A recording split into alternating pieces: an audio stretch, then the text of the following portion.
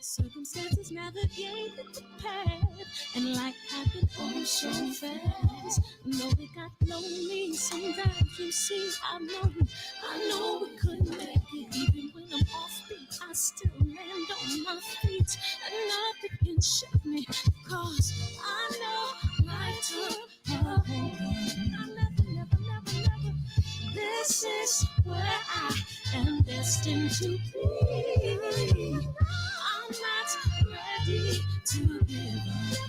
No, never. I believe in the miracle of life. Life's a play for no rehearsal. Learn quickly, they'll come for your role. Things can play, can't take it personal. Cause the devil is a liar. I'm telling you the truth. Hey. Tell me what you do. Hey. Some things you gotta do. Hey. It's fight for millions. Take a second, see the blessing in it. For much expected, much is given. When I made the living, now I'm giving back to the children. Never let the power come first before your happiness. Yes, you can be the best if you go the distance. Mix a little sweat with your persistence. You know that the best things are never instant. Just shine up, let us see your brilliance. Get up, open up your eyes now. It's the moment of truth. No backing down. We're bringing it through like for the children, it's a given. You gotta give it, be a blessing. This my personal statement. Run the game like I'm acing. Learn and develop patience, determined to be the greatest. Yeah, bobbing and weaving, they changing up like the seasons. Indigenous to the grind, so I do it for all my people. Jabbing the competition, back up against the ropes. You fighting for recognition. I'm fighting just to promote equality where we lacking. Or cancer slowing our road. I'm confident we'll make it. We focus on common goals. Yeah. Give back, give love, giving something away. Never give up, stand tall to fight another day. 2 toes, 2 feet, I stand on the ground. I'm going back soon and fight this final round. Life's a play with no rehearsal. Learn quickly, they'll come for your role. Kids can play, can't take it personal. Cause the devil is a lie. Telling you the truth, hey. It's all in what you do, hey. Some things you gotta do, hey. What's up, DB? Birdman, what's up, Big Lloyd? Ooh. What's up, AKA Cletus? G Brown, Mike Moss, Keith Sims, Mama call him JP, we gonna call him JQ, man. KJ, what up, man? Big homie Coop, man. What's up? Hey, Birdman. What's up, Rose? Hey. I know we super early, man. We a couple people gonna start piling on in, man. I appreciate y'all coming on in, but it's February 16th, man. 3 years ago today, AJ McCoy. 3 years ago today, Victory Lap came out, man. My nigga, this is dedication. This is anti-hesitation. It's a real nigga celebration. It's a real nigga celebration. February 16th, man. Black Panther came out and Nipsey Hussle's album Victory Lap came out, man. I know that day like the back of my hand. I'm gonna tell you guys why. Danny Garcia versus Brandon Rios. And I played Victory Lap to the movie theater. I went and saw Black Panther. And they had a problem. They had a glitch in it. So they gave everybody free movie tickets to go back with. It probably was AMC. Y'all know the movie theater in the Las Vegas Mall, the outdoor mall area over there by Fry's. And I did that. And then I went to the Golden Lux. What's it called? The Golden Lux at the Venetian. And I went and ate. And I didn't have my wallet. And I says, where's my wallet at? And guess where it was? Underneath my seat at the movie theater. I sped all the way back to the movie theater and it was there. I had a few $100s in my pocket. You know what I mean? Everything was intact, man. So February 16th is a day that I will never, ever forget. 2018, February 16th, man. Nipsey and Black Panther debuted, man, and it was a heck of a day, man. So anyway, but he's on time. People gonna start piling on in. We appreciate you, man. Demetric Muhammad, man. We appreciate you coming in, man. Thank you for coming in this evening. Brother Fred, it's my great honor and privilege. Thank you for having us. Oh no, man. So you in Memphis, huh? I'm in Memphis, brother. Oh man. So you don't eat them pork ribs, man. I can't do it, man. It's famous in the city, but I can't fool with it, man. I totally respect that, man. I remember when I was in Memphis, man, and I obviously went to the Lorraine Motel, and I went to Elvis, and I went to Arkansas, and I timed myself. It took me 32 minutes to drive from the state line from Mississippi to Arkansas. It took me like 32 minutes. Yes. This is what they call the Mid-South, because we border, we have Tennessee, and then we border Mississippi and Arkansas. Okay. So kind of the tri-state area. Okay, wonderful. Now, you're in the Nation of Islam, correct? Yes, sir. Yes, sir. Yeah. And take us before the Nation of Islam. Why Nation of Islam? Why not Christianity? Why not Sunni Muslim? Why not Catholicism? I was blessed to grow up in the Mississippi Delta, my brother, and I grew up in the Baptist church. Oh, wow. And I grew up with a great grandmother who was a superintendent of the Sunday school, a grandmother who was the church pianist, and a father who was a deacon. And I love God, I love Jesus, and I love growing up in the church. And when I became a teenager, my father began to study the teachings of the Honorable Elijah Muhammad, and he brought me along with him.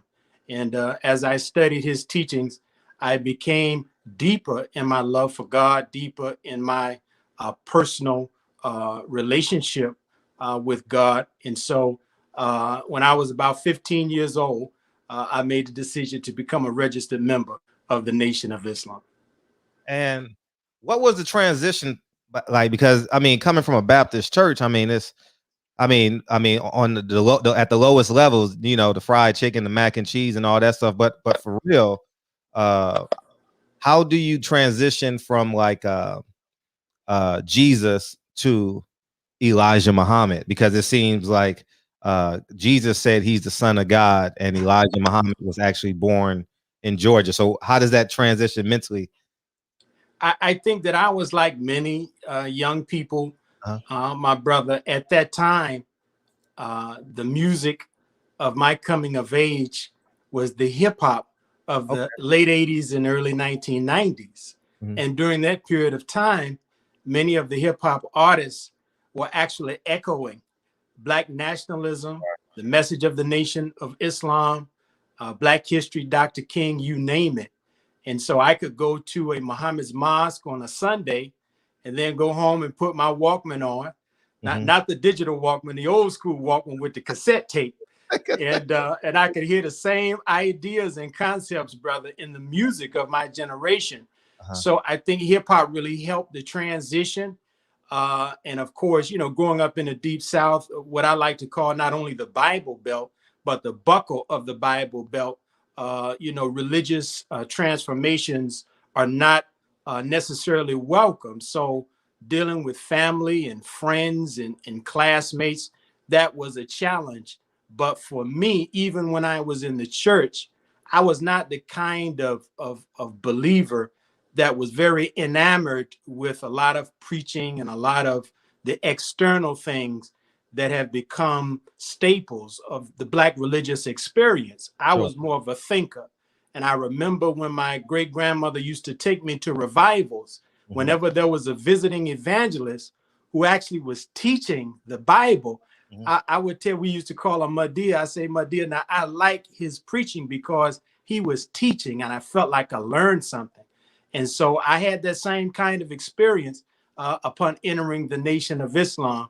And so I think that the emphasis on teaching and educating the believers is one of the things that was very helpful to me in making that transition. Was there a threshold of conflict going from because I say that because I grew up in Harlem, and I mean, on every corner, Jesus NOI, Jesus NOI, all up and down Lenox Avenue. So as a kid, you know, I spent the rest of my childhood in Los Angeles. So as a kid, I thought like Christians and NOI members got along great, you know.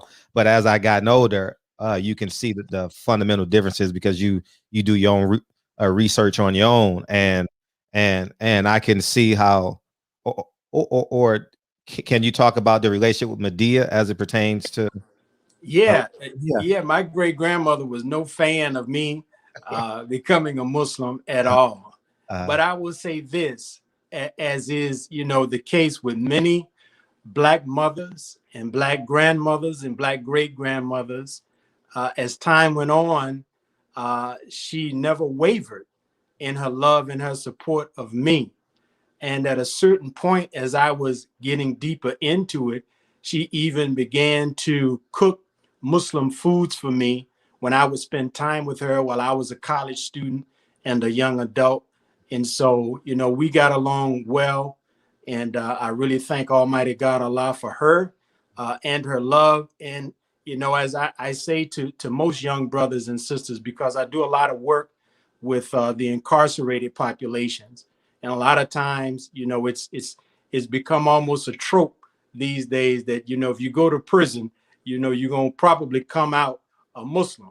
And I see this up close and personal a lot of times. And, you know, one of the things that I emphasize to brothers and sisters is that, you know, if you make a transformation in your life and those who love you, those who care about you can see that it benefits your life, even if they disagree with it, they're going to stand back and watch you and to see if you're serious about it.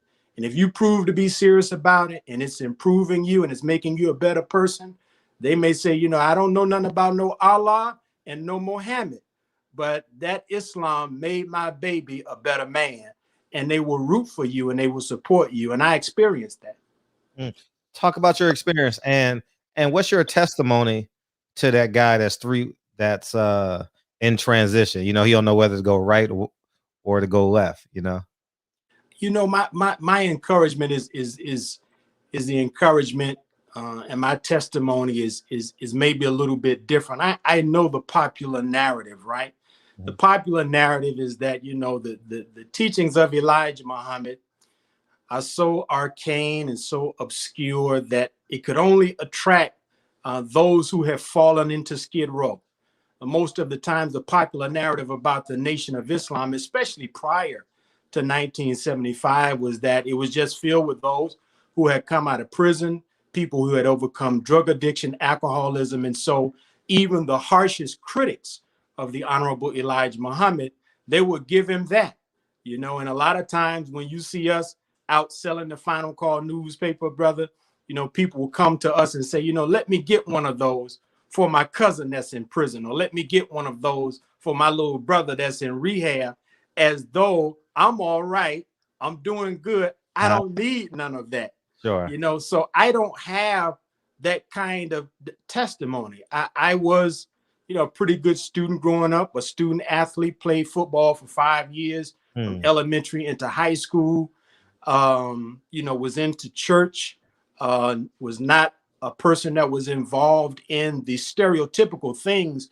that you think might be precursors to someone entering into the Nation of Islam.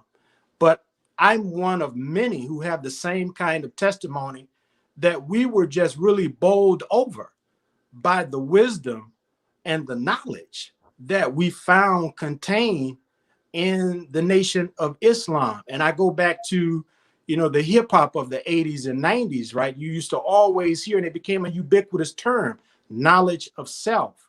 So when we began to study it, you know, it watered our intellectual thirst. It was so satisfying. And so my transformation and my coming into it was, you know, one where I had to remain steadfast because I had a mother who I lived with who would have pastors to come and talk to me and counselors to come and talk to me. And she was worried for me. She didn't have kind things to say about the Black Muslims, you know, but I lived long enough to grow to have my mother and other members of my family who once looked down on my choice of becoming a member of the Nation of Islam to begin to actually seek me out for counsel to help them sometimes with my other siblings or with cousins or nieces and nephews. And so, you know, I'm like they say is a popular, I think comes from Kirk Franklin, but he had a song, and I think it comes from the Bible. It says, you count it all joy, the ups, the downs, the ebb and the flow. I count it all joy, and I'm very thankful and grateful for all that I've gone through up to this point. Right. And you're currently a research minister, correct? Well, that's my website name, researchminister.com. But I'm a member of Minister Farrakhan's historical research team. And what exactly is that? Well, Minister Farrakhan, as the, you know, premier minister and teacher of the Word of God that has, you know, crisscrossed America and the world for the past 40 plus years, Minister Farrakhan was always the kind of minister in the Nation of Islam that would not only just preach the word in a very engaging kind of way, but there was always depth and substance to his word. So as I said, with my own transformation, many of us came to Minister Farrakhan when we were high school students, some as college students. And so as time has gone on, many more people who have more of an intellectual leaning have been drawn and magnetized by Minister Farrakhan's message. And so in 2010, Minister Farrakhan began to assemble a group of us to serve in the capacity of a historical research department. And so, you know, we believe, our spiritual belief, my brother, is that Minister Farrakhan is in the class of servants of God that are similar to the prophets and the messengers of God. And so we believe that what he speaks is like divine revelation. But when you look at the history of the prophets and the messengers of God, especially Prophet Muhammad, peace be upon him, of Arabia 1400 years ago, in the wake of Allah revealing to him the Holy Quran, you see what they call the golden era of classical Islam. And the Holy Quran, as the source of revelation, inspired great research. And the research in the first instance was to vindicate the revelation, to defend the revelation against criticism, against apostates, hypocrites, etc. And so similarly with Minister Farrakhan, our work as historical researchers is to provide a vindication for what Allah has revealed to Minister Farrakhan. So we provide research support for various initiatives that Minister Farrakhan is embarking upon, and we help him to bring empirical support to what Allah has inspired him to say to our people. And can I ask both? What's the daily operations for a research member, and what's the daily operations of Louis Farrakhan? Well, I can't say what the daily operations of Minister Farrakhan is because I don't know. I couldn't give you his schedule or his itinerary, but I can say that as a member of his research team, those of us who work on his research team, we all have various occupations, professions, careers, etc. And so we come when Minister Farrakhan seeks us out, and we work from project to project. And many times, as is in the case of myself, I will work on projects for Minister Farrakhan, actually gives birth to other independent works that many of us do on our own. You have heard, and maybe you have interviewed Dr. Wesley Muhammad. He's a member of Minister Farrakhan's research team.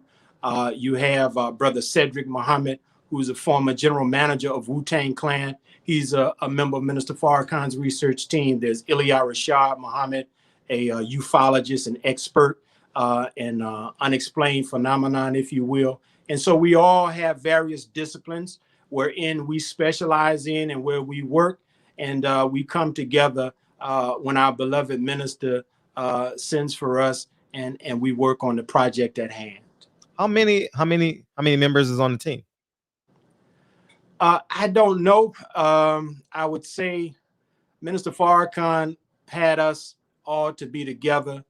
When was it? 2019, the Day of Atonement.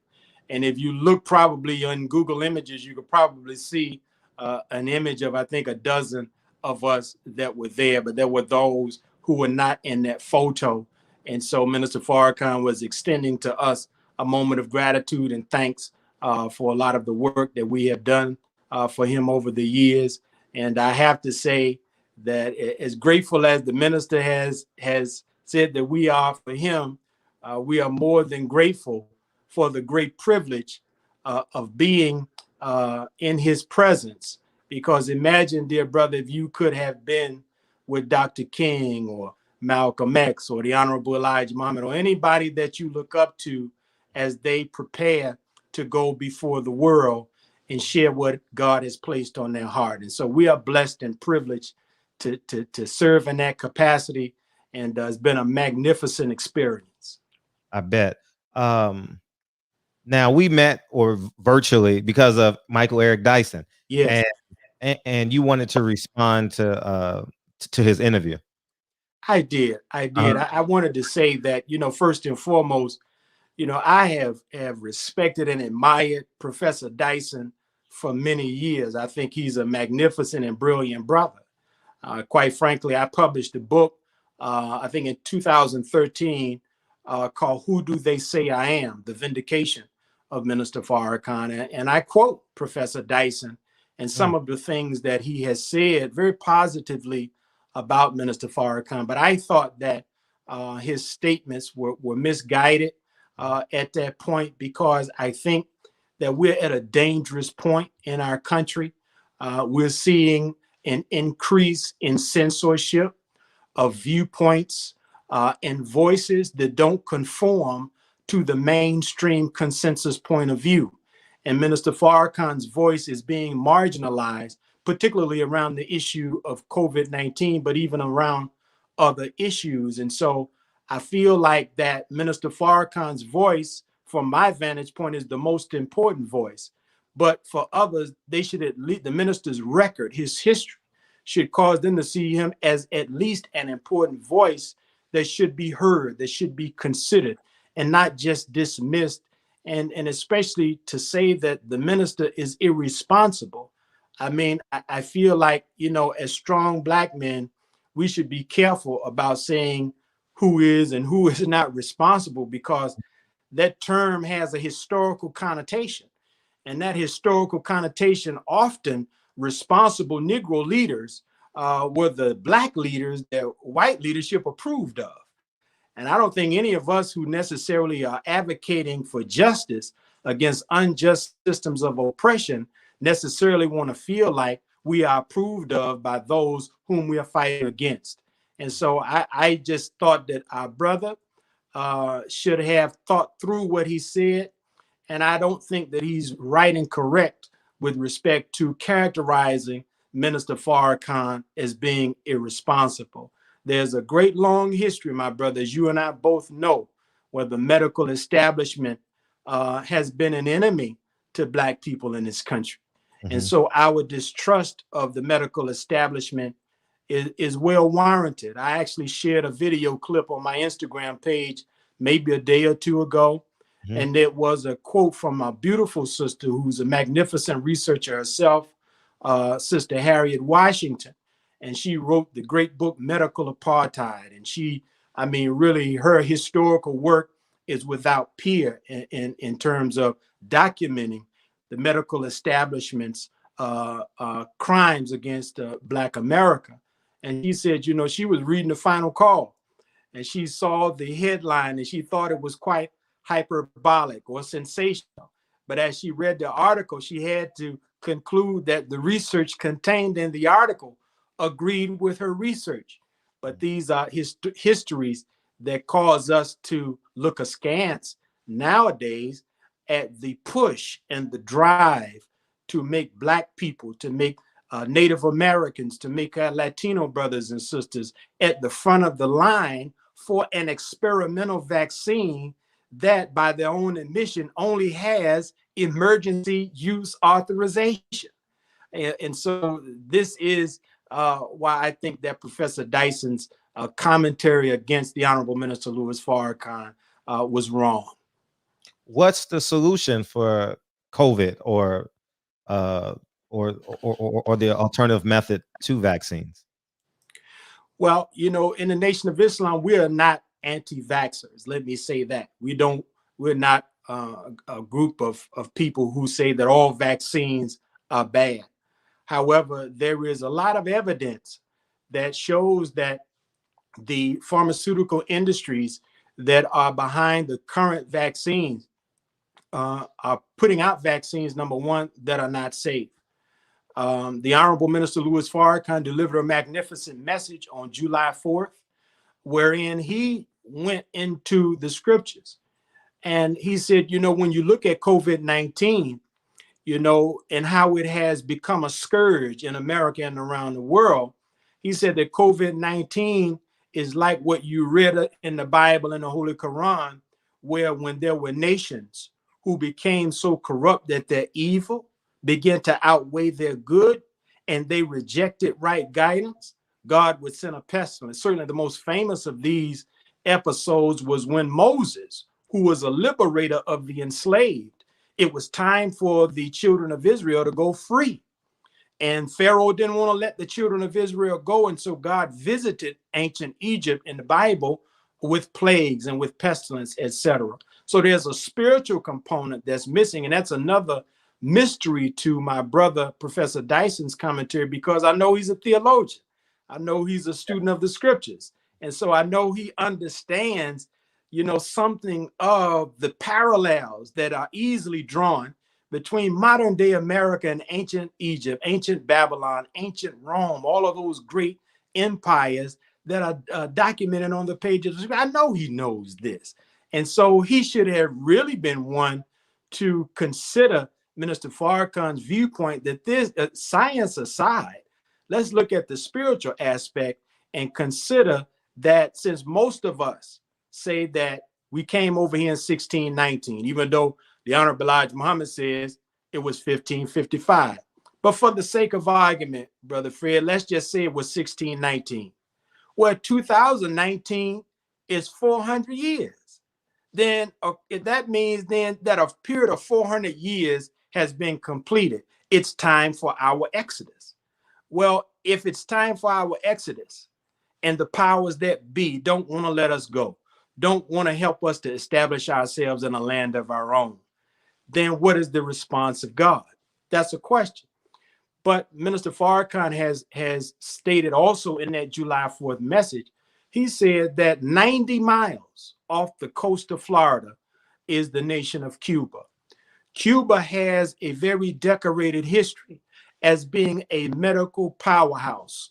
When Nelson Mandela was freed from prison, one of the gifts of the Cuban people under Fidel Castro to South Africa was that send us any of your young people who want to become doctors, and we will train them for free and send them back to you as educated medical professionals. And China utilized alpha interferon treatments that the Cuban medical establishment developed to help to control COVID-19 in China. Alpha interferon has proven to be one of the most effective therapies. Even in the Nation of Islam, our medical professionals were using it back in the early 90s to treat HIV and AIDS.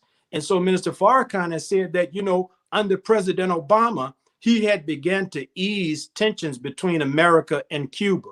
Mr. Trump, he reversed the gains in the relationship that President Obama made. Minister Farrakhan said, allow us access to what the Cuban medical establishment is using, because over the years in their history, they have proven to be much more trustworthy than the medical establishment of America.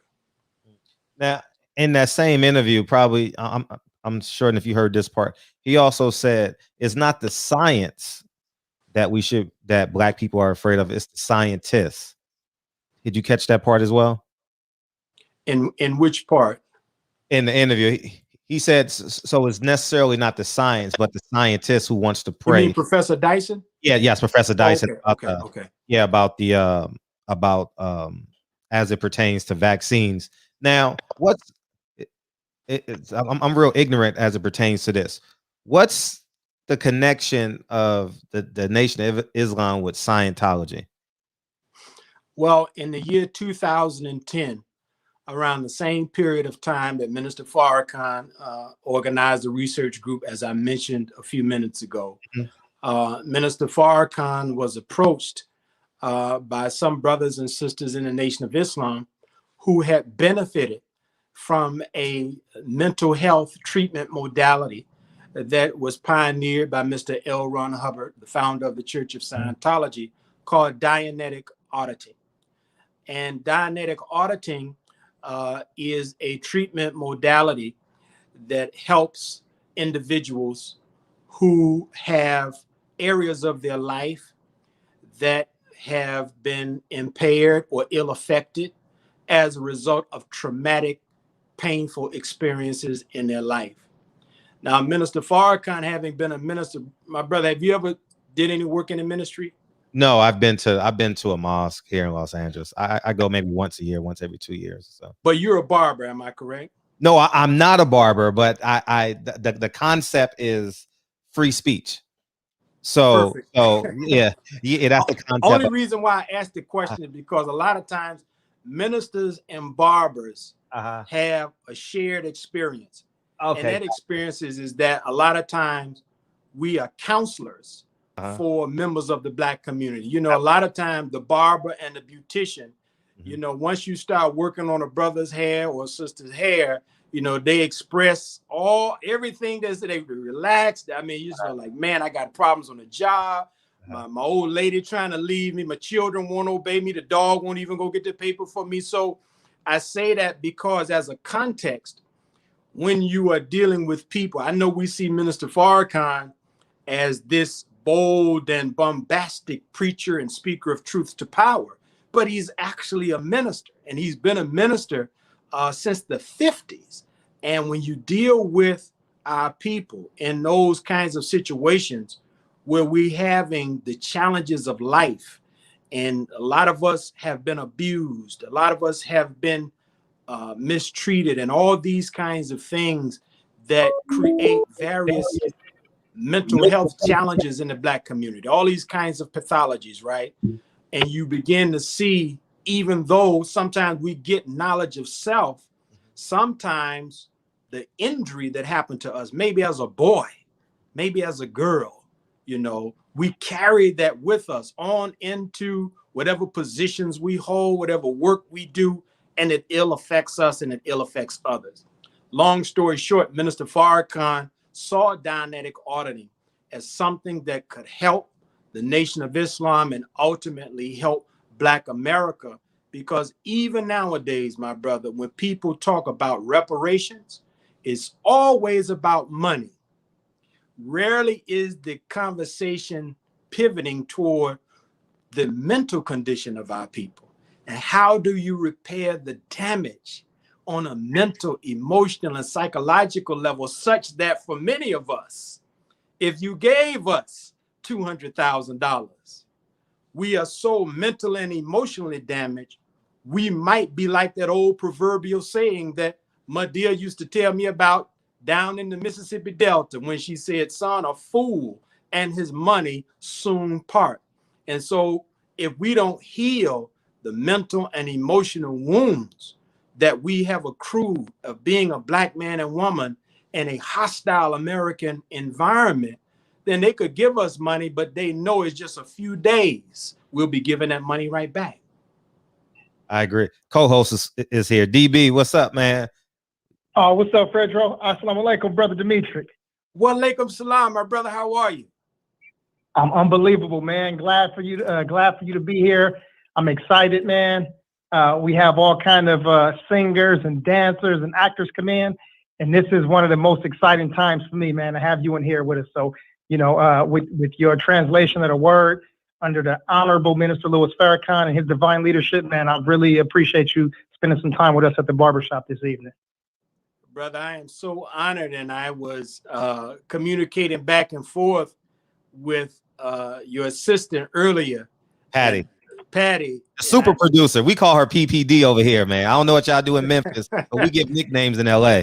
Well, listen, they give nicknames here too, but I told her when she was, because we had kind of had a I need a clarification on the time. And so we got into this thing about how in Memphis right now, like many parts of the country, we're under about 7 to 8 inches of snow. Right. And she said, well, it's just kind of breezy and sunny in California. And I said, yeah, that sounds awesome. I feel real jealous right about now. And you should, because this is the most beautiful city in the world. Yes, it is. I love California. Yeah, good. I want to start by having you explain, why do we call ourselves a nation? Mm-hmm. Well, so when we say the NOI, sure, Nation of Islam, why do we call ourselves a nation? Well, my brother, the Holy Quran, particularly in the English translation, in the second surah, Allah says in the Quran, "O you who believe, you are the best nation raised among men, for you enjoin good and you forbid evil." And so throughout both the biblical scriptures and the Quranic scriptures, and really all of the world's sacred texts, you see that the Creator often speaks relevant to community and nation and world. When you come into the Bible, you see that one of the prophecies that was the destiny of the children of Israel, those who have been in bondage for more than 400 years, they were to be given land and they were to be formed into a holy and a righteous nation.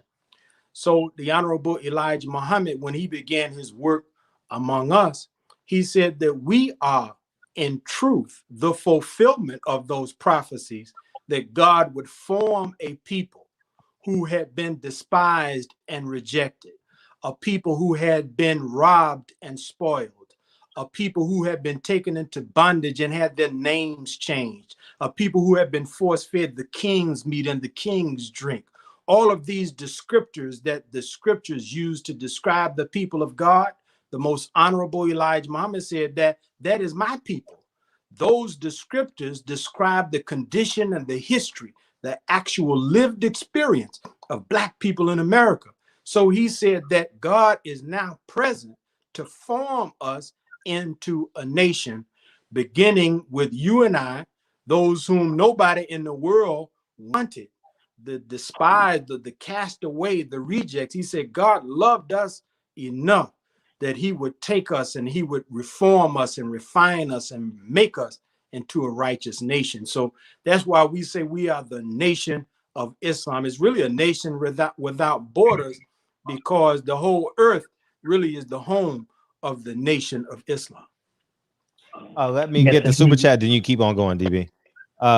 Newark Jew says, thank you, Fred, for enabling the platform, and brother Demetric for sharing. Thank you. All praise is due to Allah. DB? Yes. So in 1995, we had the Million Man March. What was the minister's goal of the Million Man March and also the Day of Absence? And what was the result? And is it possible to repeat that again in this climate in 2021? I think we can repeat it. I'll start there. I think more than anything, Minister Farrakhan would like to see greater follow-up. He was motivated because, go back to the period of time of my coming of age, right? In the late 80s, the early 90s. And so at that time, you had this climate where Black youth were being portrayed in the media, portrayed in films as gangsters, menaces to society. And so the white power structure were exporting these images all over the world saying to the world, this is our problem. This is America's problem, Black youth, and we need to do something about it. And so the minister said, God, inspired him to call the Million Man March. He had not planned to call a Million Man March. If you've ever heard him tell the story, he said he was speaking and the word million came out, and he said he wished he could bring the word back because no one had ever done that before. He wasn't, no one was thinking on that level. And so the minister wanted to give a portrait and a picture of Black men and what our real potential is. Yes, we are kings. Yes, we are geniuses. Yes, we are conquerors. But really, in truth, we are gods. And so the minister said, let's come together for a day of atonement, reconciliation, and responsibility. So almost 2 million men, and there were thousands of sisters that was there too. But we came together and we made a great demonstration. And when after that, the minister went on a world tour, and many people around the world were celebrating because they admitted to Minister Farrakhan, they had bought into the image of Black people in America, that we were just this incorrigible, irredeemable group that America should do something about. And so when they saw the Million Man March, they were happy, and they received Minister Farrakhan as a head of state. Following the Million Man March, there was a dramatic reduction in crime that President Clinton, who was the president at that time, tried to take credit for. You had an increase in voter registration. You even had about 15,000, I believe, Black children who needed to be adopted. They were adopted because Minister Farrakhan, being the magnanimous man that he is, even though the Million Man March was his brainchild, any and everybody, whether they supported the march in the early days or not, they came to Minister Farrakhan. They say, Minister Farrakhan, would you allow us to share your platform? We want to talk about this issue. We want to talk about that issue. And if the issue was going to be good for our people, the minister allowed them to share the platform. And so there were those who were advocating for an increase in Black adoptions. And one of the things that the USA Today reported on afterwards, that there was actually an increase in adoptions. Many churches, now this is very significant, because Brother Fred, you started out asking me about my own personal religious experience. Prior to the Million Man March, many pastors were telling them men don't go.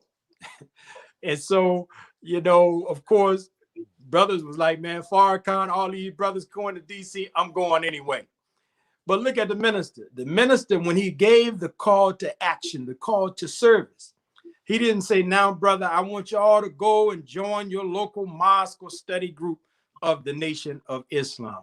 He said, brother, I want you to go and find a house of worship, a spiritual home, somewhere where you want to go, where your soul and your spirit, your mind is going to be fed, whether it's a church, a mosque, a synagogue, go somewhere. And so there was even an increase in membership in churches, in various Black organizations. Boys and girls clubs saw an increase in their membership because Black men left the mall that day ready to become involved in our community. And so to the degree that Minister Farrakhan's message is allowed to go forth, that's always the result of the minister's message. But you see now there's a move to censor Minister Farrakhan and to censor any whose voice and whose message disagrees with the mainstream. Right. Earlier, you spoke about reparations, just for a quick second. So if we were looking at reparations for our people now and in 2021, what are the things that we're looking for? My brother, in terms of reparations. My brother, the Honorable Elijah Muhammad and the Honorable Minister Louis Farrakhan have always said that the basis of reparations is land. See, because here's something fundamental that many in the white community, I don't think, have been candid enough to consider. And that is that we don't want what you think we should have. We want what we have earned. That's justice. So what would be just if our forefathers and foremothers, blood, sweat, and tears, has caused America to be one of the wealthiest nations in the world? Between America and China, they go back and forth of who is the world superpower. Our blood, sweat, and tears helped to produce it. So justice, the law of justice, demands that reparations means now Black people have to be given a land of their own. The wealth of America should be equally divided with us. But if you don't want to do that, the most honorable Elijah Muhammad said God would help you and be merciful if you would just give us 8 to 10 states that are fertile, minerally rich, with an outlet to the sea. Because that was what reparations was for the children of Israel in scripture, who are the prophetic predecessors of the Black experience in America. So we have to talk about land. We have to talk about freedom and independence, because day by day by day, we are finding that even in the most mundane, the most routine daily activities, our lives are being threatened. So we have to speak of reparations in terms of land and independence. Yes, sir. Are you familiar with Ice Cube's plan, his contract with Black America? I'm familiar with it. I have not had the privilege to look at its details, but I am familiar with it. Okay. I just want to rewind just a tad bit. Tomorrow, I believe the 17th would be the anniversary passing of Dr. Khaled. Dr. Khaled would be 73 right now. I know you're a young lad now, an OG to me, but a young lad compared to Dr. Khaled. Did you get a chance? Appreciate your kind words.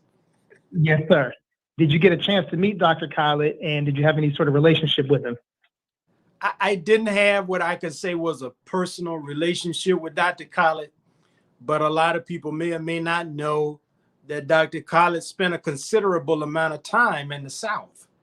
And so I met our dear brother on several occasions, just as a young member of the Fruit of Islam, and being on security details and being in his presence. And he was just a very beautiful brother and someone that you could not help but fall in love with. And so, may Allah be pleased for our brother and the good that he did. Absolutely. If this may be a little deep right here, but if Dr. Khaled and Brother Malcolm were here, what would the world look like in 2021? Brother, I think that if Dr. Khaled and Brother Malcolm were here, I think that certainly the world would be a better place, because there is a wicked phenomenon that's actually tied to scripture.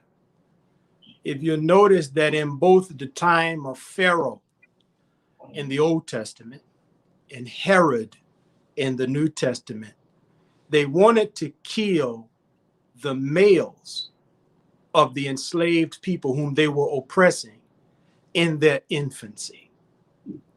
Now, Dr. Khaled was not an old man when he died. Very young. Malcolm was only 39. Dr. King was only 39. So we are marveling at their greatness when they were really on the precipice. They were on the cusp of their maturity and coming into the fullness of their greatness when their lives were taken.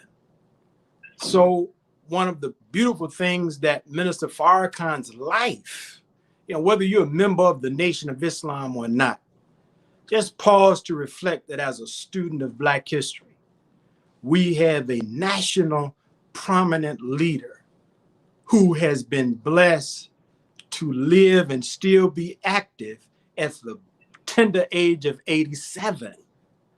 We haven't really had that before. And so I think they had Brother Khaled, Brother Malcolm, Dr. King lived, the world would be in a much better place. Our people would be in a much better place because we would have gotten a chance to benefit from these great brothers as they matured.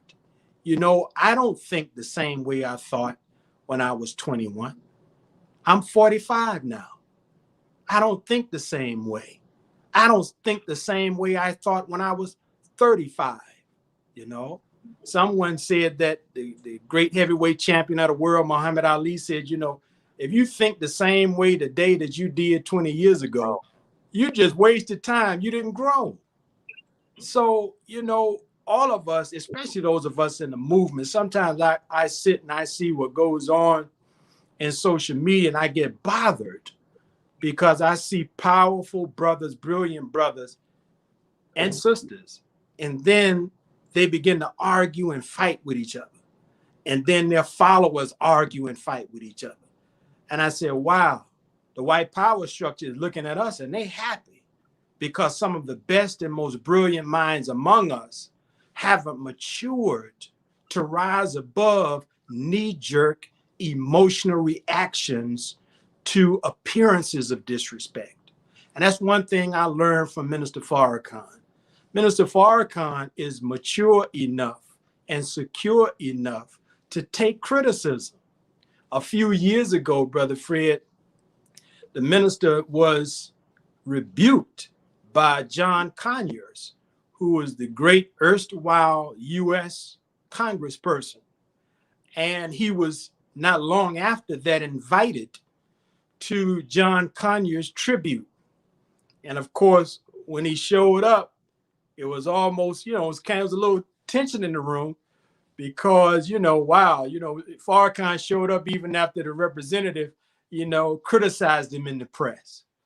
And so when it came time for Minister Farrakhan to speak, his words were to talk about all of the things that John Conyers had did to help him in the early days of the rebuilding of the nation.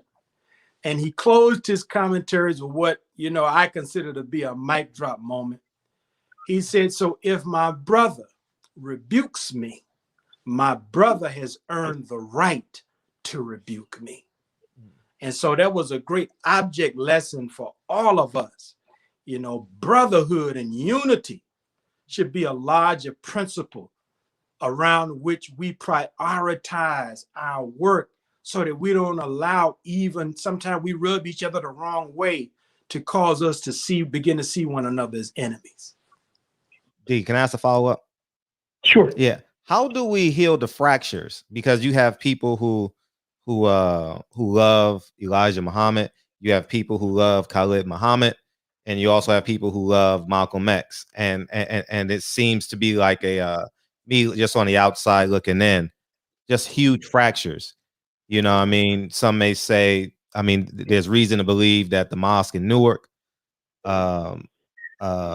murdered and or assassinated Malcolm X with the help of the government. Some may say Khalid Muhammad was unjustly disbanded from the Nation of Islam. So we have these fractures of black men who draw courage from strong black man like Khalid Muhammad, humble servant. This is just what I see of Elijah Muhammad and or the unbreakable will of Malcolm X. How do we heal that? Well, I think that, you know, I draw again a lot, Brother Fred, and tell me my brother's name again. It's on the DB, Brother DB and Brother Fred. I draw a lot from the example of Minister Farrakhan because, you know, to be quite frank, if it was not for Minister Farrakhan's emphasis on healing the wounds, I would not have the mature perspective that I have. And Minister Farrakhan has said that, you know, we have to first and foremost see each other as brothers. If I see you as my brother, it's just like we have biological brothers. Sure. Sometimes blood brothers, we disagree. We don't always get along. But normally, unless there's an outside force interfering, we're not going to become so disagreeable that we want to kill one another. When you see brothers at that point, then that's the indicator that there's an outside force. And that's always been the case. We're seeing it now. And I haven't seen the movie, but people have been texting me and inboxing me about the movie, about the assassination of Fred Hampton, and they're showing the inner workings of the government. And you see, the U.S. government has always been involved in making strong Black groups see one another as enemies. That's a part of their documented plan. So that's not even hidden. That's well documented. And we have to understand that. And we have to always be willing to give one another the benefit of the doubt. And really, as you said the right word, Brother Fred, healing. See, I want healing. I don't want to see anger and rancor and bitterness between those who love Malcolm and those who love Minister Farrakhan. I don't want to see rancor and bitterness between those who love Brother Khaled and those who follow Minister Farrakhan. It's unnecessary, because it does not help us as a people move toward that which is best for all of us as a people, which is freedom and independence from our collective enemies. So I think that it requires maturity.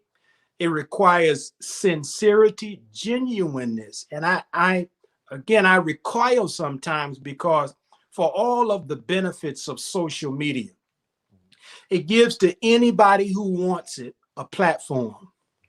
But sometimes when you give a powerful tool to those who are not really mature enough to use the tool in the right way, the tool is frequently misused. And so if you and I have beef, Brother Fred, I feel like I could do that offline. You and I could settle that offline. I don't have to do that online. You see it, and I see sometimes it's like issues that could have been solved with a phone call, we take to air it before the world. And so we have to mature as a community. And Minister Farrakhan gave us this principle, and I'll shut up on this point. Mm-hmm. He said, in our lessons, there's an aspect of our lessons that says that the original Black man searched all over the planet Earth and chose the best part of the planet Earth for himself to live on and to build a civilization on. And that he did not care about the poor part of the planet. So Minister Farrakhan went on to expound and say, we are from the earth. Our flesh is from the soil of the earth. Our blood is from the water of the earth. Our bone is from the stone of the earth. So we all are like the earth. He says, so when we engage brother to brother, sister to sister, let's settle on the best part of one another. We don't care about the poor part. I'm not interested in the negatives of Dr. Khaled. I'm not interested in the negatives of Brother Malcolm, because to me, whatever they did that's negative pales in comparison to the good that they did that is still touching the lives of people. And I think that's moves us closer toward healing, is maturing and putting our egos to the side. Yeah. Can I ask a follow-up question? Sure. It may be tough, but it's a conversation I have in my head. Sure. Daily, super daily, especially in February with Elijah Muhammad on the 25th and Khalid tomorrow and Malcolm X on the 21st. Because you mentioned the internalness, right? How it should be done internally, but in the research, like in it was called the Muhammad Speaks before that, right? You see Malcolm X head dribbling down the sidewalk you see the energies from what I hear, like how John Ali speaks. You're more abreast than I am, and but just the energy about it, you know, and not Elijah Muhammad, but Louis Farrakhan gave a speech in the early teens of the 2000s about how Malcolm was a traitor, and so my question is, will we ever have that like atonement? And in my humble opinion, the only atonement can only come from Louis Farrakhan, and I think Louis Farrakhan got to should have a conversation or write a letter to Louis X. You get what I'm saying? Like, because he was around that energy, and the energy is well documented. And I just want because you know, you may have that Christian brother who say, well, Elijah Muhammad did A. Louis Farrakhan supported Elijah Muhammad and turned his back on Malcolm X. And then you have Muhammad Ali, who said the worst thing he's ever done in his life was turn his back on Malcolm X. So I think the atonement is what black men are really seeking as it pertains to that. You know, I'm not sure if I'm making sense. I may not be asking a question, more of a statement, but I just hope and pray like one day he's 87 years old. Hopefully, as you say, Allah bless him many more days to come. But I'm also pragmatic about life on earth. That can happen, because once Louis Farrakhan is gone, I think a whole generation is just going to run with a narrative A, going to run with narrative B, and it's never going to have any like solid documentation from primary sources. Well, I appreciate you sharing that candidly, Brother Fred. And I don't know if you know or not, but last year I published a volume, about maybe 320 pages. And it's the first book addressing the assassination of Malcolm X from the Nation of Islam. And I would encourage you to get a copy of it, and I would love for you to read it. Share with you or share with me your feedback. It's on Audible. I'm listening to books now. Unfortunately, it's in print version. Okay, but I do this for you, brother, for your kindness to me. If you get a chance, just inbox me a mailing address, and I'll send a complimentary copy to you. No, I always pay. I don't want nothing free. No, I don't want nothing free, man. God has blessed me to give and support others, you know. Well, I appreciate it, but I would love to buy it. Yes. Really your feedback, because I think that when I was listening to you, having studied it, you know, I hear much of the I hear the pain, but I also hear that the narrative of many young people have, that it only comes from the mainstream and that side, and has not had any consideration for the other side and for other facts. Sure.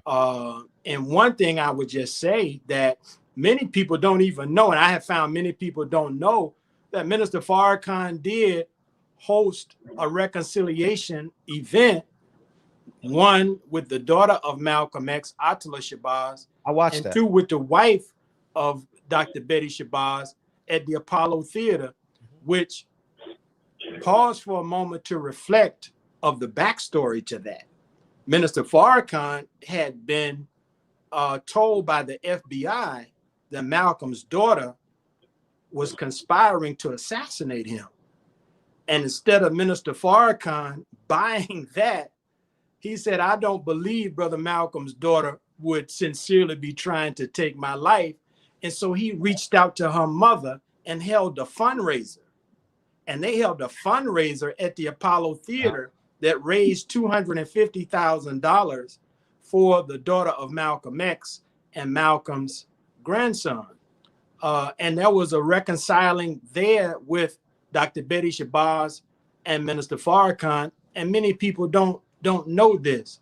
I think that what again is missing is for the world to be given the opportunity to hear from the Nation of Islam on this subject, because the only reason that, as you point out, there was a war of words between Brother Malcolm and the nation that was carried out through the Muhammad Speaks was because the public statement being made by Brother Malcolm in the public demanded that the Nation of Islam rebut and refute Malcolm's statements in the public.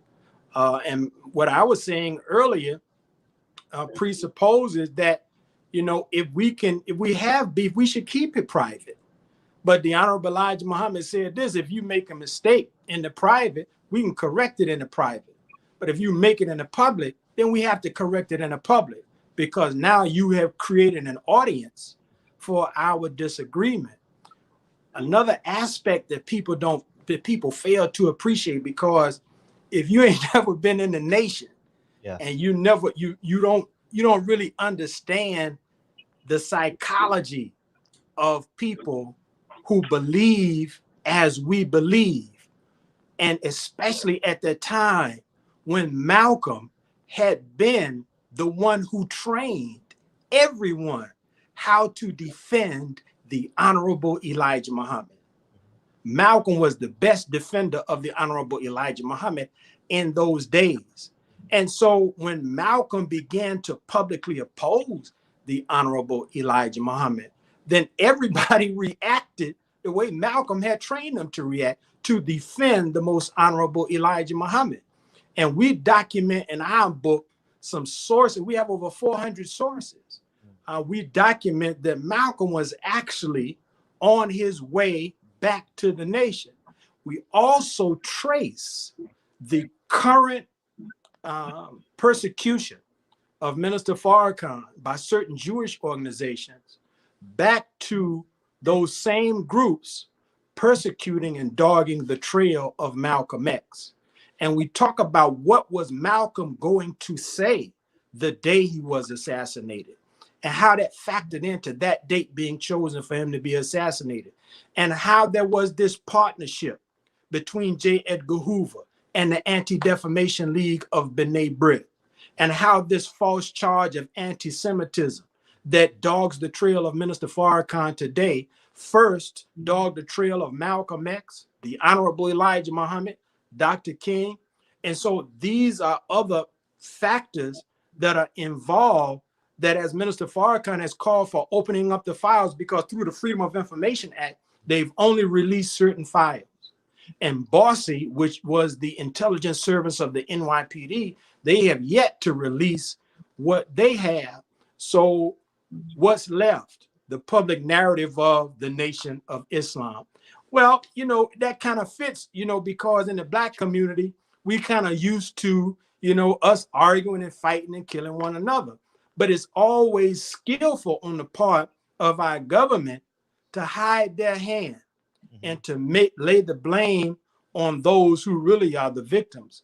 But we document this. We go into the whole issue of the Honorable Elijah Muhammad's domestic life, the whole Malcolm's epiphany at Mecca. And I know we don't have time for it tonight, but I would love to come back. You come we back. could just do a whole show, and you could just ask whatever question you want on that subject of Malcolm's assassination.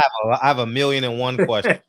You know what I mean? Because this platform is strictly for like a safe haven for Black men. And I don't care if you're a Black Jew, an Israelite, a 5%er, Nation of Islam, Sunni Muslim, Christian, atheist, or somewhere in between. You know, I think it's where honesty should reside, you know, and a lot of the times I'm wrong. I just happen to push the live button. You know, a lot of times maybe DB's wrong, but I think that this is one of the few safe places in the world where Black men can come together and no one is above each other. You know, I just push the live button. You know, social economics is out the window when we come into the barbershop every night. You know, you got a beautiful platform, brother.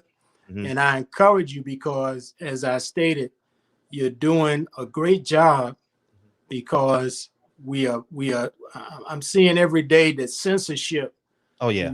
is encroaching in America. And I remember Minister Farrakhan saying once that America is as corrupt as she has been. Her saving grace up to this point has been the provision of free speech. Sure. Because that means that even if the government goes off course, the provision of free speech gives room for her to be corrected. But when free speech is being censored and silenced, then we really are moving towards an authoritarian kind of government, even though we may say democracy from our lips. So your work, brother, giving us an opportunity and a platform to freely express our ideas, pro, con, agree, disagree in a brotherly environment, is very commendable. Yeah. I know DB wants to follow up. Yeah, let me jump in here, man. I'm over here feeling like a little kid, man. I'm on. Can I get these super chats out the way, though, please? Please, because I'm hoping. My brother Keelan Jones had a super chat, and I wanted to get it out before it faded away. Yeah, definitely. That's why I wanted to get it out. Got you. So my brother Keelan Jones said, Brother Muhammad, I'm a Christian brother, and I attended the 10-year anniversary of the Million Man March in D.C. in 2005. I draw a contrast of how we were all united as a family compared to the recent events in D.C. And then there's one more, you can answer them both. And for my brother Reggie Owens, he said, what was the purpose of suspending Dr. Khalid for his speech at King College? Well, I'll take the second one first. Gotcha. Minister Farrakhan explained his suspension of Brother Khalid and his King Khalid message, and it's actually on YouTube. We did a press conference. So I would just say go there and watch it and get it directly from the Honorable Minister Louis Farrakhan. But also keep in mind too, a lot of times, get into the internal workings of a community, a nation, an organization being put into the public. And now people who are not even a part of it, they're casting lots or, being armchair quarterbacks about things that, they only know a bit or part of. And so when you don't have a comprehensive knowledge of a thing, it's easy to make a judgment. And I heard the minister say once, and I think it's good counsel for us, say ask questions, which my brother did, and I'm glad that he asked that question. He said ask questions and refrain from making judgments. I can tell you to the second question, the recent events in DC certainly contrast against the several meetings that we had in Washington, DC.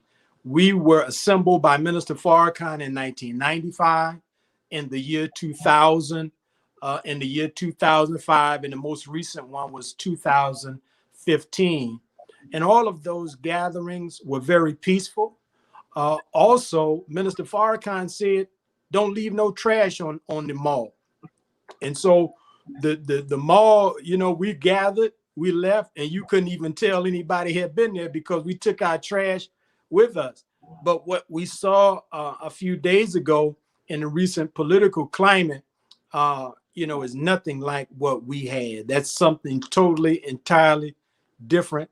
And, I don't want to get too far into that right now, but it really speaks for itself, what we saw and all of the things that have happened after it. And so you're right, my brother, to draw a sharp contrast between the gatherings held by Minister Farrakhan and the recent gathering held in Washington. And on the mic with Terrence Bailey says, why is it hidden that hundreds of thousands of slaves brought were Muslims forced into the white version of Christianity? Why does religion, and part two to that, why do religion start so many wars? Well, I would say it like this. From my study of history, the greatest fear of European colonialists and enslavers was the presence of Islam among their slaves. On May 11th, which is actually the birth anniversary of Minister Farrakhan, in 1526, the Spanish crown issued forth a decree that literally forbade importing any Muslims into the New World. And of course, along with England, Spain was one of the chief enslavers. And so they feared Islam because Islam, as a spiritual force, brings the believer into it by proclaiming the universal creed, La ilaha illallah Muhammadan Rasulullah. I bear witness that there is no God except Allah, and Muhammad is his messenger. Well, chattel slavery makes the slave master in the position of God. So a Muslim can never comfortably accept a position in chattel slavery. And so wherever they were found to have insurrections, rebellions, and uprisings among the slaves, when they went back and did the forensics, if you will, they found that there was a Muslim somewhere inspiring such. And so it was around 1744, after much quarreling, you know, because in truth, the teachings of Jesus, you know, is really the same as the teachings of Muhammad. So no true follower of Jesus can actually comfortably accept their lot in life as a slave to anyone but God. So they actually had to doctor up Christianity before they gave it to us. And many people would tell you that they argued back and forth because the argument was this: according to the Bible, in Christ, there's no Jew, there's no Greek, there's no bond, there's no free. All are one in Christ. So they correctly theorized that if they baptized their slaves and allowed them to become Christians, according to the Bible, you then have to free them because he is your co-equal in faith. And there were certain parts in the British Empire where there were reports that slaves who had become baptized were freed. Well, in America, they argued amongst themselves, and so they finally concluded the only way we will allow our slaves to be made Christians is if we stipulate that just because they have become a Christian does not guarantee their freedom and independence. And not only did they do that, recent archaeological discoveries have found what they call the slave Bible, which was basically a redacted Bible with all of the militant chapters and verses excised from the Bible before it was given to our enslaved foreparents. So really, true Christianity and true Islam are militant faiths that enslavers had to be very, very careful about how they allowed them to spread among the enslaved. DB? Sorry, I was on mute, so you said you bite your bit. Go ahead. We got. How much longer do you have, man? How much longer do you have, Demetric? Brother, you know I'm snowed in here, so man, as long as y'all want to go. Oh, you know, okay. I'm like, with you. I'm like, DB, let me get in 4 more questions. I don't have a time limit, brother. Okay, all right, good. All right, thank you. All right, I won't ask too many more, but no, I want to turn it to some music a little bit. So we talked about Brother Malcolm, and we also talked about Dr. Khaled. You know, we have the Malcolm of hip hop, which is Tupac, and we have the Khaled of hip hop, which is Nipsey. Did you ever get a chance to meet Pac and Nipsey, work with them, counsel or politic with those brothers at all? I did not. You know, I'm like a lot of people. I had heard Nipsey, of course, you know, I knew a lot about Pac, but I heard Nipsey just on features.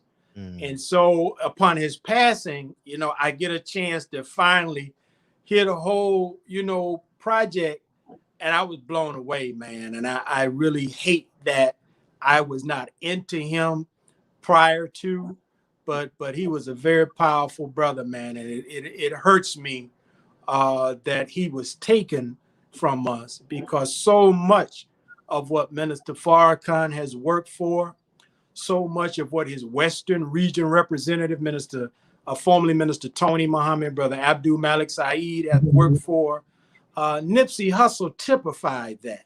he was an embodiment of that. And it's painful, and it echoes back to what I was referencing earlier, is we got to begin to see each other as brothers, man, and make the last, I mean, just it gotta be in our psyche that if we can't get along with a brother, man, let's just separate and part ways. Right. But don't take his life, man. Right. Don't take his life. Man, true that. Yeah, and I know you grew up listening to hip hop, being a part of that community, the hip hop community in the 80s and 90s. Who are some of the hip hop artists that you really enjoy and still listen to? Oh, of course, Public Enemy, probably at the top of the list from those days. All of the 5% rappers, Poor Righteous Teachers, Brand Nubian, obviously the more mainstream brothers, LL Cool J, Kool Moe Dee, Gang Starr. I mean, just hip hop at that time was so rich, and I think that for me, and I hate to say this because you know I don't back then it was better. Yeah, I'm not saying that. I'm not saying that at all. Well, they do got to start wearing dresses in 2021. Now I'm just gonna say that my son will not be listening to a rapper that wears a dress. Listen, in my house, that is. One of the greatest conversations me and my children have is over music. Mm-hmm. And you know, my children are like you know, children don't spare no feelings. They keep it 100. So, you know, we talk about different artists and they're like, Dad, you know, dude is trash or whatever. And so, you know, I try very mightily not to be dismissive, because there are a lot of great artists today. I mean, just to keep it real, there's a lot of talented artists today.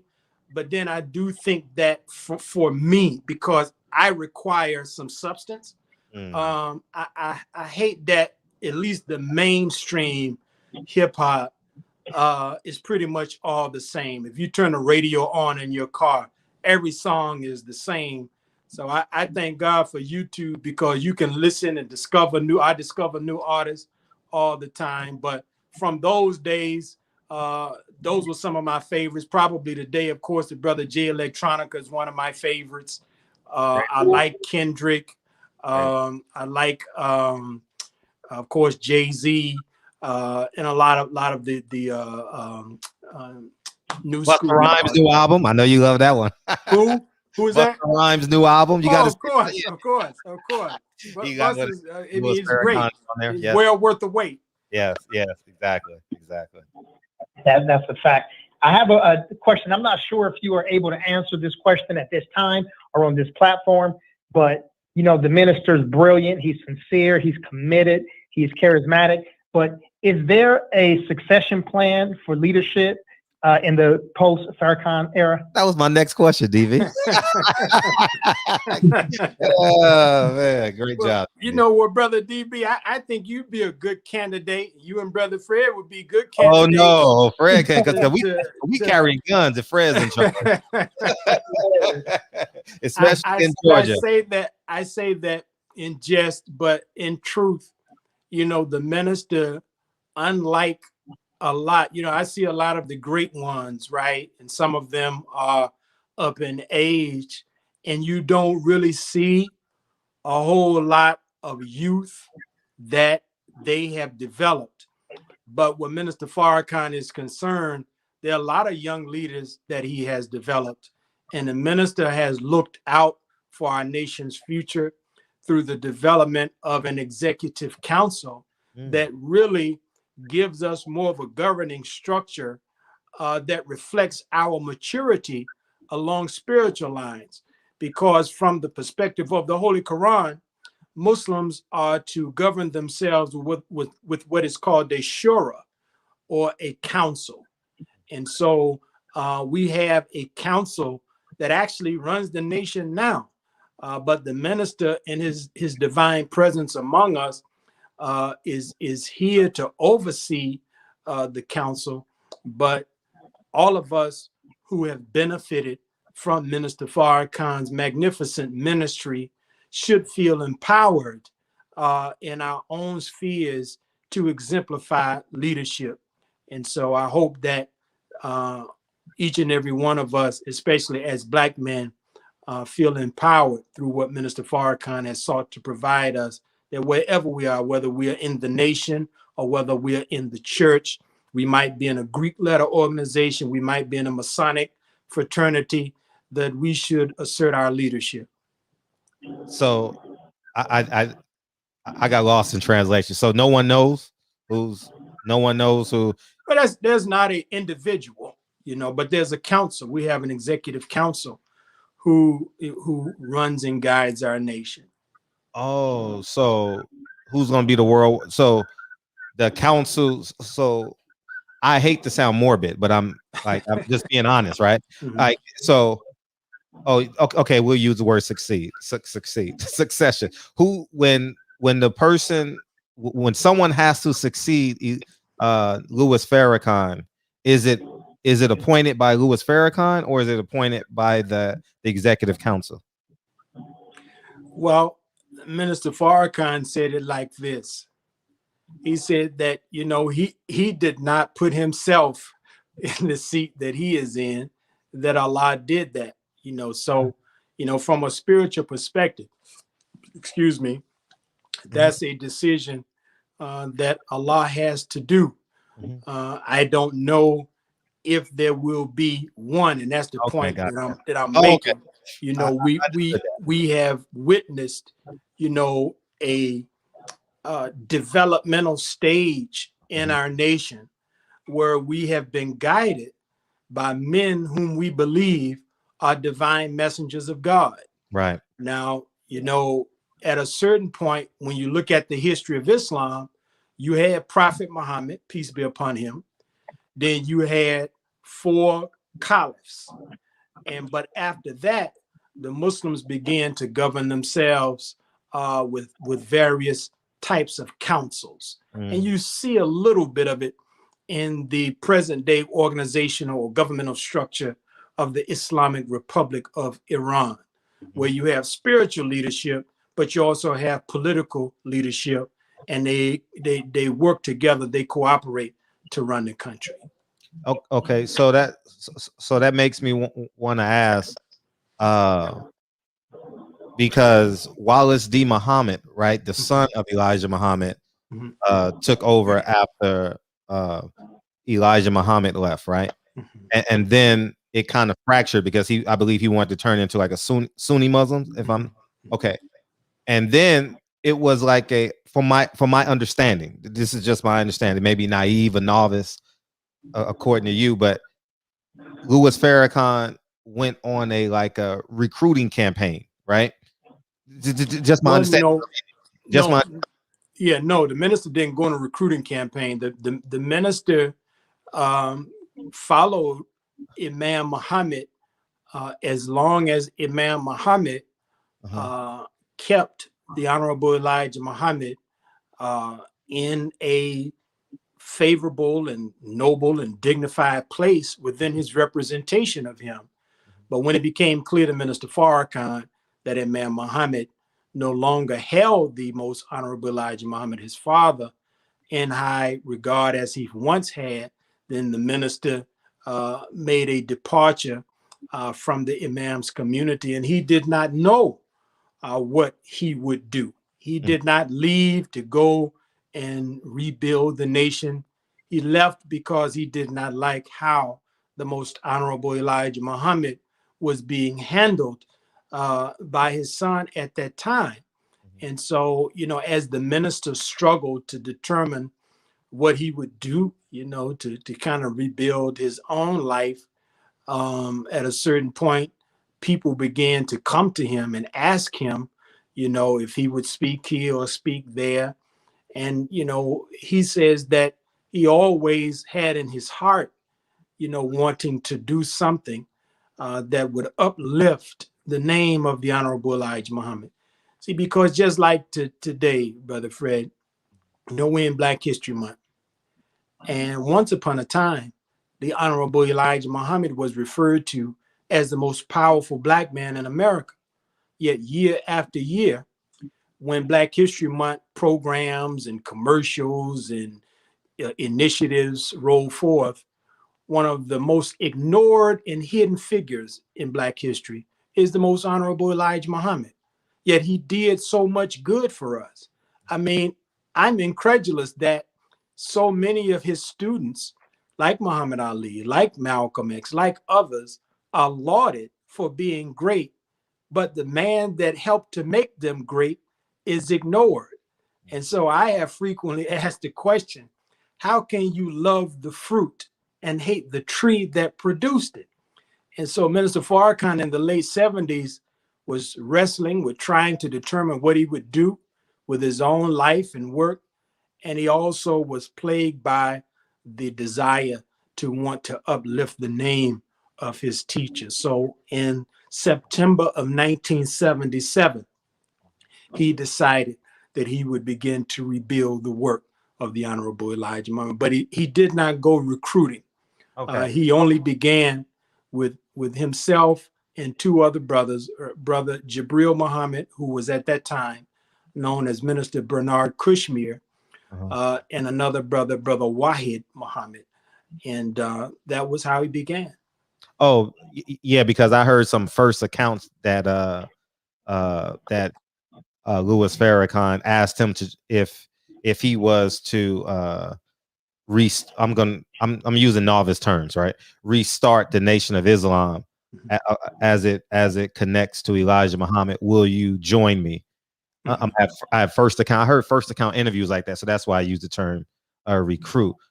Mike Wivery the Great has a question. Without the minister, how do you protect the NOI from sellouts, traitors, and or informants? Excuse me. That's a great question, because as the new movie discusses, the Panthers were infiltrated. We know that long before the Panthers even came into existence, the nation had been infiltrated. Marcus Garvey's organization had been infiltrated. All of our movements had been infiltrated. So we have the same challenge with the minister being present as we have with the minister not being present, in terms of being in the midst of a government whose stated purpose is to deny Black people the right to organize for freedom and independence. People are talking about the brother, what's the brother's name who was the traitor to Fred Hampton? I forget his name. Shucks. I know his name. William O'Neill. Yeah, William O'Neill. But there's another famous infiltrator who was in the Southern California area, a brother by the name of Darthard Perry. Darthard Perry, you can watch YouTube videos where he's talking about how he was sent to infiltrate not some huge, well-known Black group, but the Watts Actors Studio. And this man has some very detailed accounts of the work that he did for the FBI that included setting fires and burning down an actor's studio. So, you can have any kind of grouping. It doesn't have to be strong or formidable. It could be, artistic or culturally oriented, somewhat benign in terms of politics. And yet, you can be infiltrated. But I say that, from the start, the Nation of Islam is a spiritual community. And I think to forget that and to only look at political considerations causes a lot of people to make misjudgments when they look at us. So, like when you mentioned earlier, people speaking out against someone that, attacks our leadership. Well, if you look at it politically, then it's like, well, he taking sides against this one, and that was his friend, that was his homie. Now he ain't rocking with him no more, blase, blase, blase. But you fail to forget, this ain't a political organization. Right. This ain't a street gang. This is a spiritual community. Right. And so when the messenger of God is situated in our presence, then we have a duty to defend him against any and all. And so with respect to my brother's question, we believe that we must be vigilant against those things that he raised his question about. But we also know that God is on our side. You don't have to agree with us, but we just celebrated 90 years in America on July 4th of 2020. And the FBI is on record stating in the 1970s that they did everything that they could to destroy Elijah Muhammad. And yet he remained unchallenged in his position of leadership. And so a man who only went to 3 years in a school in rural Georgia set up for the children of freed slaves certainly wasn't taught anything in that little agricultural school setting that would cause him to be a foe that the powerful U.S. government could not topple. There had to be a force with that little man, and that force is with Minister Farrakhan and is with us today. So, you know, we take our lumps and our bumps, but by the grace of God, we're still here, and we will continue to be here. Yeah, there's a big. Oh gosh, man. See, that's the problem. That's the gift and the curse of being the host of this show. There's a big conversation going on, and oh, you can't see the live chat. The live chat is jumping, man. Where it says live comment on your phone or your computer. Do you see that? Oh, I should have told you at the beginning of the show, man. It's definitely jumping. So there, when you mentioned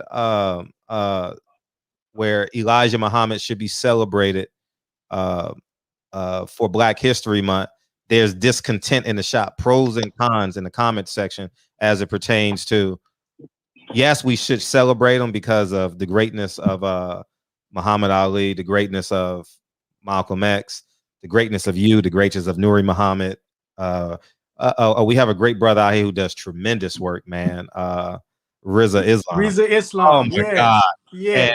You interviewed him, and I saw it was a great interview. Oh my God, it's like 8 of them. You know what I mean? It's like 8 of them. You know what I mean? He's like Spider-Man. You know what I'm saying?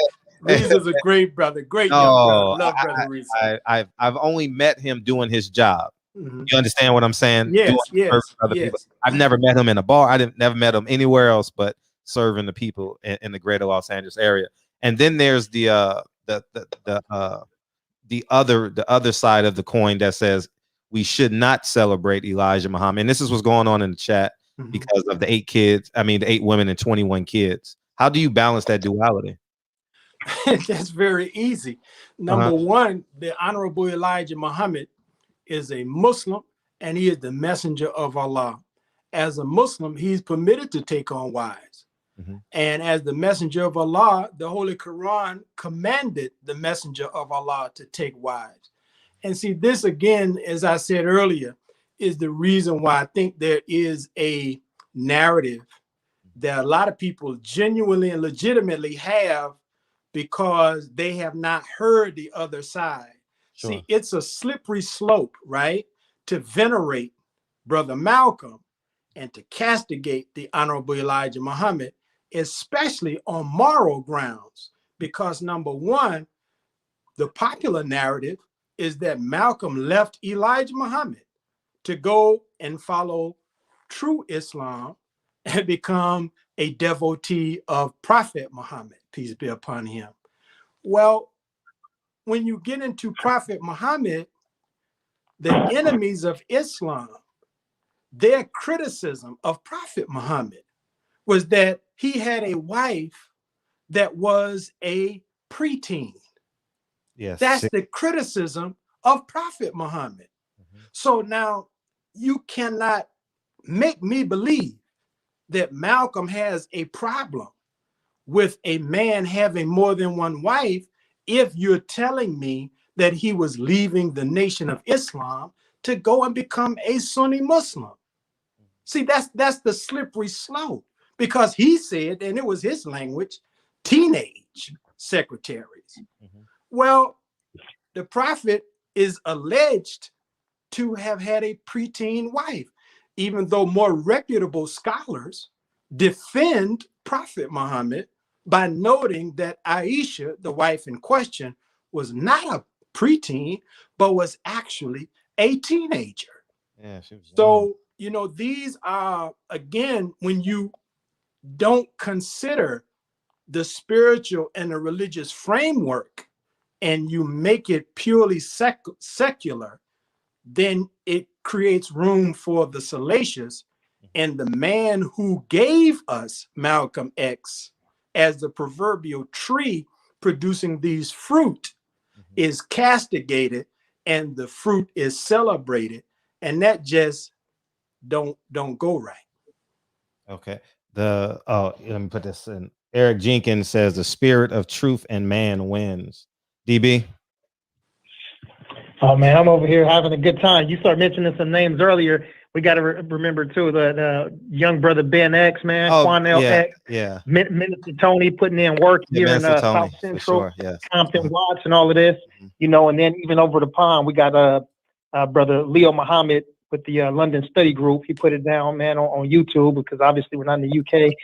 Wesley and Cedric, Nuri, we got a lot of brothers representing for us, man. So it's a lot of people, obviously, and you know, brother Demetric too, man. It's a lot of people that we can get great information from. And man, I'm just glad to have you here. You know, the enemy has always tried to use many tricks, many plots, you know, different plans to disrupt and discredit the minister and also, you know, the Muslims, period. But we persevere and prosper. And brother DB, I'm glad you used that term discredit, because when you look at the COINTELPRO documents, which again is only the tip of the iceberg, they say that they plan was to discredit. Hoover said, I have friends in the media who will help me to discredit the Nation of Islam and these so-called black nationalists. He called them hate type organizations. The other thing I wanted to say is this, you know, I challenge those who may not really understand the Honorable Elijah Muhammad in the Nation of Islam to look at the teachings that he taught us. Because, you know, one of my personal joys every day is that when I see news stories and headlines that in 2021, scientists are discovering things that the Honorable Elijah Muhammad and Minister Farrakhan taught us years ago. You know, a lot of people take for granted now that, you know, it's just an assumed, it's just a fact that everybody knows all human life started in Africa. That wasn't an established fact in the 30s. Yet that is what the Honorable Elijah Muhammad was teaching starting in the 30s to our people. Even our dietary laws, where we strive to eat 1 meal a day. Now the scientists of nutrition and dietary science are saying, well, that's what we call intermittent fasting or caloric restriction. And that's good for you. That will lengthen your life. Well, we've been taught that 90 years ago. A few days ago, the Pentagon said they're going to release all of their files on unidentified flying objects. That kind of heavyweight truth was being taught to poor Black people in the ghettos of Detroit in the early 1930s. And now it's being borne witness to. So if you look at what he taught, if you examine his message, his word, that is the confirmation of the man that teaches that word. And you will not be able to come back and say that Elijah Muhammad and Louis Farrakhan were wrong on this or wrong on that. I say, well, if we don't have the evidence right now, you just wait, because each and every day, scientific discoveries that are the result of $1 million of investments only to come to conclusions that agree with Elijah Muhammad. DB, I gotta because she's the only woman in here, and I know Women come to the barbershop too. I just want you to know that, Demetric. And Oh yeah, I know. I like when they walk by me and they gotta go to the bathroom sometimes. But anyways, because she's a single female and she's sticking up for her side of the story, I just want her voice to be heard. She said, so because he's a godly man, it's okay with a grown man being married to a teen, but y'all dog R. Kelly for dating Aaliyah as a teen, but okay. You can't put the Honorable Elijah Muhammad in the same category as R. Kelly. Number one, in my book, I document the ages of the wives of the Honorable Elijah Muhammad. The only one that was a so-called teenager, which even though she was a legal adult, was Mother Tanetta Muhammad, who was 19. Go back into the period of time of Elijah Muhammad and Black people up from slavery.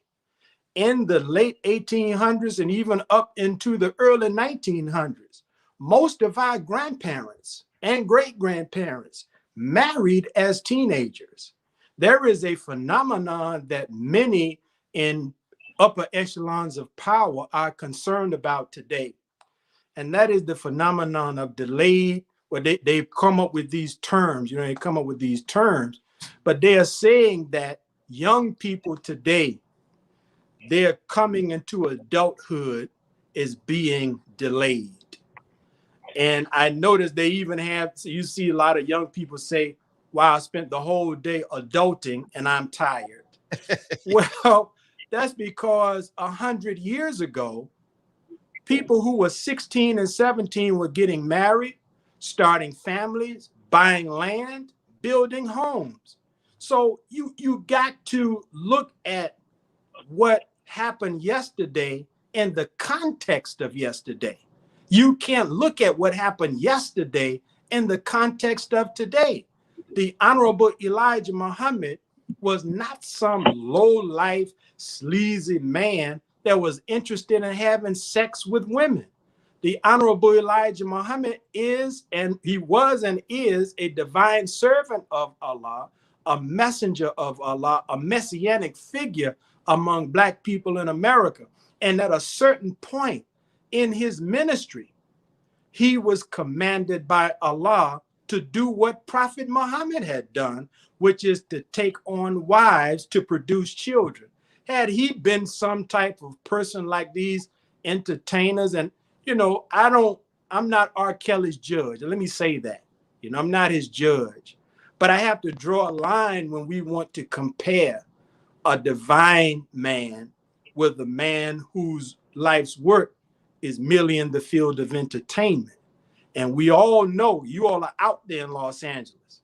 You all are around Hollywood. It's like modern Rome. What goes on in Rome, ain't necessarily what people want to just talk about in pleasant conversation. But that's not what you have in the Honorable Elijah Muhammad. And I understand why people think that, because it's been presented that way. And my voice is not allowed to be heard. Now, Malcolm's assassination anniversary is the 21st, in just a few days. Sunday. I published a well-documented rebuttal of all of these mythologies as it relates to the assassination of Malcolm X that negatively portray the Nation of Islam. See how many platforms where they invite me to come on and offer what I'm offering to you at the courtesy of Brother DB and Brother Fred tonight. They're not going to allow me to come on. You know why? Because they are comfortable allowing young people to celebrate and honor Malcolm X while having disdain for the man that produced Malcolm X, which means that you will love Malcolm, but you can never become like Malcolm because you hate the thing that made Malcolm who and what he was. It's a diabolical stratagem to make people love the fruit and hate the tree that produced the fruit. They know that if you eat the wisdom of Elijah Muhammad that Malcolm ate, one day they'll look up and they'll see Malcolms everywhere, both male and female. So the devious plan is to make you hate that kind of man. Yeah. A man that could produce those kinds of. So look at what he produced: Malcolm X, Muhammad Ali, Minister Farrakhan, Naeem Akbar. In truth, when you look at the Panthers are like the ideological grandchildren of the Nation of Islam, because they're the ideological offspring of Malcolm X that was produced by the Honorable Elijah Muhammad in the Nation of Islam. He popularized the term black. Prior to him, we were just calling ourselves Negro with a capital N, and we thought, we were really doing something. He built a nation inside of America. Yet, when February comes around, nobody wants to talk about him. Yeah. What do you add to people who say, like, because I'm like I love Malcolm. I'm like a historian of Malcolm, and obviously I learned about the Nation of Islam through my readings and Khalid Muhammad and so on and so forth. How much credit do Earl Little and Marcus Garvey get? Because in today's America, they say Elijah Muhammad made him, but Earl Little helped conceive him. And you can't take nothing. Can't take nothing away from Malcolm's father. I don't mean it like that, Brother Fred. I would never take anything away from Malcolm's mother and father. That I'm not saying it like that. Of course, they gave Malcolm his birth. They gave Malcolm his physical reality. And certainly because of their participation in the Garvey movement, Malcolm certainly would have been a child that was born with certain leanings. But it's like any of us, Brother Fred. We are like raw, unmolded, unrefined pieces of clay. I get that. And then a teacher molds us and shapes us and refines us. See, the Honorable Elijah Muhammad, when he suspended Brother Malcolm, he wasn't trying to destroy Brother Malcolm. He wasn't envious or jealous of Brother Malcolm. But Malcolm was his top minister. And the policy don't say nothing in the public about President Kennedy's assassination. Now, you can agree with that or disagree with that, but that was our policy. We have a right to have our own policy. So if you're the top man and then you violate the policy, what message does that send to everybody else that's looking and they checking to see, oh, is Malcolm gonna get preferential treatment? Oh, I see what this is. This big eyes and little U's. So the Honorable Elijah Muhammad said, Brother Minister, just take 90 days and don't speak in the public. And many people don't even know Malcolm was still the minister of Mosque number 7 during those 90 days. He still spoke at the mosque. He still administrated the affairs of the mosque. His ministry hadn't been taken away from him. It was just public speaking, because the Honorable Elijah Muhammad, understanding the sensitiveness of the times and the way Black people felt about Mr. Kennedy, the same people we are now trying to reach with our message. They would not have had any open hearts to us if they felt that we were attacking a man that they loved. So the messenger said, don't say nothing about Kennedy's assassination. Just cool out. Let this pass over, because our people love that man. So as a wise teacher, he's within his right to discipline his students. Malcolm never lost his administrative charities from the mosque. It wasn't like he was out there struggling for food. So this idea that people talk about Elijah Muhammad was jealous of Malcolm X, I mean, it's really ludicrous, but this is all a part of a mythology, again, as Brother DB said, to discredit the one group that this government has feared. And I don't say this because I'm in the nation. I back this up with data. The one group that this government has feared more than any other group. Do you know, Brother Fred, that during the height of the Cold War, when the most recognizable enemy of the American government was communist Russia, the security index of the FBI included the names of more members of the Nation of Islam than it did members of the American Communist Party. So, you know, they still are working to discredit this movement because they understand that it is this movement that, as Brother DB asked the question earlier, see, the Nation of Islam is like, you know, I use this example. You know, when they went to NASA, they had to learn how to create food for the astronauts. And so because of NASA's research, many of us grew up with powdered mashed potatoes and powdered eggs and Tang and these kinds of things, Sure. where all you had to do was add water and now you got eggs. All you had to do was add water, now you got juice. So they understand that the nation is like a concentrated form of a world, of a nation. If we really catch on in Black America, I mean, we've transformed Black America and even under great opposition. I can show you now articles in the early 70s. I mean, a lot of people thinking this vegetarian and vegan thing is something new now, but in the early 70s, Ebony Magazine did a profile on Black people becoming vegetarians, and they were being influenced by the Nation of Islam. So our impact is greater than what we often get credit for, because our movement is greatly feared. When you become a Muslim, Brother Fred, you are the brother or the sister of every other Muslim on the planet, which means that now, as Muslims, you have a right to the expectation of help and support from Muslim countries around the world.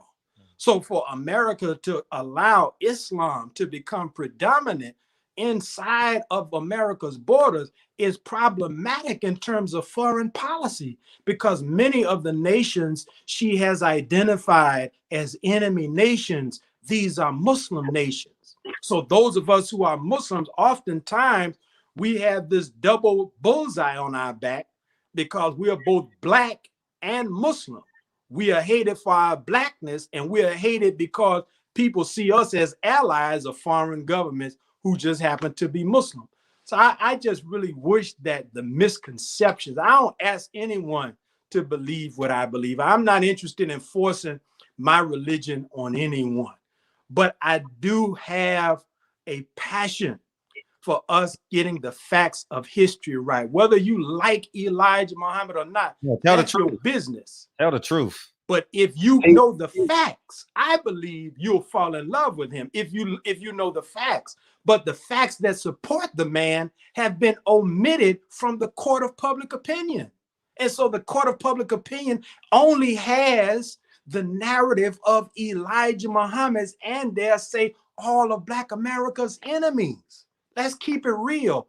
The white power structure ain't never loved strong Black leadership, and they always find a way to discredit them. I'm sorry, Brother Fred. I get passionate about this, and you should, and I want to offer my platform to you to just, I'll get off screen and you just give an education lesson. You know what I mean, as it pertains to your side of the story, because honestly, I'm so far on the side of Malcolm X that I couldn't even have a fair conversation. I mean, I'm talking about. So I would love to listen to you give your lecture, you know, or the next time you have a lecture, please send me the link, because I think it's just thoroughly important that men like me who grew up in Harlem, you know what I mean, who grew to love Malcolm X, and then when uprisings like police brutality and stuff goes on in government, Malcolm X goes viral again. Tupac goes viral again. A quote from Muhammad Ali, and it all tracks back to Malcolm X. And then people do their novice research on Elijah Muhammad, and then they get to the end of his life, or not the end of his life, but in the late 50s and all throughout the 60s, and they say, hold up, why should I honor this man? And so I think that it's just important that we have a platform like this and a man such as knowledgeable as yourself to share primary facts.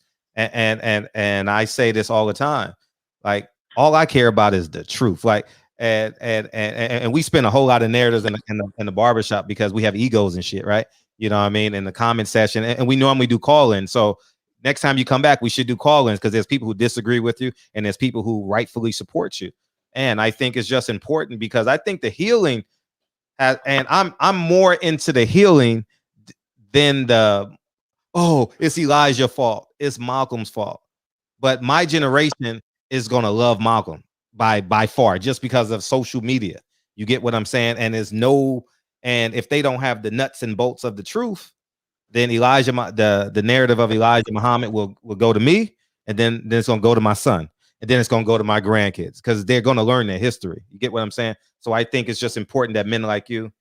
And see, you and I on coming from the same spirit, Brother Fred. And when you get the book, you'll see that the last 2 chapters of the book are literally called Healing the Wounds. Yes. And they include transcripts from Minister Farrakhan's message with Betty Shabazz at the Apollo. And he spoke the next day at Mosque number 7, going more into detail of his history with Malcolm X. But I'm not passionate out of ego. I'm passionate out of wanting to get facts out there. And I encourage everyone to read the book because, you know, I pick up the book sometimes, you know, because when you're doing a thing, you sometimes kind of like, you know, you're in it. I pick it up and like, man, this is some powerful stuff. You know what I mean? But it's well documented. And I think that it's a pleasant surprise for many people who thought that they had a real grasp on this narrative. But, you know, I think that, and I say this in the book, I want to demonstrate that you don't have to hate Malcolm to love the Honorable Elijah Muhammad. And you don't have to hate the Honorable Elijah Muhammad to love Malcolm, you know.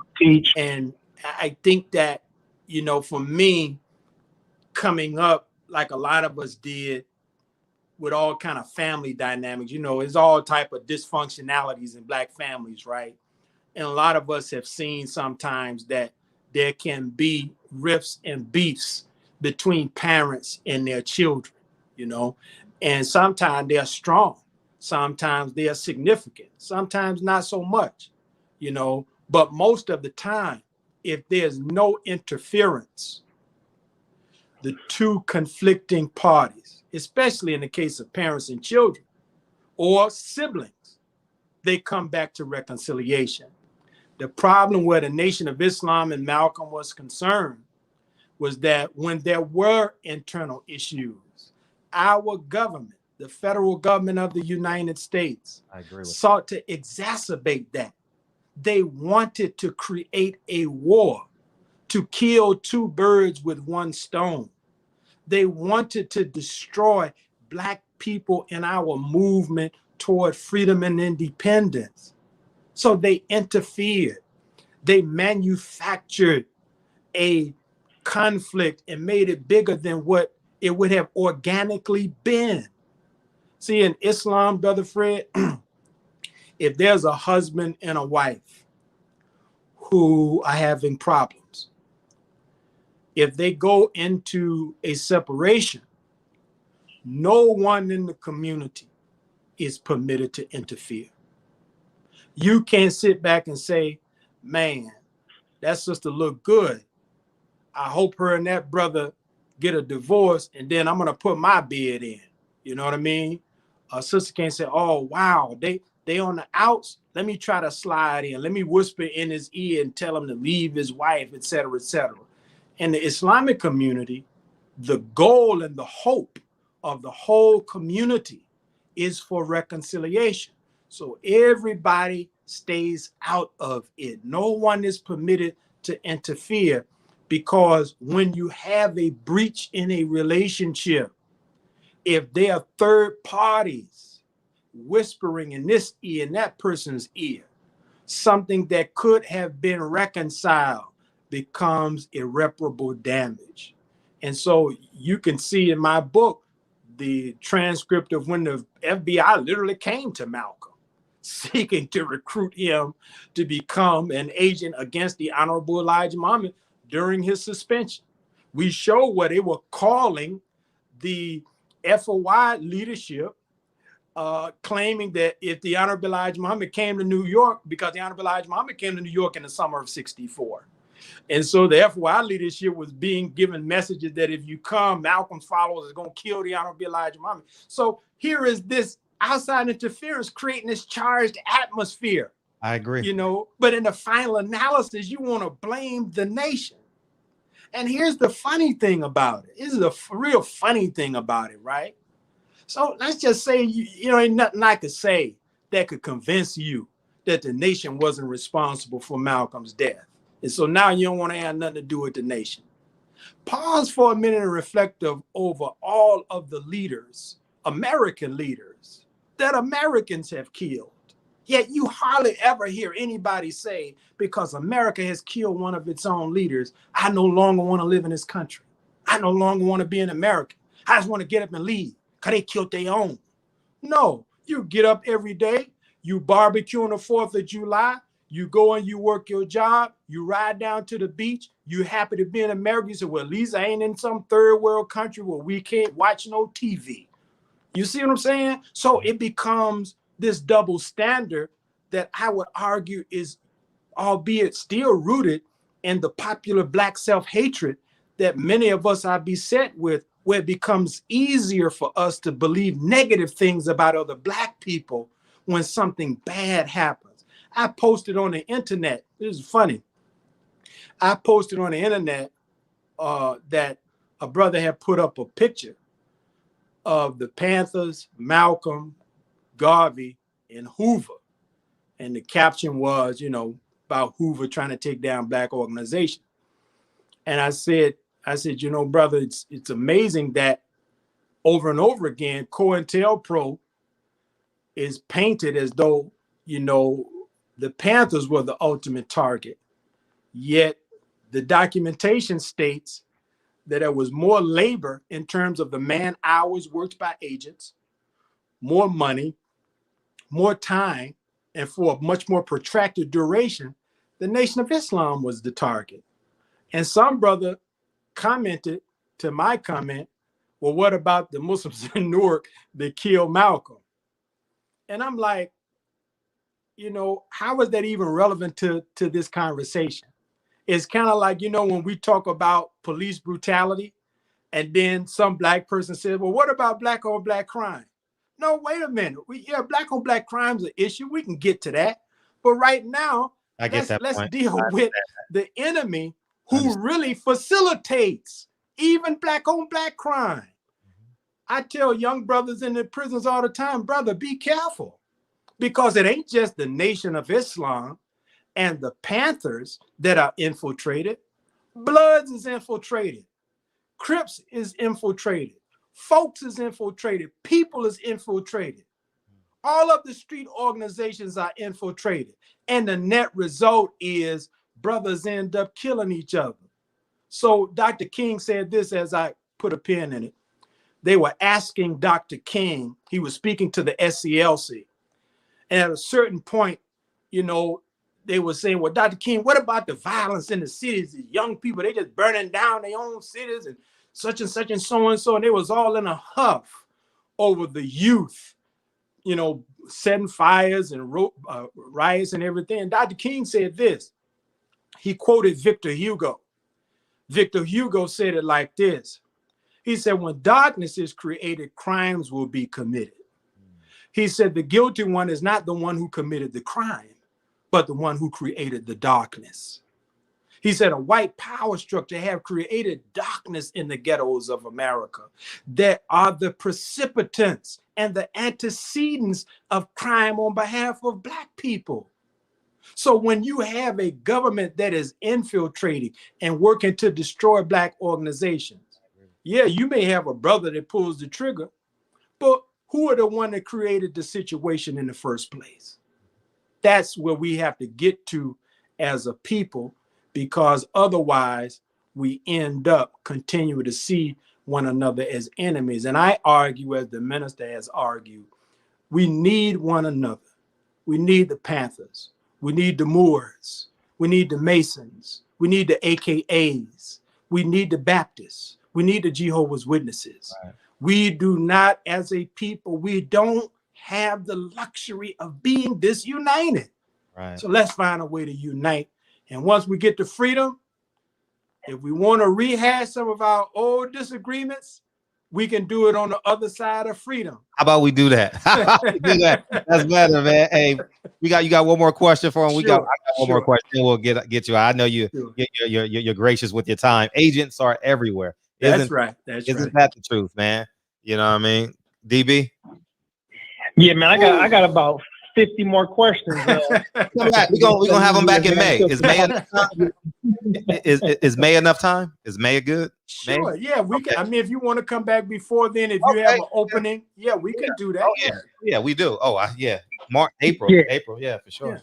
Yeah, I want to talk about, man, how to eat to live. I want to talk about Ramadan. I want to talk about the FOI, MGT, GCC. I want to talk about all of that. I want to get people introduced to the culture of the religion, you know, and the lifestyle. But man, I don't have any more questions at this moment, because everything is going to take some time for us to go through. But man, I'm so glad to have you here and have you speaking with a strong feeling of enthusiasm and excitement. And I'm excited and happy. I'm gonna listen to this show probably 50 times, you know, over the next month or two. And look forward to having you back in here with us again soon. Oh, by the way, Fred, yeah. I was trying to add the link to the book, and I'm having some problems with my phone. Can you add the link? Yeah, I will. I will for sure. I definitely will. And yeah, I share that sentiment. Thank you for coming in. I'm thoroughly excited to hear like your primary evidences. You know what I mean? Because I have a bunch of mine on my own, and I will be glad just to sit and listen to you and because it's literally split in the chat 50-50, you know, as it pertains. No, I'm being honest, as it pertains to like Elijah Muhammad is honorable and respectable, and then you have people who say well we want the truth, and I'm on the side of just tell the truth, and that's why I said at the top of this, like if Louis Farrakhan wrote a letter to Louis X and left it for the people, I think that would allow healing to take place, because there's some things that my understanding that maybe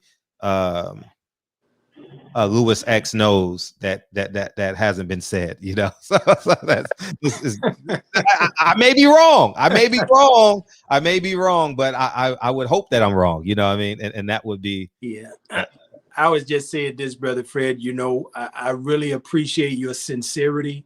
And I appreciate you being a man that studies and reads and has a critical mind. Very important, brother. You know, and I don't care if it's me or if anybody, you should always question. You should always, you know, go and do your own research. And, you know, we don't have the time to unpack it all tonight, but I'm happy that there are those that have tuned in, and I appreciate even those brothers and sisters who disagree with me, because that's not going to keep me from being your brother. We have more in common than we have at variance.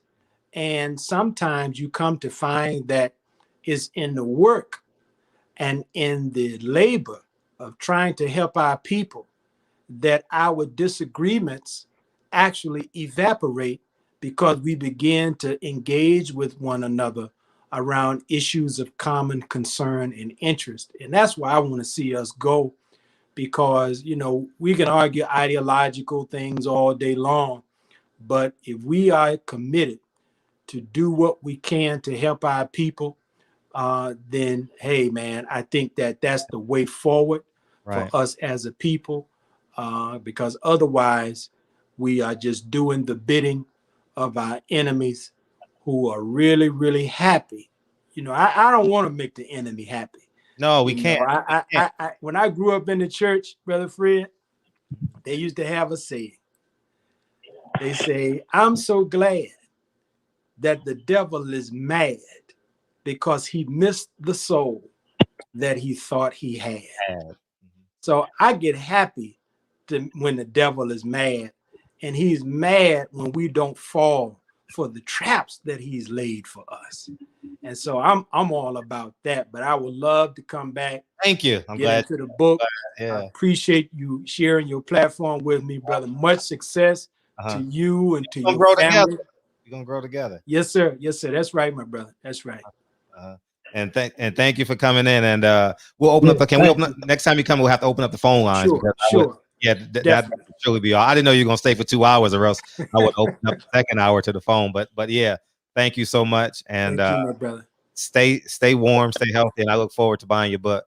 Thank you, brother. I appreciate you. PPD will reach out to you, and we'll get the book for sure. Definitely. Thank you so much, my brother. I appreciate you. Yes, thank sir. you. Thank you. Appreciate you. That was awesome. Yeah. Oh man. Hey, let me tell you this, man. Let me tell you this. I have, like, y'all know me, but like I've spent like my whole entire adult life studying this. Like my whole adult life. That's all I do in my free time. When I get bored online, when y'all niggas ain't talking about nothing on y'all YouTube channels, I just Google, like Nation of Islam, Malcolm X, black leaders. That's all I do, because I try and pull things from I pull things from them to try and make me a better person, and what better to do it than someone who resembles you, right? That's why your father is so important to the child, and so I have like 30 years. I'm 43, so maybe like 25 years of just information, that's just in me, and I've very seldom had conversations like with Nation of Islam member, because I'm always working alongside them, as it pertains to LA, because who cares about that when you have a motherfucking mother crying, or a father crying? Who gives a fuck about that? Let's try and offer a warm shoulder to this woman or these Crips and Bloods that's going back and forth, so yeah, man, it was good. DB, my people, man, these are my peeps, man. My peoples don't run. Whenever my people come in, and you see the reason Islam came in and representation was strong. You know what I'm saying? Man, so when Brother Demetric was in here, it was strong. Now we got to get Minister Tony in here. Yeah, we got get the Brother Cam in here. Because we got some. You get Brother Ben X, man. I told you, man. We got some soldiers, man, and we just speaking truth. We gotta get Ben X in here. Yeah, we gotta get Ben X in here at some point for sure. Yeah, and he's young, so he can relate. Like he's a young man, so he can relate to a young audience. The guys that's out doing what they do, still buying Jordans and shit.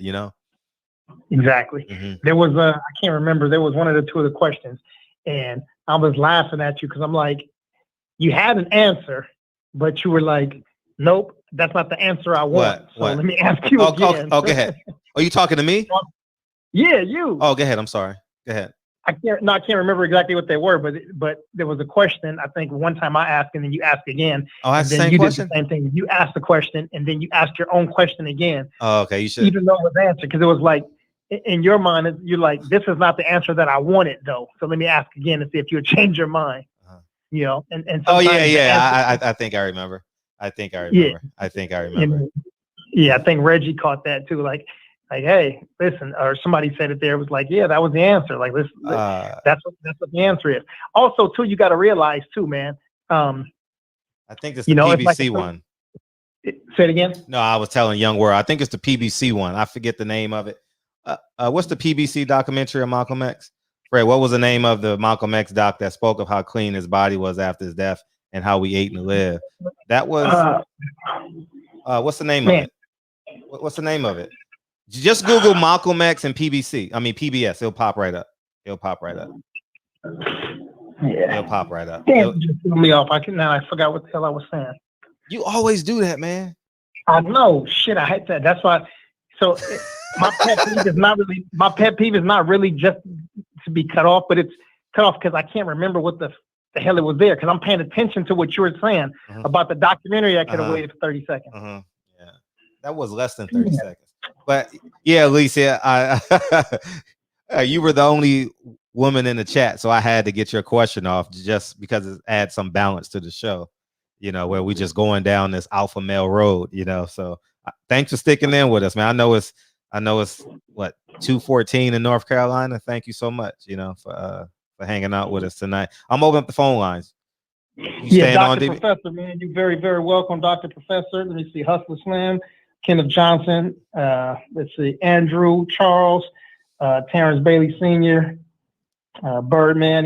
These dudes was they were in tune, man. They were asking questions, and they also said that they're appreciative of the interview. Kenlon Jones and Champion Heart, man. Phil J508, yeah. So, man, appreciate y'all. I'm glad you said that, Reggie Owens. So from now on, I am not cutting DB off because you are absolutely right. I should not be. If DB say 5 times in a row, man, I forgot you cut me off, I should be like, nigga, wait, the nigga, you know what I mean? For multiple reasons. You know, I need to shut up and hold my water. So you're right. Thank you for, I will shut my trap when DB is talking because 1, he's going to forget. And 2, he's going to forget, you know, so. So I will. You're right. Thanks, DB. Thanks, thanks, Reg. You're right. No, you're right. I usually try to, like if you cut me off, my assumption is imagine like, remember back in the day when they had pagers, right? Uh-huh. If somebody pays you 911, you're not going to waste any time. You're going to call her right back, right? Right, yeah. And then as soon as you call her back, she go, hey, what you doing? You want to get over there and like, you know what I'm saying? Like, nah, you're right. You see the 911, so you're like, well, let me stop everything that I'm doing. So sometimes like when I hear somebody like cut me off, I'm like, oh, it's something. Like it may be somebody saying something to the point that I'm speaking to. So like, oh, okay. Mm-hmm. So I kind of shut everything down and listen. Like, all right, let me tune in. Yeah. Yeah, one would think that I smoked, huh? Terrence Bailey's on. Yeah, what's up, TV? Hey, what's going on, Fred? Hey, how you doing, Bailey? This is DB. How you doing, sir? Hey, what's going on, bro? Right. I just wanted to say that I mean, it was a good interview, man. But he started to lose me a little bit with the you know, like a couple points on Malcolm. But I mean, it was a good interview overall. I mean, there was nothing wrong with the interview. Just like a couple points that he made when it came to Malcolm, and there was only because of some personal conversations that I had that I feel like, you know, so he was starting to lose me on Malcolm. But the other point I wanted to make, I'm gonna jump off, is when I said that during the super chat I made during the slave trade, it's been well documented that there has been individuals who were brought in the transatlantic slave trade who were Muslim, who were actually proficient in the in being able to write in the Arabic language. One of the brothers, I can't remember his name. You can look him up, but he's actually a famous guy. He wrote proficiently in the Arabic language. He was a devout Muslim. They tried to beat him into Christianity, and he was you know, very rebellious. If you look into your history, you'll find that there was a lot of slaves that was in the transatlantic slave trade that came out of Mali. Now we all know that Mali is an Arabic country, and we also know that Nigeria had a high Muslim population. So if you would say that, okay, well, there was no Muslims that came into the transatlantic slave trade, then either you don't read or you don't know your history. So that one brother that I timed out for that comment, because that was an ignorant comment. So I mean, that's my comment, bro. That's all I had to say. I appreciate you. All right, man. All right, thanks, TB. And TB has a really good interview coming up Thursday with the photographer of Death Row Records. So go subscribe to On the Mic with Cashmere Bailey. And Thursday, I don't know what time it is. I'm not sure if he posted it yet. And she'll be on this platform as well, probably sometime in April. So because we're booked to April, y'all. How about that?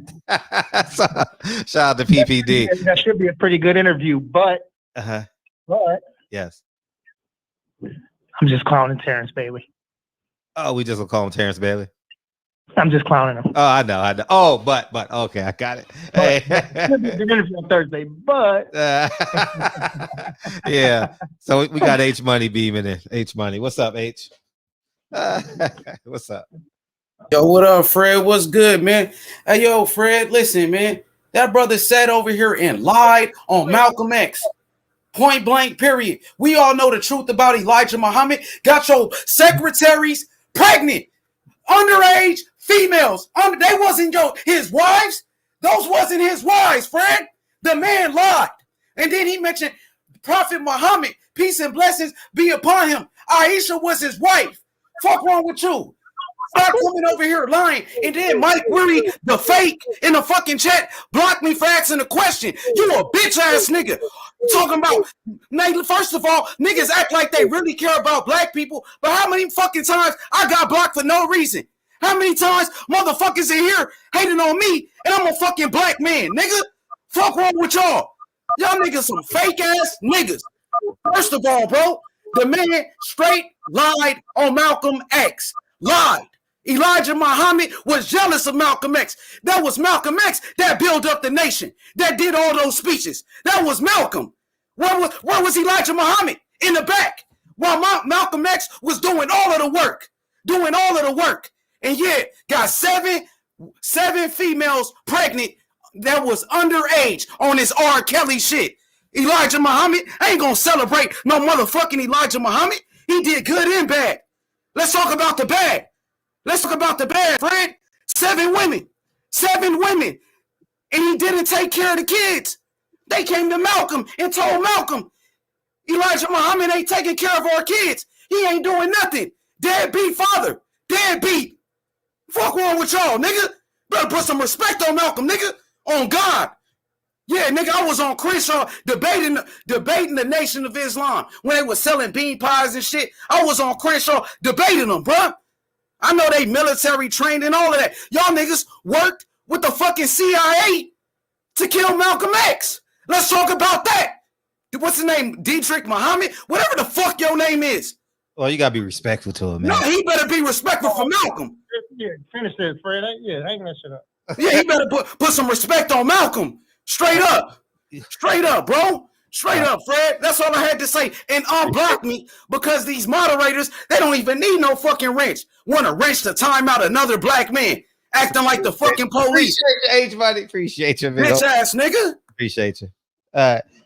You know, I and that's and for real, if I was 22, 23, I would have responded in the same way. And I'm not defending H Money, but that's the anger that I had growing up. That's the anger that I got you next, Reg. That's the anger that I had and the frustration that I had because all my readings, well, you know that the point of it is at the end of the day, that's why I inherently believe that a Day of Atonement, because people say, oh, why are we going? And Reg put this in his comment too, and feel free to elaborate on this too, Reg. And you probably going to disagree. Their teachings are alive and well. Their teachings are never going to die. Malcolm X teachings will never die. Elijah Muhammad's teachings will never die. So they're alive. They're vibrant. They're in people. You understand? Like people value their words like as if they're, shall I say, God? But I don't want to turn people off because we have Christians in the comment in here. But so for a person like me, I've said, I haven't said it much in my most recent videos, but when I started my YouTube channel, if you've been following back then, I really have conversations with Malcolm. Not that I want to be like him. As you guys know, I fall short in many categories as it pertains to Malcolm, but I recognize Malcolm as being a rule brick for an honest man.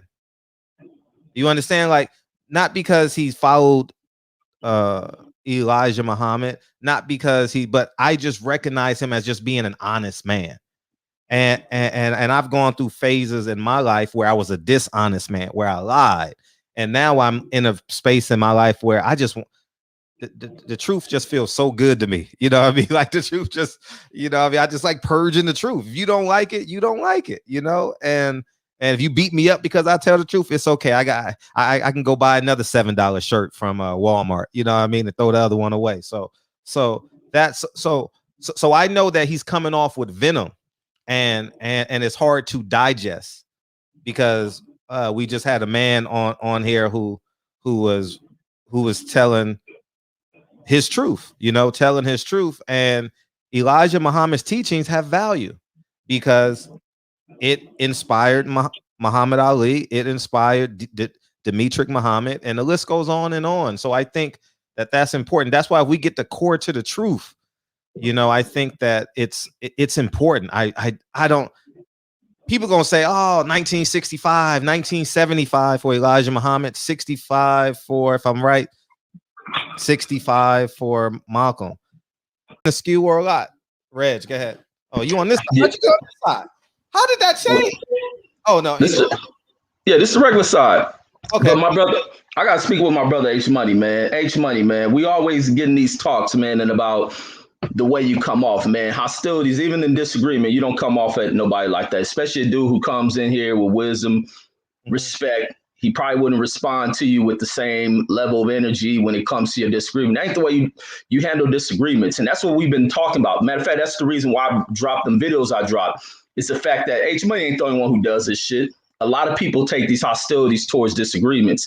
Now, coming into disagreements about the nation, and especially time period you ain't lived in, we don't know nothing about the true history of them, but to reject and all you look for when you're talking about Elijah Muhammad means you're doing what's so common amongst Black people. It's period. It's finding a way to tear down, and upon what you taught by a system that teaches you to think so low of Blackness, period. Anytime you find a Black person who reaches higher levels, people are always doing, I don't use give me the what, lobster in the bucket, because we from LA. So, the lobster in the bucket type mentality, or just constantly pulling someone down when they reach a certain height. So to only pinpoint when people look at Elijah Muhammad, and being that like the brother was speaking of him being one of the most powerful, most influential Black people of that time period. Get out these 2020 mindsets, or if you're born in the 1980s, get out this 1990 time period. For this dude to build such a massive and powerful movement back in the damn, when did he start this? He's born in the 30s, so maybe about the 50s or 60s. He starts this movement in the midst of high, political, goddamn, not even political, but racial divide, heated political climate. This country was in real chaos. Well, we experienced some real ill shit, but you ain't experienced what they dealt with. And they're more closer attached to our freedoms away from slavery. They're 2 or 3 generations removed from slavery. So all this shit you're talking about, you may need to pause your brakes on it and start taking time back, looking into the books, digging deeper in the history of what they dealt with going back then. And for this dude to have the unapologetic truth of who he is and what he felt in the midst of racial oppression. Ain't none of us dealt with no motherfucking JF Hoogers. So cut the bullshit, cut the little game banging acting shit. That's the problem with us, is we come in with these game banging mindsets thinking we got to be real niggas. We ain't shit unless we understand who the people who came before us, because we ain't dealt. Imagine we dealing with some motherfucking J.F. Hoover. The closest we ever dealt with a J.F. Hoover type is going to be something closer to Daryl Gates. And we seen in which the way he enacted his forces upon the people of L.A. And imagine J. Edgar Hoover's probably 20 times worse than this motherfucker, and more powerful with his influences politically and everything else. So H Money, before you take that shit there and disrespecting a Black man in such high regards, take time to really study the history and look on it. And if you disagree, it doesn't have to come to this level of hostilities. And everybody ain't just H Money. It's a lot of these motherfuckers out here who react like that. But to talk about teenage wives, you go back in that time period, all of us can look at it. Shit, majority of our great grandmothers were teenage mothers. And I'm pretty sure they were being impregnated by fucking grown men. So it's a different way of looking at it. In today's time period, we don't accept that. Some people may even look at it, oh, she's 18, she legal. But if you're in your 30s, 40s, you may get shunned upon with that. But for him to build this organization, a powerful organization that the fucking US government fear this shit, the most powerful fucking nation on the planet, military-wise, fear this movement that this uneducated or supposedly undereducated dude with only a third grade education was able to build up, lift men who fucking hit the bottom of bottom, to lift them to their feet to where they become some of the greatest iconic figures in American history, not talking Black history, because we are American history, and create that. So what you see created in Malcolm X was fathered by Elijah Muhammad. So to take that way to just look at one single thing they put out about him impregnated women, we know many motherfuckers we homies with and friends with who fuck with underage girls. So we got to stop the bullshit. Many of us dealing with fucking family members. Shit, you look at your grandfather, your grandmother probably fucking underage. So stop the dumb shit. Pay attention to the fucking greatness of what an individual has done within this country and what he's done it against. It ain't like he created the Nation of Islam in 2000, the year 2000. This shit was created in the damn 40s or 50s when Black folks was going through catching hell, unless you was a real stand-up individual who stood on your damn feet and you challenged the government. Our challenges to the government, these dudes putting the groundwork. We only picking up the tail end and we fucking it up. We falling behind on it. We drugged up. We doped up. Our reactions is based on fucking narcotic mindsets. So we ain't even thinking clear. A lot of people ain't thinking clear. So please, my brother H Money, when you come off on disagreements, you ain't got to come to being hostile. And sometimes look at the audience, look at the person that you're addressing. Yeah, that brother ain't one of these hostile individuals that you address like that. Bitch ass nigga. You lose your point. You lose your argument. You do nothing but create greater rifts. And I'm always speaking. I always cover for H Money because I understand where he is. My nigga crazy as shit. But he's gonna go through a development. But this is part of the development as well as the development with other people who sit on there. Even the people who criticize H Money. Y'all do the same shit. But your tones may be different. Your approaches may be different, but it's many of these dudes H Money. But still my brother, he just needs talking to, as well as many other people. Same thing with Real Rap. I put the video with Real Rap. That shit ain't beef. It's addressing the issue. The brother needs fucking assistance as many other people. That don't mean I turn on the brother and this and that. Points have to be made. People got to be called out for that bullshit. But that's all I got. Pay attention to what you talk about. All right, peace, Fred. All right, thank you. Hey, DB, you want to respond? Because you haven't said anything in a minute. Before I bring in Deacon 305 and Champion Heart. DB, you still there? Yeah, no, I'm good. Oh, you want to respond? Nope, I'm good. Oh, okay. Do you want to hang up and come back, or you just want to stay on? What do you want to do? Yeah, let me hang up. Yeah. You all right? Yeah. I just, you know what I'm saying, I don't like to entertain bullshit. Okay, you know gotcha. Like gotcha. certain shit. You know what I'm saying? Gotcha. Certain things, I just, I don't play with certain things. Okay, gotcha. Okay, for sure. So I want to respect everybody and respect the shop. So okay. I'm gonna respectfully hang up for a minute. Right, yeah, I will say that too, just to, because I'll say what I believe DB is thinking. Like, there's a level of discourse that we got to have. See, if we're dealing with a guy with a gun and he's talking that rah shit, like we're gonna have, who we gonna have that's coming with that energy, that's entertaining with that will entertain that energy. Well, y'all know, let's just say hypothetically we had interview person A who's with the shits. So let's say we had Whack 100 in here. You can come with him with that energy. Rah. Yeah, you can come with him with that energy and present it in that manner. You understand what I'm saying?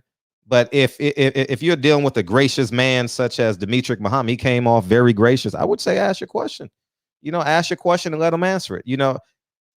This won't be the first time he's been asking Elijah Muhammad, and he's 45 years old. He got about 2,000 more Elijah Muhammad questions to ask. You know what I mean? Oh yeah, Charleston White is coming in here March 9th, and it's going to be very entertaining to see him interact with DB. Not entertaining, not in a rah like in a ha, but it's going to be interesting to see how we interact with DB. And And I think that's what I've mastered is tenor. You understand? Like there's like I always say it, like when I interview Jason Whitlock, there's points I want to say, nigga, shut the fuck up. Come on with that talking like that cracker shit. But in my mind, I might say it, but it don't come out. You know what I mean? You know, since he's one of the more polarizing interview people we've had. You know, if we were smoking weed and, you know, drinking blunts. Yeah, I don't do none of this shit, so I don't even know how to say it. But if we were in the backyard hanging out, I could say that shit. You know what I mean? Like, nigga, what? Nigga, shut the fuck up. You know, but we're on a platform where the world to see. And so now I communicate to people on this platform to give them room to breathe and give me the answer to the question that I have. You know what I mean? So that's so that's it, man. I always want to respect the guests. Always under all circles. He wasn't here, so it's a little bit different. I got you coming, Deacon 305. I genuinely think it's important. And I'll talk to what Patty, Dean, and Alicia are talking about in the chat. We'll let this sit and then we'll come back to that as it pertains to what y'all think, because y'all are women, and I think y'all voices are valid. What's up, Deacon? What's up? Hey, man, too blessed to be stressed and highly favored. What's good with you, Fred? Oh, we good, man. Oh, DB's not here. I said we good. DB gone. I was just gonna say what's up with my brother DB. And don't time out H Money, man. Let him back in, man. Let him back.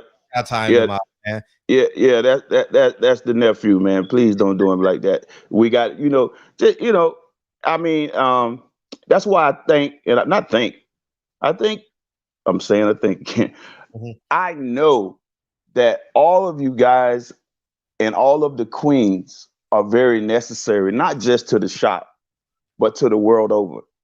You know what I mean? Mm-hmm. When DB is dropping knowledge, when Reggie's dropping knowledge, when you are doing the same, it benefits a certain ear. They may need it in the moment. You know what I mean? Mm-hmm. So I want to say a few things. And again, Reggie is very necessary to me as well. And I'm older than him. See, but that age doesn't matter. You know what I'm saying? You're never too old to listen, to learn, to feed, to share, to receive. I want to say when about the video, and I don't want to be Debbie Downer or nothing. I'm we're just having a conversation. I don't know if you've seen. I put in on your IG. I called your son my nephew. Mm-hmm. That's respect for family. If I say I love you, I mean it. That don't just extend to you, but it extends to your entire family, your wife, your children, you understand me? Mm-hmm. And I mean that. And I showed love, and I appreciate the way that you're raising him, to see him playing the piano that way, and just the way he's engaging. You can see he loves it. He's not being forced. He's having fun with it. That's growth. And think about the other kids who may see that may be influenced by that. And you never know how many more you're creating in the moment. You see, so words has power. Your actions, the things that you do, is a powerful thing when eyes and ears and the minds are attaching to it.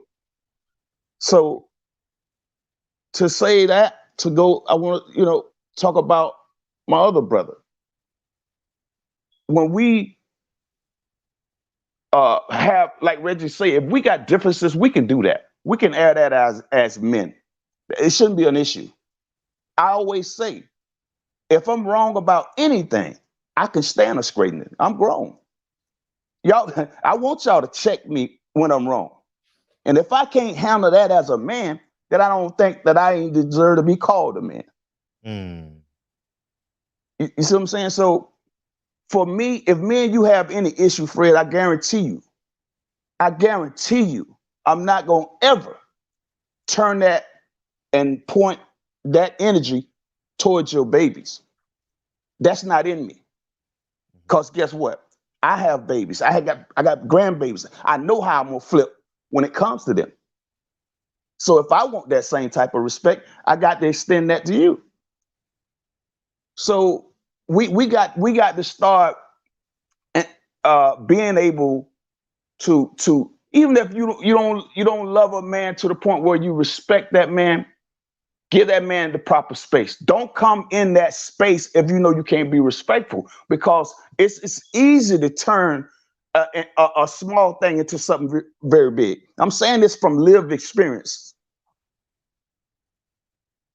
I shot a man because we started out playing. And man, this man was friends for years, but he was older than me. I was just a child. But we was slap boxing. See, certain things you got to grow from. And I would never do that again. That experience cost me time out of my life. Freedom was taken away from me because I responded in a negative way towards him. If I was able to beat him slap boxing, I should have balled my fists up and beat the brakes off him. But I snapped, and all I could think about was the pistol. And it started out, we were just playing. So when you got that type of energy, man, and you directing it towards a man's kids, man, you got to think about that shit. Would you want that done to you? So I don't knock nothing Reggie said in that video. And he didn't say it to come off in some type of shady way. You get into your blood raw, fam. If you can't take that as a man and say, you know what, the man right, I was out of order here. You know what I'm saying? I needed to be checked because I stepped out of bounds right here. And to Brother Muhammad, listen, if you don't agree with him, understand that you're on a live platform that's going out to thousands. Here's an honorable man who sat in that seat and gave of his time. He didn't have to do that. And he was very respectful. He gave what he researched, what he believes. He put in his effort, years of effort to get that right, to be able to respond the way he did. Right. So you don't come and shit on the man. And that if you can have a disagreement, brother, if you want to come at him, reach out to him privately and have a sit down with him. You say you done sat on the corner with brothers and did that. Don't do it like this, brother, because the enemy is watching. They want to see us tear each other down, especially in an organization like that builds up black men and women. There's no man on this earth is without sin.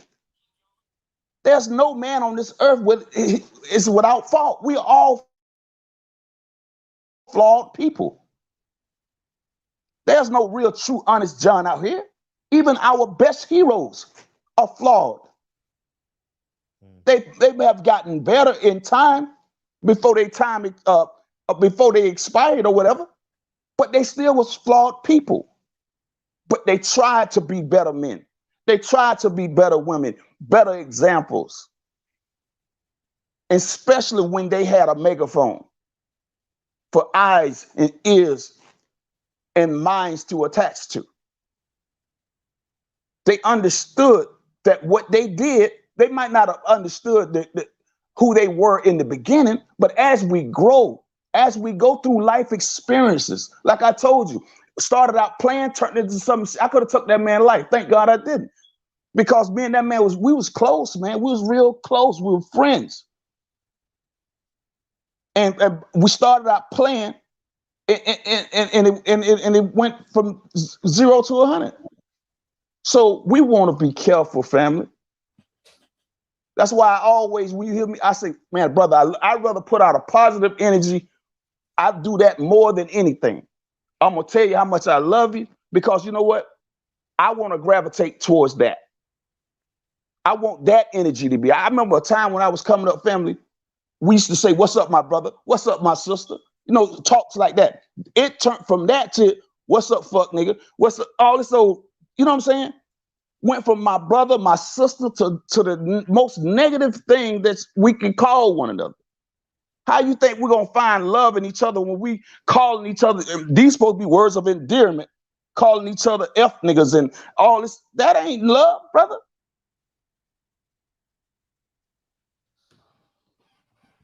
And I just want to, your guest needs to be respected. And brother, if you're still listening, we as a whole respect you. We honor you and what you're doing, and we do want you to come back whenever God makes room for you to come back to the shop. You're welcome. And I'm saying this as a brother to the shop, a family member to the shop. I am family. You? Yes, sir. Oh. Yeah. I give out the family plackets, you know. Hey, man. Hey, but all family members can do that. If we're part of the family, we can extend that. But you the one that you got the ultimate word, but we can make that. You understand me? And I just want to, hey man, I love you, man. I love DB. I love Reggie. I love Patty Dean. All of us, man. Unique Don, Miss Patricia. I mean, the whole family, man. Champion Heart, all y'all, man. I love y'all. H Money, man. I love my people, man. You know, Philip H. I be all day calling the names, but I love all y'all, man. And I just went to the doctor today.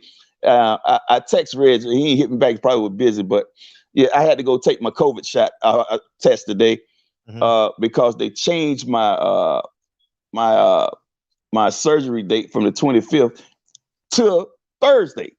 This Thursday, I'm like, God damn, what happened? Kind of shook me. I prayed about it. You know what I mean? But we're gonna be all right. So I'll be out of it for a minute. You know, I won't be able to, you know, I'm long-winded, but they're finna cut that short. I'm about to hang up on you. Yeah, hey man, you don't put your hand on my shoulder. I felt that already. All right, bro. I love y'all, man. I holler back at you. All right, bro. Yeah. All right, we got this. All right, we gonna hear from we're gonna have a woman's perspective, and then we got Champion Heart, and then I open up the phone line because I know PPD want to call in. All right, here we go. All you, what's up?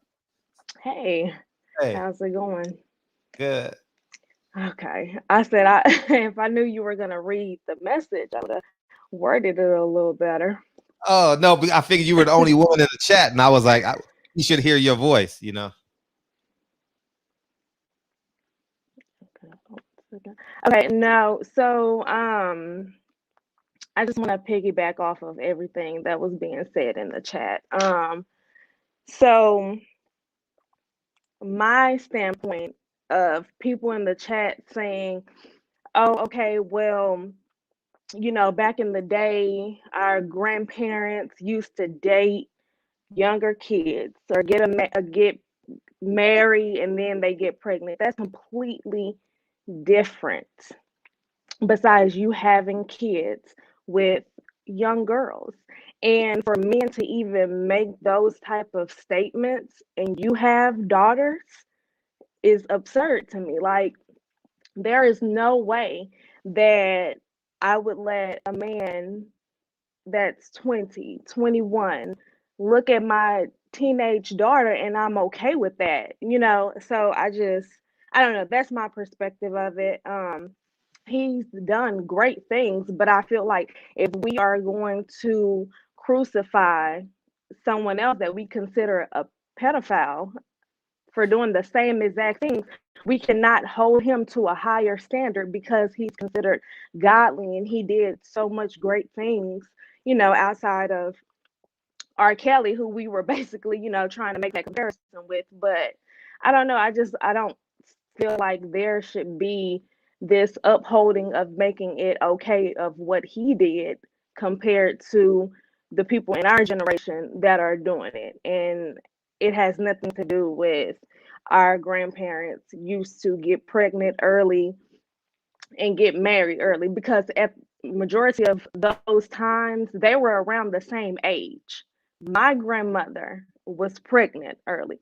Her mother was pregnant early, but their father, the child's father, was around the same age. They were not pregnant by men that were 30, 40, and 50 years old. So I I don't understand, why he's been held to a higher standard because of what?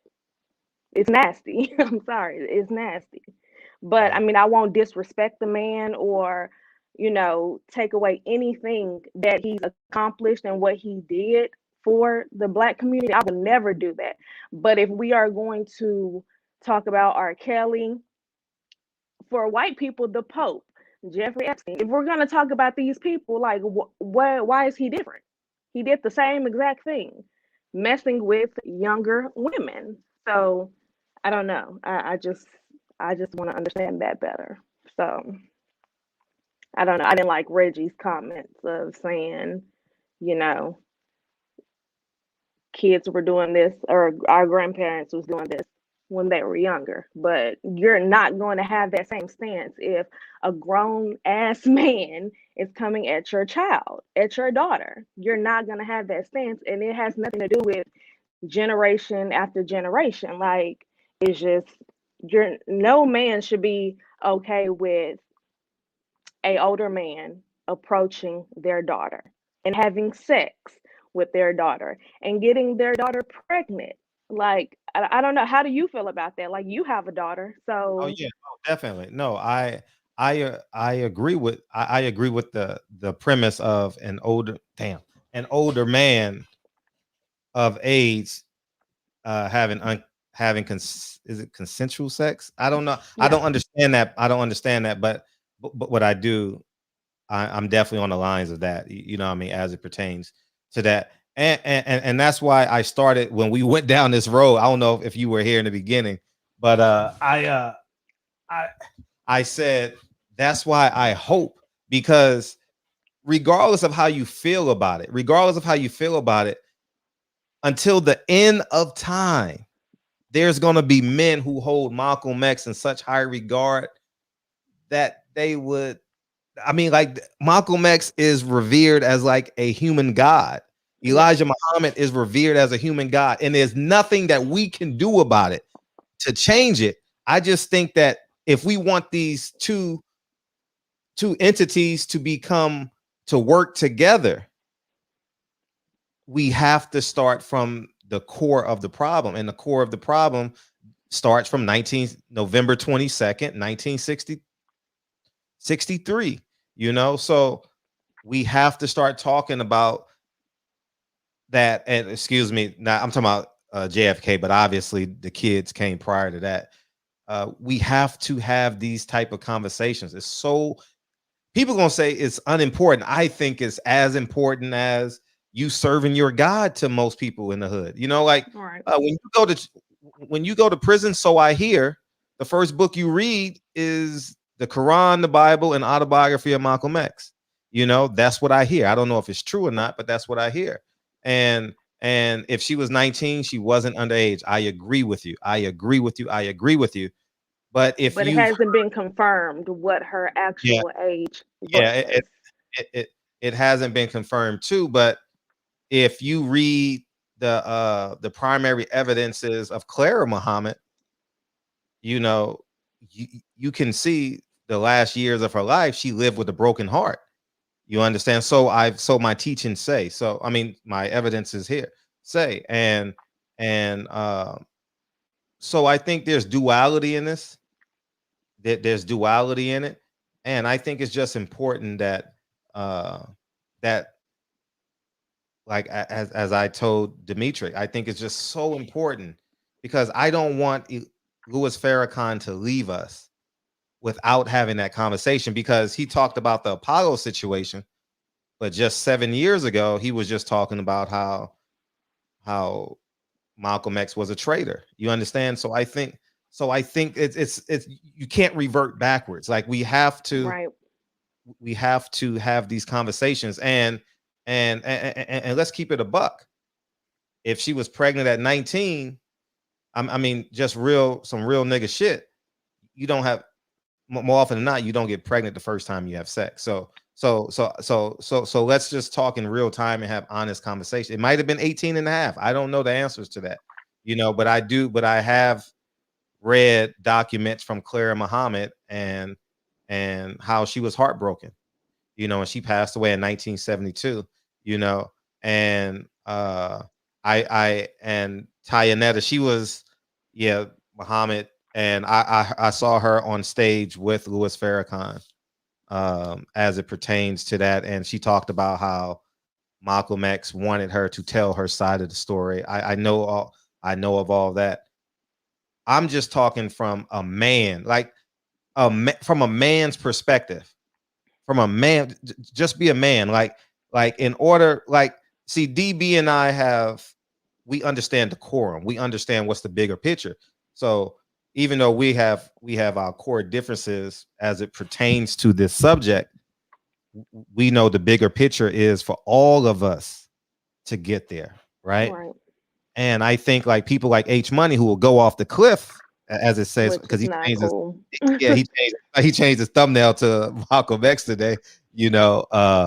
I think that it's important that energy gets reached, no matter the age. I think it's important that energy gets reached, because if you go to Harlem, there's people who, shall I say it, who hate Elijah Muhammad. You understand? Like their grandparents has told them Elijah Muhammad is one of the worst men in the world. You understand? And then there's some people in Harlem that say Malcolm X was a traitor. You understand? And that's why it's important that I hope and pray, man. I hope, man. And I'm going to consistently use this platform for that.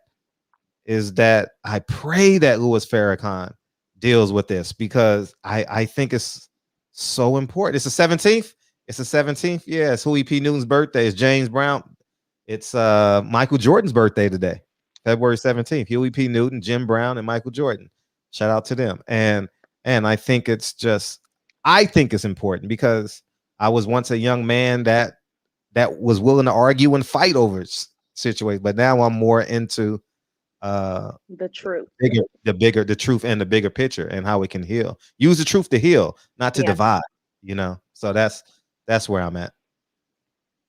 So yeah, I agree. That was my stance on it. I just did not like those comments. And that's neither here nor there, because we don't know her age. But if we're just gonna go off of, okay, she was underage, let's not make excuses.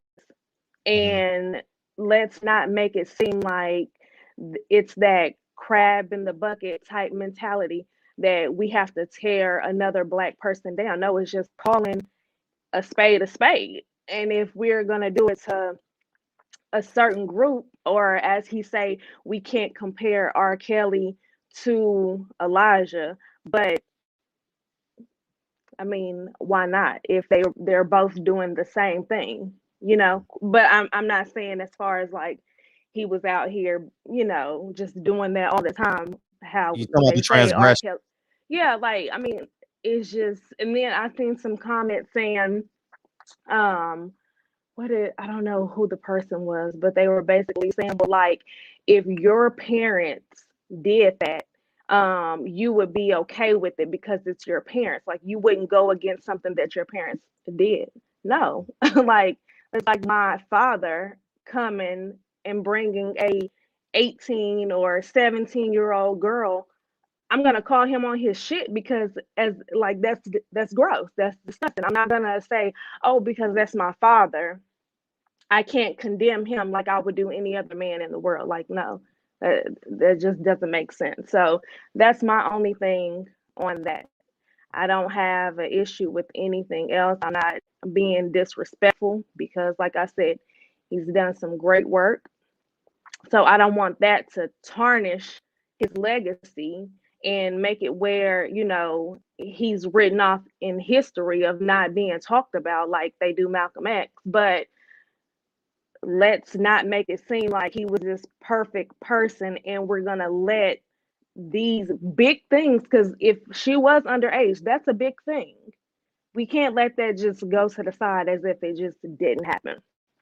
Because you as a father, you would not let that go to the side if it was your daughter who was sleeping with an older man, and not just him being 20. No, he was way older, 30s, 40s, 50s. Like, come on now. Like, y'all would not have the same energy if it was your daughter. And that's all I'm saying. And I'm saying this because I'm a mother. So I know I would not have the same energy. And I know her father would not have that same energy. So I just don't know how, as a man, y'all are in these comments making all of these excuses. And it's not right.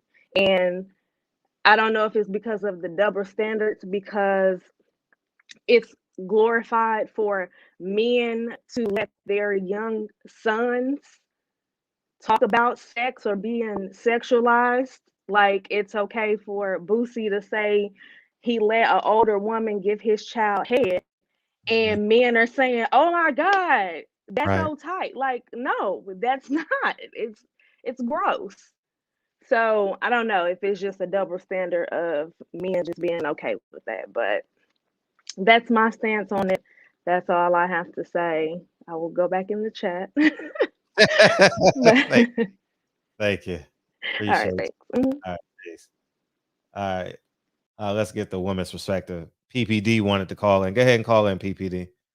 And we got Champion Heart. You'll be next. I know you beamed out for a second, but if you want to come in, you're more than welcome to. You know. Well, I don't think. I think you guys got to understand from a who said that's tight, that's nasty. Yeah, you got to call in, DB, so I can put that in context. I don't think it's a feminist movement, Mike Weary. I think it's a woman's perspective. You know, like I don't think it's a feminist agenda. Y'all think it's a feminist agenda? Really? Well, help me define feminist agenda. Help me, help me, help me, help me get a PPD. You calling in or no? Because you asked me to open up the phone lines 30 minutes ago. You know, it's not a feminist movement because let's take this into account, man. See,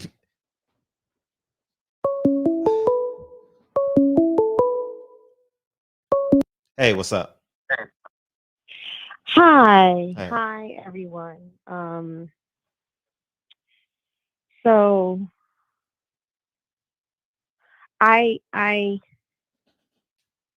want just you know I totally agree with what Alicia was saying.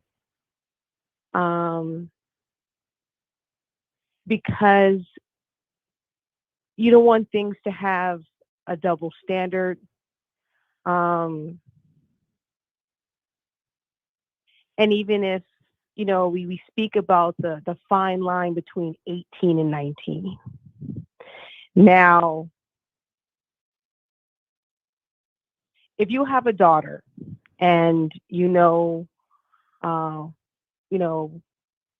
the things that happen and you being men and you being kings and men of course approach women the way that they approach women, and 19 is a woman, 18 is a woman, yes, but there is grooming that happens at 17, at 16, at other ages. Now, I'm not going to discredit anything that especially a Black man builds from ground up, like what Reggie Owens was saying. I mean, if if Elijah Muhammad and everything was created at a certain time period in the 50s and 60s to build a religion, I can only imagine the pressure of that. I understand that people in the chat are saying that, of course he's honorable and no such thing as being flawless.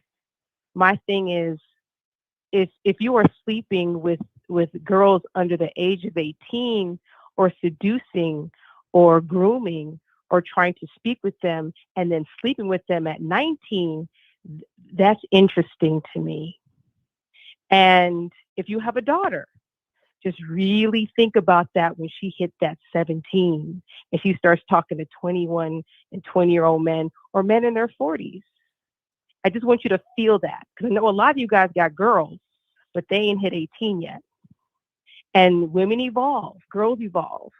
Things start happening at the age of 11 and 12. And I want you to really start thinking about that. That's all that I'm saying. But I would not discredit the man's work. Obviously, so much goodness has come out of certain religions. All religions, though, there's been some goodness and there's been some badness. I understand that men are flawed, like was said, but my thing is just coming down to the truth. What is the truth? And now I know one of the community members, he's new, Kai. I know he of course, respecting the guest. Yes, in his religion, I totally agree with that. However, if we want to speak about people and their intentions and things that have happened in this particular religion, that someone was, of course, in this leadership role, I think things do need to be exposed. And it's not coming from me being this, feminist. I don't think it has anything to do with being a so-called feminist. I just want to know the truth. Mm-hmm. Truth is healing. And that doesn't discredit anything else. And I don't want men to get into their emotions about it that way, because if someone is being tampered with at a younger age, that's just not healthy. That's not good. If you're in front of a podium and you're speaking certain things and saying certain things, but in closed doors you're doing something totally different, that shit needs to be exposed. Period. So yeah, it's a touchy subject. I know it's not easy for me to even say that out loud. Because I want to come with respecting. I also want to be fair. I want to be fair to the kings. I want to be fair to the queens and to the people and to our people. I'm fair when it comes to our people. But wrong is wrong and right is right. And that's all I basically have to say. And I do think, if we can face certain wrongs, then we can heal better. And things can just be exposed so things can be healed. And that's my whole entire walk. Mm-hmm. I think that's what our whole community needs and a lot of different religions need. So that's basically my call. Appreciate you calling in. Yeah. Thank you. All right. All the time.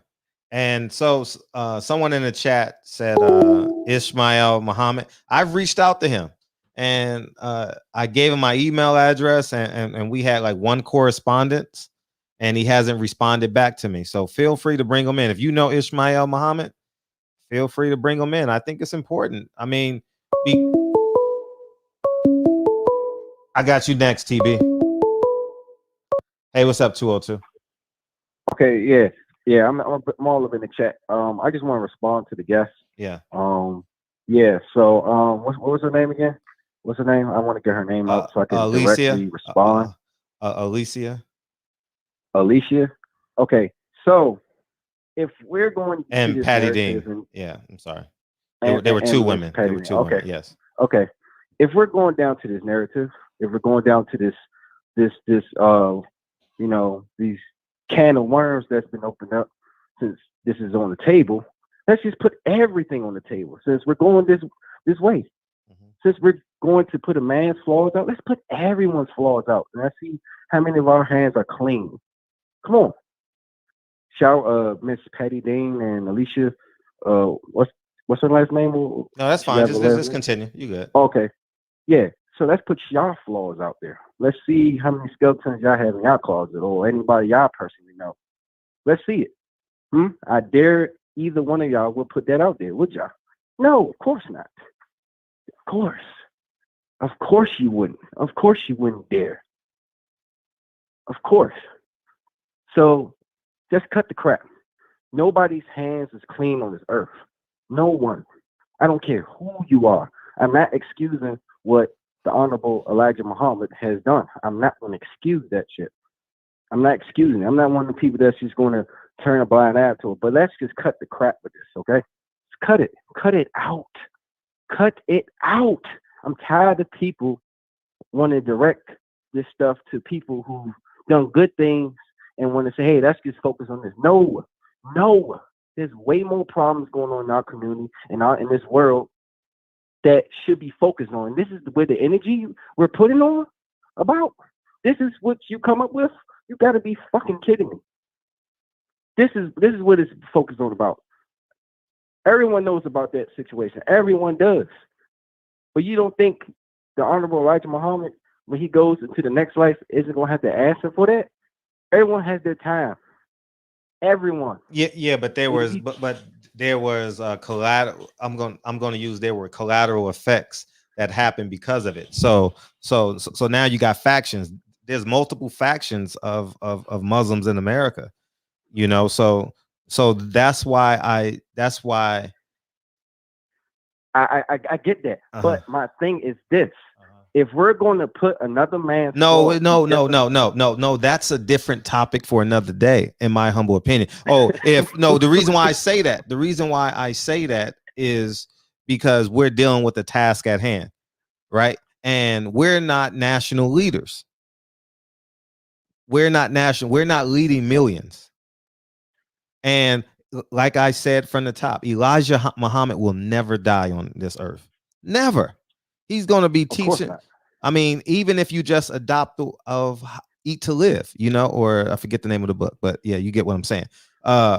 Even if you adopt eating like a NOI member, you know what I mean?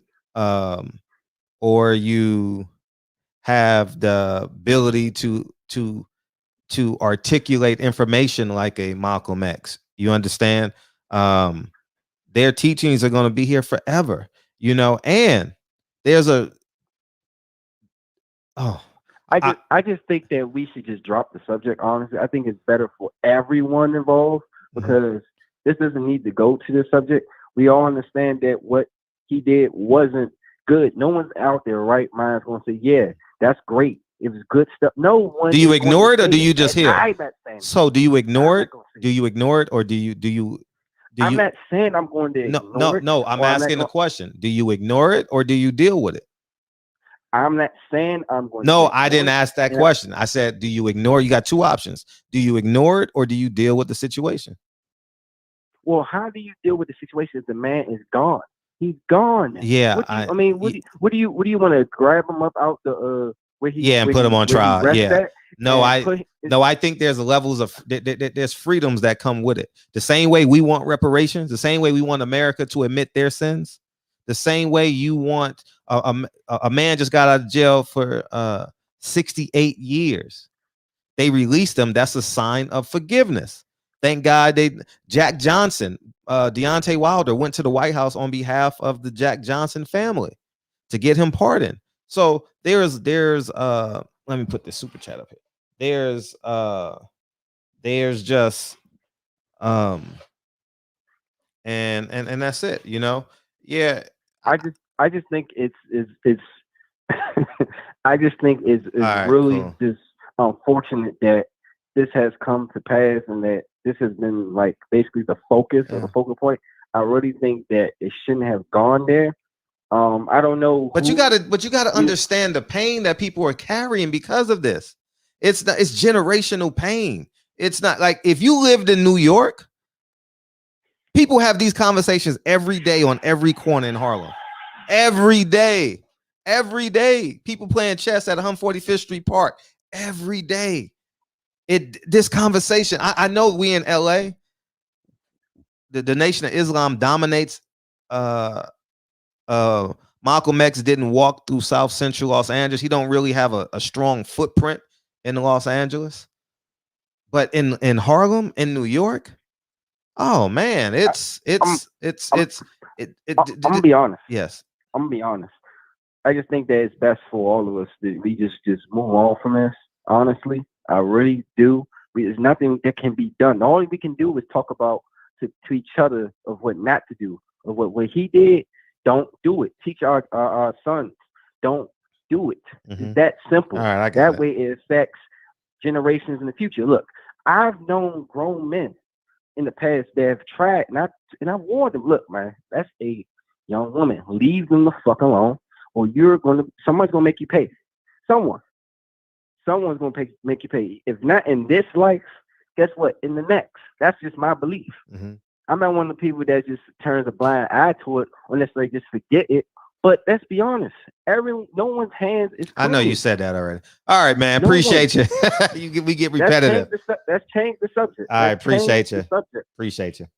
All right, well. All right, man. The barbershop is open to every discussion, even if it's uncomfortable. You know what I mean? TB, you up? What's up, man?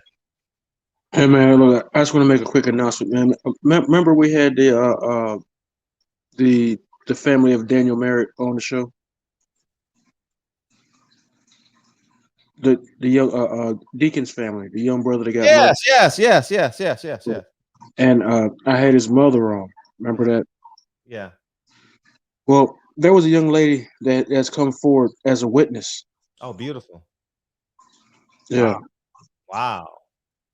So she came forward as a witness to the fact that the boy that murdered Daniel Merritt did have a history of playing with guns, and he put a gun to her. Wow.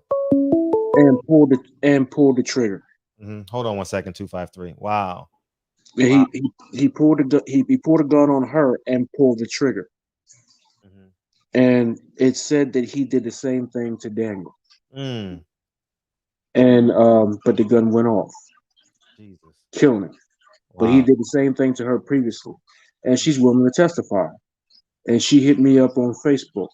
Beautiful. So I connected her with the family.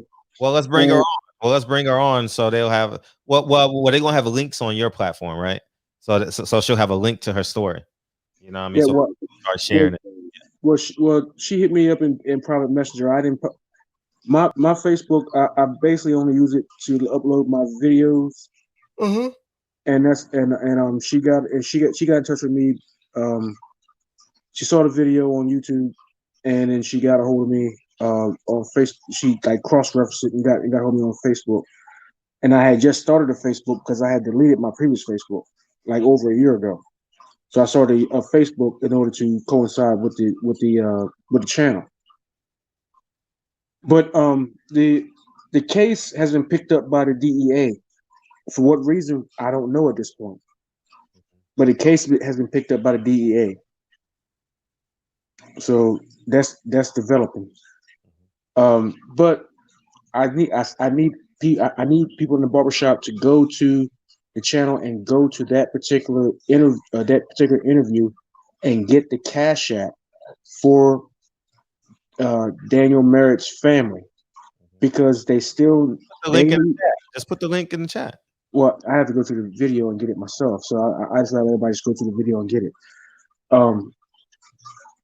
Because they need money in order for the travel, because everything's going on in Alabama, and they live in North Carolina, and they live in Florida, so they got to travel to.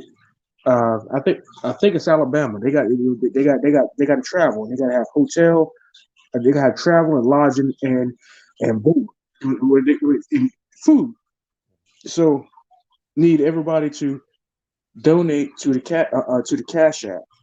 You know what? I'll go to the video. And I'll just make it easy for everybody. You do the work and you drop it in the chat. Yeah. I'll go get it. I'll go get it. To leave something that they're engaged in to go over there. You're gonna get one person to go. If you do it here, they'll copy and paste it, and you'll be good. Yeah. I'll go get it and I'll bring it back. All right, for sure. All right, so that's what I needed, man. And look, so it's moving. It's moving. You know what I'm saying? It's barbershop conversations. Mm-hmm. So, the whole process is moving, man. Hopefully we'll get some type of clarity or some type of justice for Deacon 305's family. Yeah, why not? We're definitely gonna share it. Drop it in the chat. All right, bro. Thanks. All right, thanks for the heads up too. I'm surprised Deacon didn't tell us. What's up, 253? All right, thanks, man. Appreciate you, TB. 253, you still there? It's Planky. Nope. Oh, what's up? What's up? Hey. Yes. I want to say thank you. You understand what I'm saying? Thank you to Fred. Thank you to Queen Patty B and DB, man, for We can't hear you. We providing that can't hear you. platform. Knowledge, speak up. Can you hear me? Yeah, now we can. Go ahead. Okay, my bad. Hey, salute to Queen Patty B, man. Salute to DB. Salute to yourself, man, for providing a platform where we can air it out. Mm-hmm. You know, cats Right. can't go everywhere and air it out. Right. It's scripted. I'm glad you said that. Thank you. That's It's a great scripted. word. Yeah, people like for me, I understand the value of the Nation of Islam in my community. Right. I've said it a million times, right? And I'm man, you go ahead and talk because I didn't say this to people already. Go ahead. It's all you, man. Go ahead. The psychological ramifications. There's a certain thing because our sisters will find a way out for you. And no matter what we've done, you understand what I'm saying as brothers, no matter what we've done with our relationship with our sisters will find a way out. But at the same time, if our sisters say, yo, if something don't feel right with this shit, we need to look at it. You understand? We need to divorce ourselves from this other stuff and then remember who's talking to us. You see what I'm saying? Mm-hmm. So for the sisters to say, like, this is off, this is something for us to look at. And we can't be so committed to where we blindly walking into situations. You see what I'm saying? So the sisters say, look, we got issues with this. Let them be heard and respected in the same way we want to be heard and respected. Right. You see what I'm saying? I agree. So that's love for them to come because they come out of love.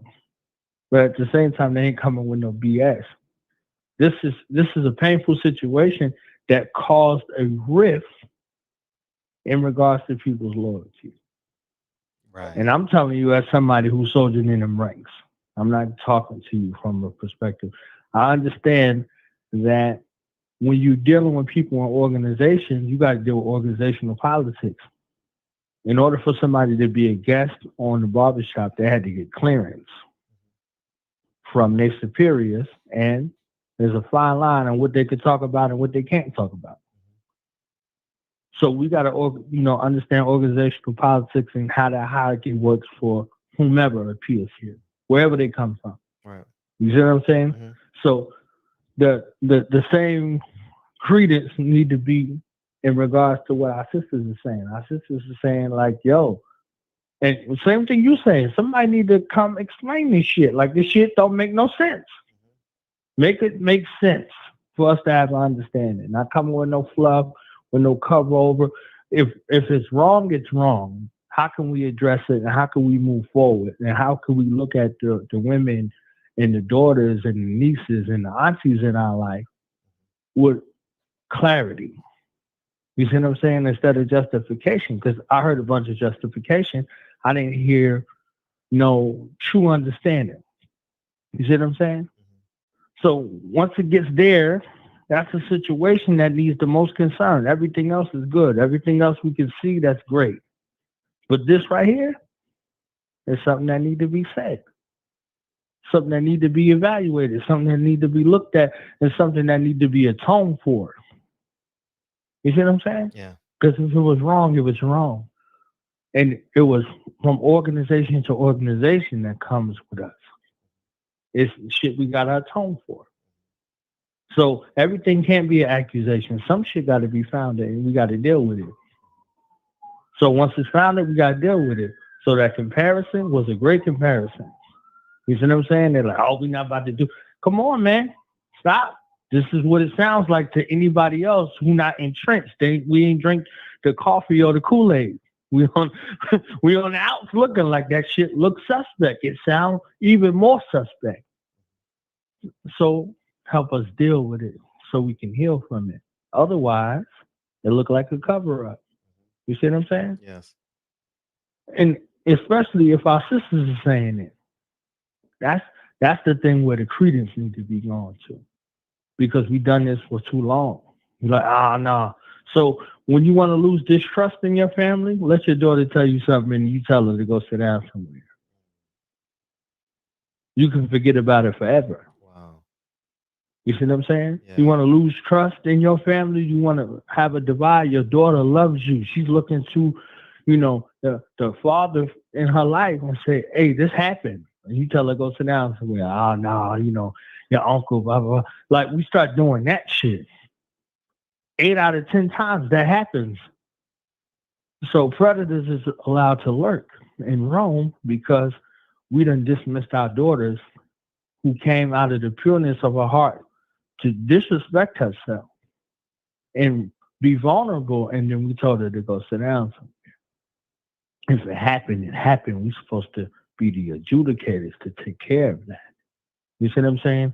For her to feel whole again, for her to feel protected again, for her to feel loved and valued instead of this other stuff that we have seen. That's hell. You see what I'm saying? Mm-hmm. So she's like, oh, if I can't trust in those that's close to me, what's her trust going to be for another man? Right. You see what I'm saying? Right. So these are all psychological things to take into account. So if the sisters is talking about it, we need to look at it. And not only look at it, in certain instances, we need to act on it.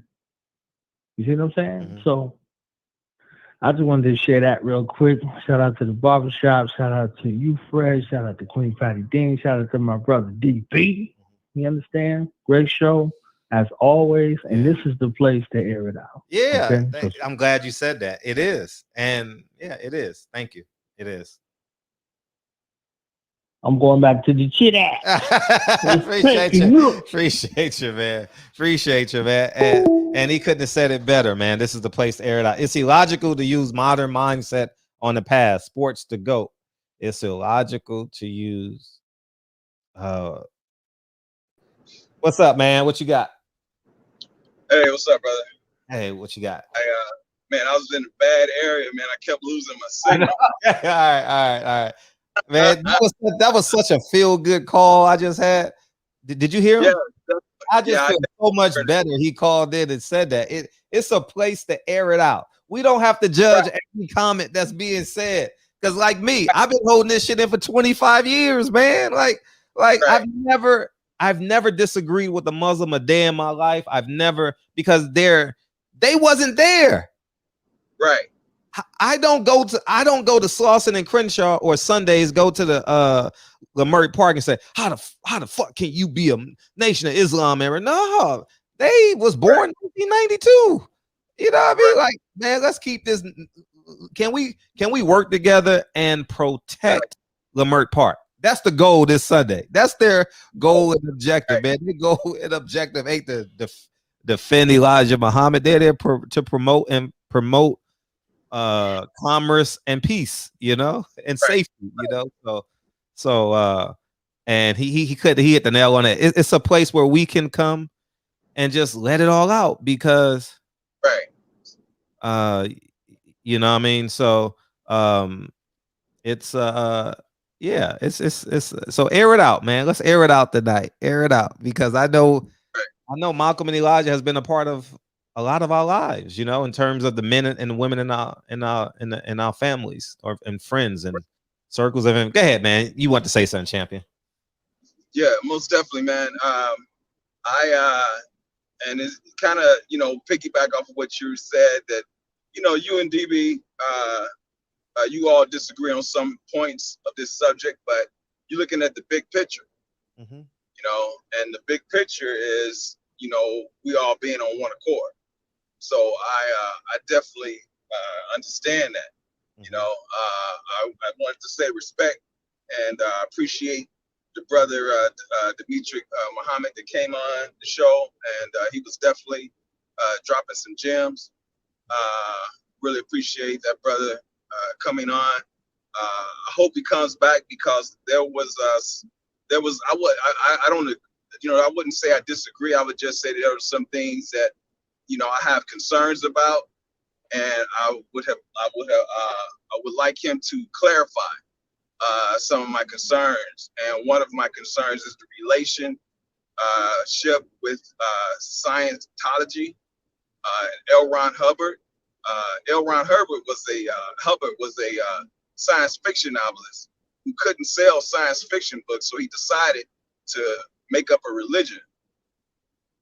And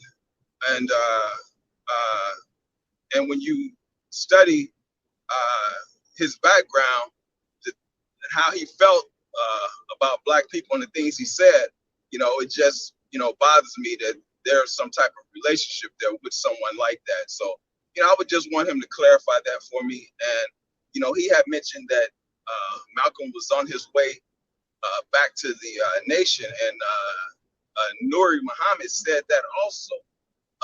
And the thing is that Malcolm said that he knew after he brought Ali to the nation in the hopes that it would reinstate him. And he knew when that didn't happen, he knew then he wasn't going to be reinstated into the nation. So, I would just, when that brother comes back, I want him to clarify that for me, because, he also said what Nuri Muhammad said, that Malcolm was on his way back to the nation, where Malcolm himself said that wasn't the case. So I want him to clarify that.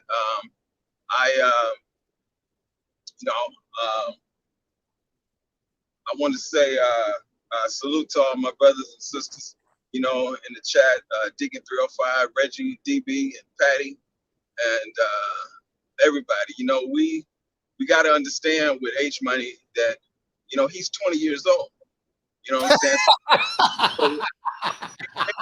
That nigga ain't no 20 years old. That nigga ain't no 20 years old, man. You know what I mean? He's younger than us. I get it, man. I get it. So, the way he reacts, on certain issues is not the way that we would react, because, like I said, he's younger than us. And you said it too. I mean, you said, you would have reacted that way. You know what I'm saying? Listening to the brother, you would have reacted the same way. So it's just, he needs more time to, to grow. That's all that is.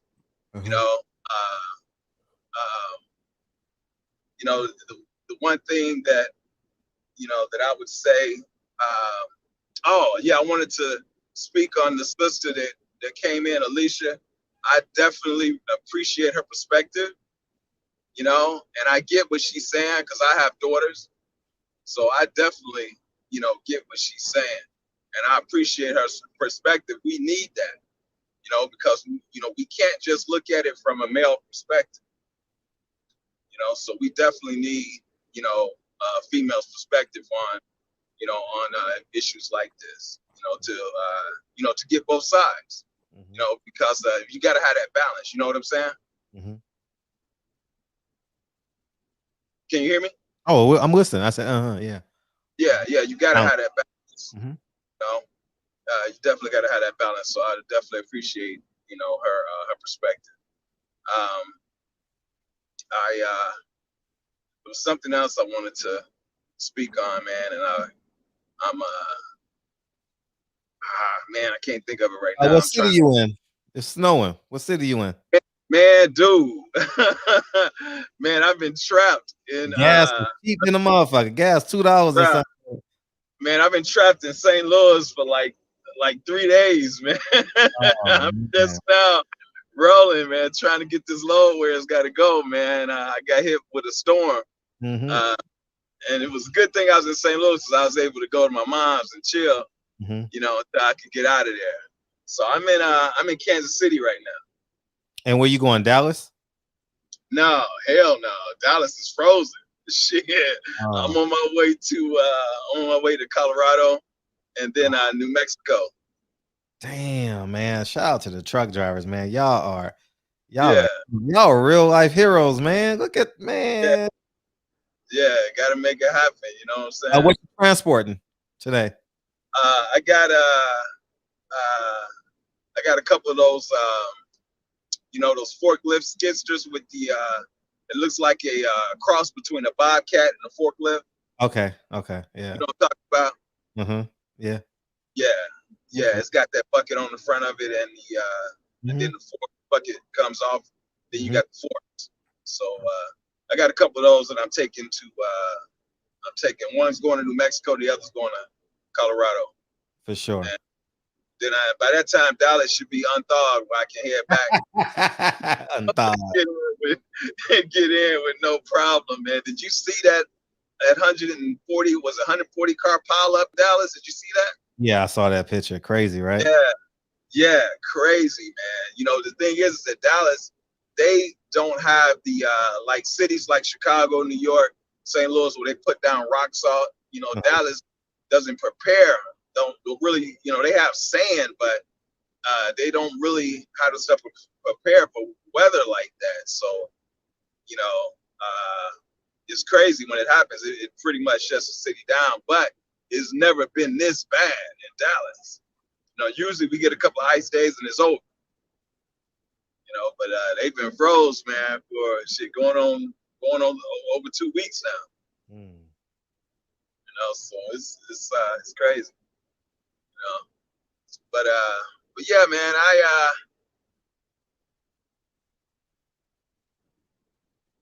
I've been you know, I was hoping I would get a chance to call in. You know, because that brother was definitely dropping some gems tonight, man. So I appreciate this show, man. All right, yeah. That interview was fire, brother. Yeah, it was, man. I mean, it's cool. I'm open to everyone's perspective, man. You know, and especially my book reading has gone so far down with this damn show, man. I would finish 2 books a week if it wasn't for this show. You know, but this show that destroyed my reading materials time. So the interviews and studying for the interviews is how I do a lot of my reading now. So. Yeah. Yeah, man. I know. That's all good. But let me concentrate on what's happening, man. Like I said, I just wanted to call in. It was something else I wanted to. Well, wanted to speak up, man, but I send can't it to remember. Terrence Bailey. Send it to Terrence Bailey. Yeah, right. right. Yeah, because I can't remember right now. But the main thing is I got. So, all right, my brother. Thank you. Okay, Thank man. You. Appreciate it. Yeah, I appreciate. Thanks, champ. Drive safe, please. Drive safe, please. We need you. Hey, yeah. I'm about to get on these audiobooks, man, for sure. I'm about to sit in my car and just listen to some books. What's up, Kyle? What's up, man? What you got? What's going on? I'll give you out, champion, so you don't got to push the button for you. All right. Yeah, what's up? What's going on? Had to switch sides on you real quick, man. Oh man, what's up? Who's that? Ali, right? Come on, man. You know, the greatest. We was talking about, you know, Muslims and all that stuff. So I had to just, you know, I'm not a Muslim, but I got a lot of Muslim homies that eat a lot of bean pie. So, you know. You do eat a lot of bean pie. That's true. For sure. I gotta say this, man. People are willing to kill and die over Elijah Muhammad.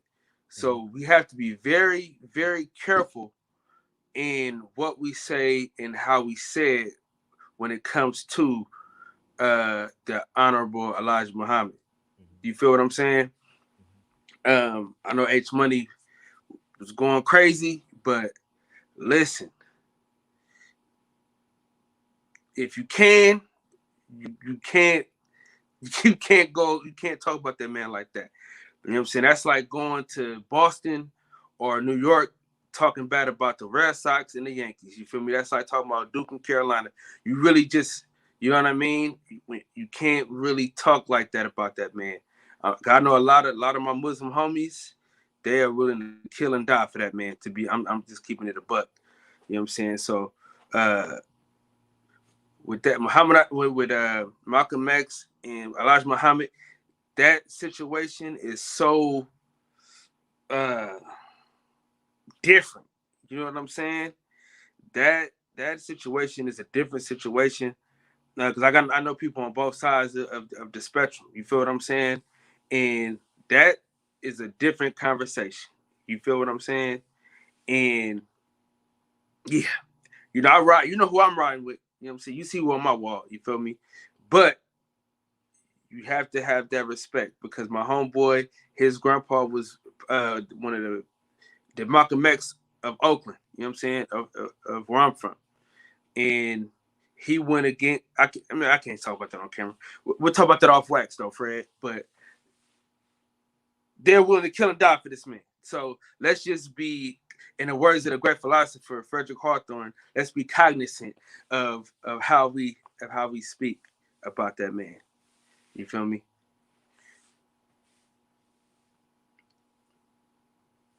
Fred, you frozen or what?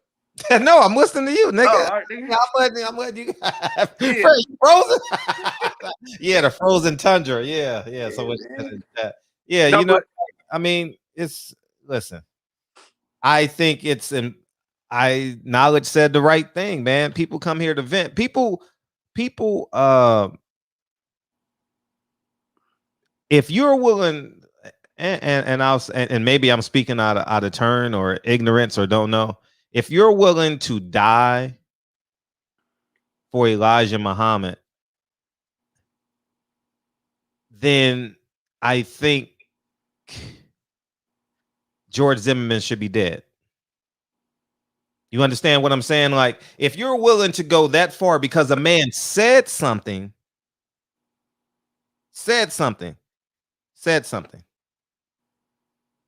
and these police officers are still alive, I mean, we got to have some balance here. We got to have some checks and balances. listen, I'm not saying That's just my perspective. Yeah, That's no, just I my feel you. perspective. I'm not saying it's wrong or right. I'm just saying that's how it goes. You feel what I'm saying? Like I told you, you feel me? You know, you follow my page. You know, I got some close friends that are Muslims. You feel what I'm saying? Yeah. And that's how they ride. You feel what I'm saying? And if I think if Farrakhan told them to go, they'll go. You feel what I'm saying? I've seen it. Yeah. We've So seen it, you know. Yeah. So I'm just saying that because how H Money came on. You feel me? You know what I'm saying? Again, you know, my wife just put my daughter up, just gave her a bottle, started her again. I said, God damn it, H Money. You know what I mean? But yeah, I'm just saying, like, if you're gonna talk about it, you gotta be respectful. That's all I'm saying. I would agree. Just be respectful, period. Yeah. Just be respectful, period, because you want to hear the other side of the coin. And people are ignoring this and think it's just not important. No, Cain and Abel is still important. Like, yeah, you know what I'm saying? Like, you go to any church, any Christian church in America, Cain and Abel, you know what I mean? They still having Jesus rose from the dead. That was long before Elijah Muhammad, you know? So I know it's a nauseating topic, and we're never going to get the solution that we desire. Probably, I would bet 90% chance that we're not, but there's a 10% chance that we may, you know? And I'm not, man, I just want us all just to get there. You know what I mean? Because we got to have resolve. If we don't, this is the last generation. This is the last generation of people that actually touch both men. And they probably got 10 years left. I'm not playing God. I'm just saying, if we don't get it now, it's just gonna get further and further and further away. And the reason why I can say that is because I've lived in 2 major cities, and the energy still resides. The energy is still there. You go to New York today, the energy is still there. It hasn't changed when you bring up Elijah Muhammad and Malcolm X. They have Malcolm X Day. They don't have Elijah Muhammad Day in New York. You know, May 19th is a holiday in New York. You know, they named Lenox Boulevard Malcolm X Boulevard.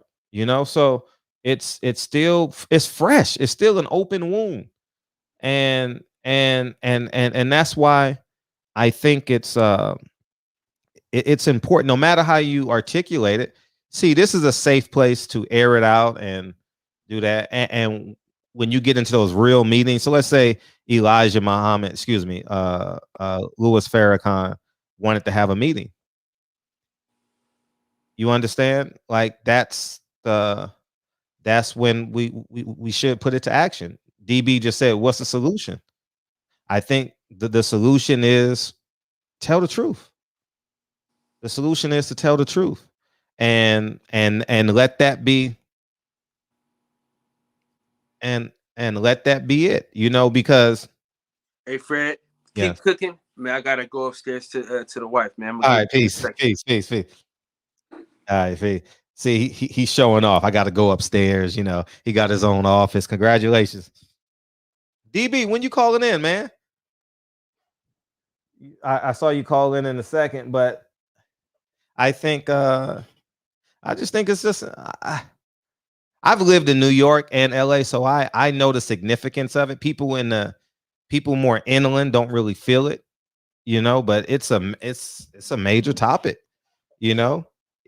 If you're in a how is that blue blood skit going on Black people assassination? Okay. I appreciate you trying to change the subject. Thank you, Marvin. It's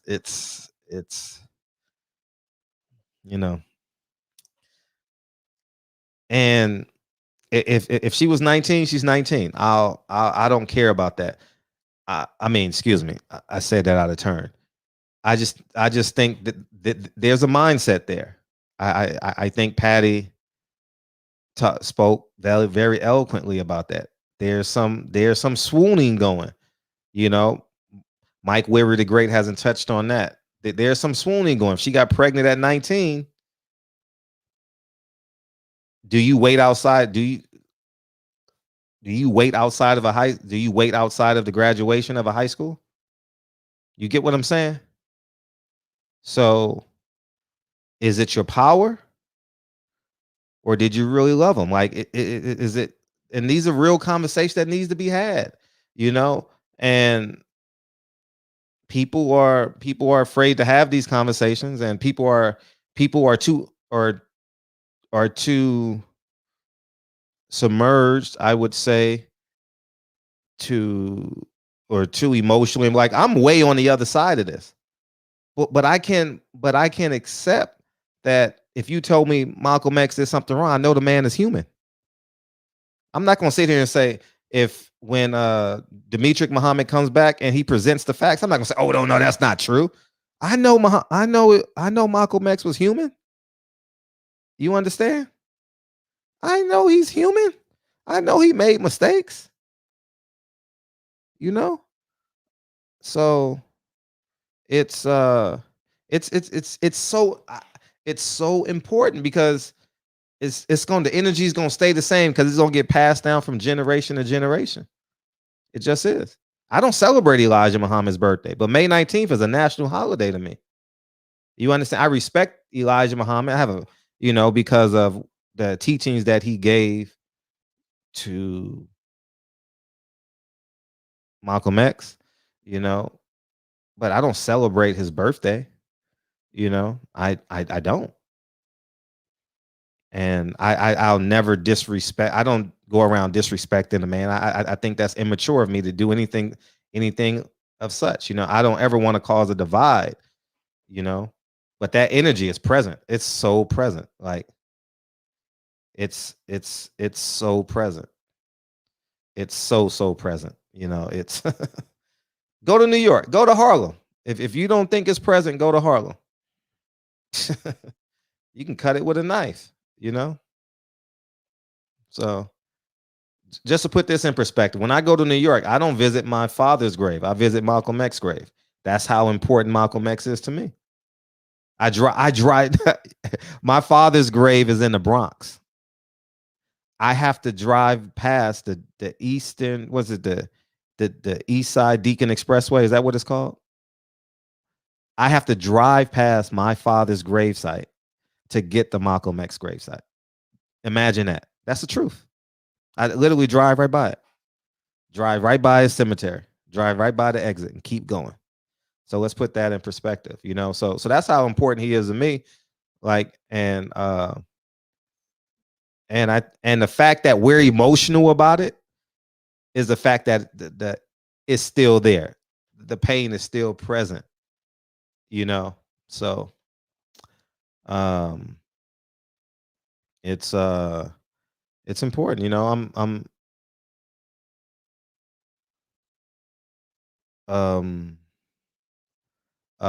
people are only airing what they know.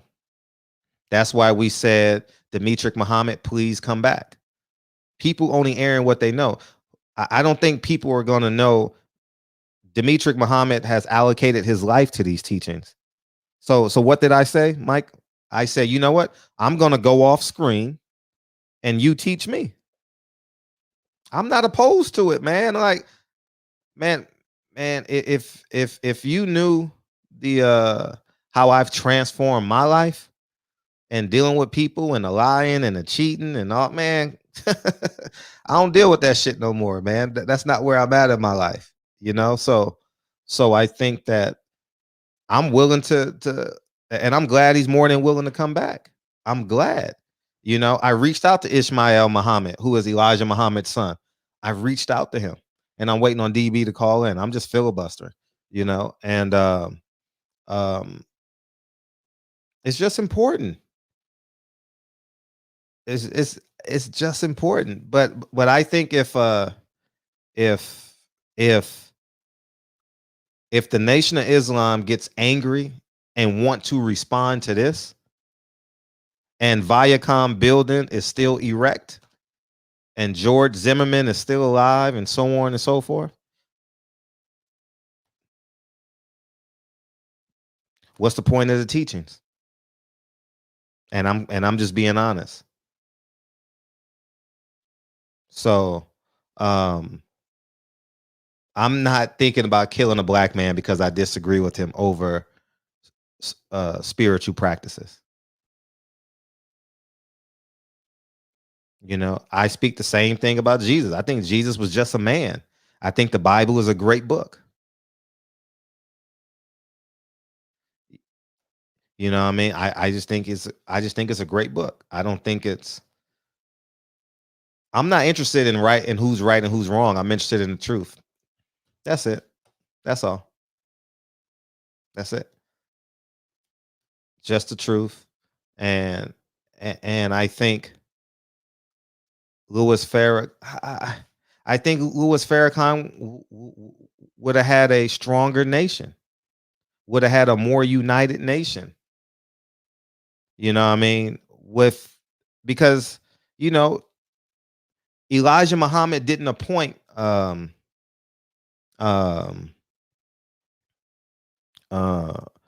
Farrakhan. He appointed his son, who he put on. I'm gonna use the term timeout. I don't know what the Nation of Islam call it, but he put him on timeout 6 or 7 times. You know, and he still chose him to lead the Nation of Islam. He didn't choose Louis Farrakhan. So,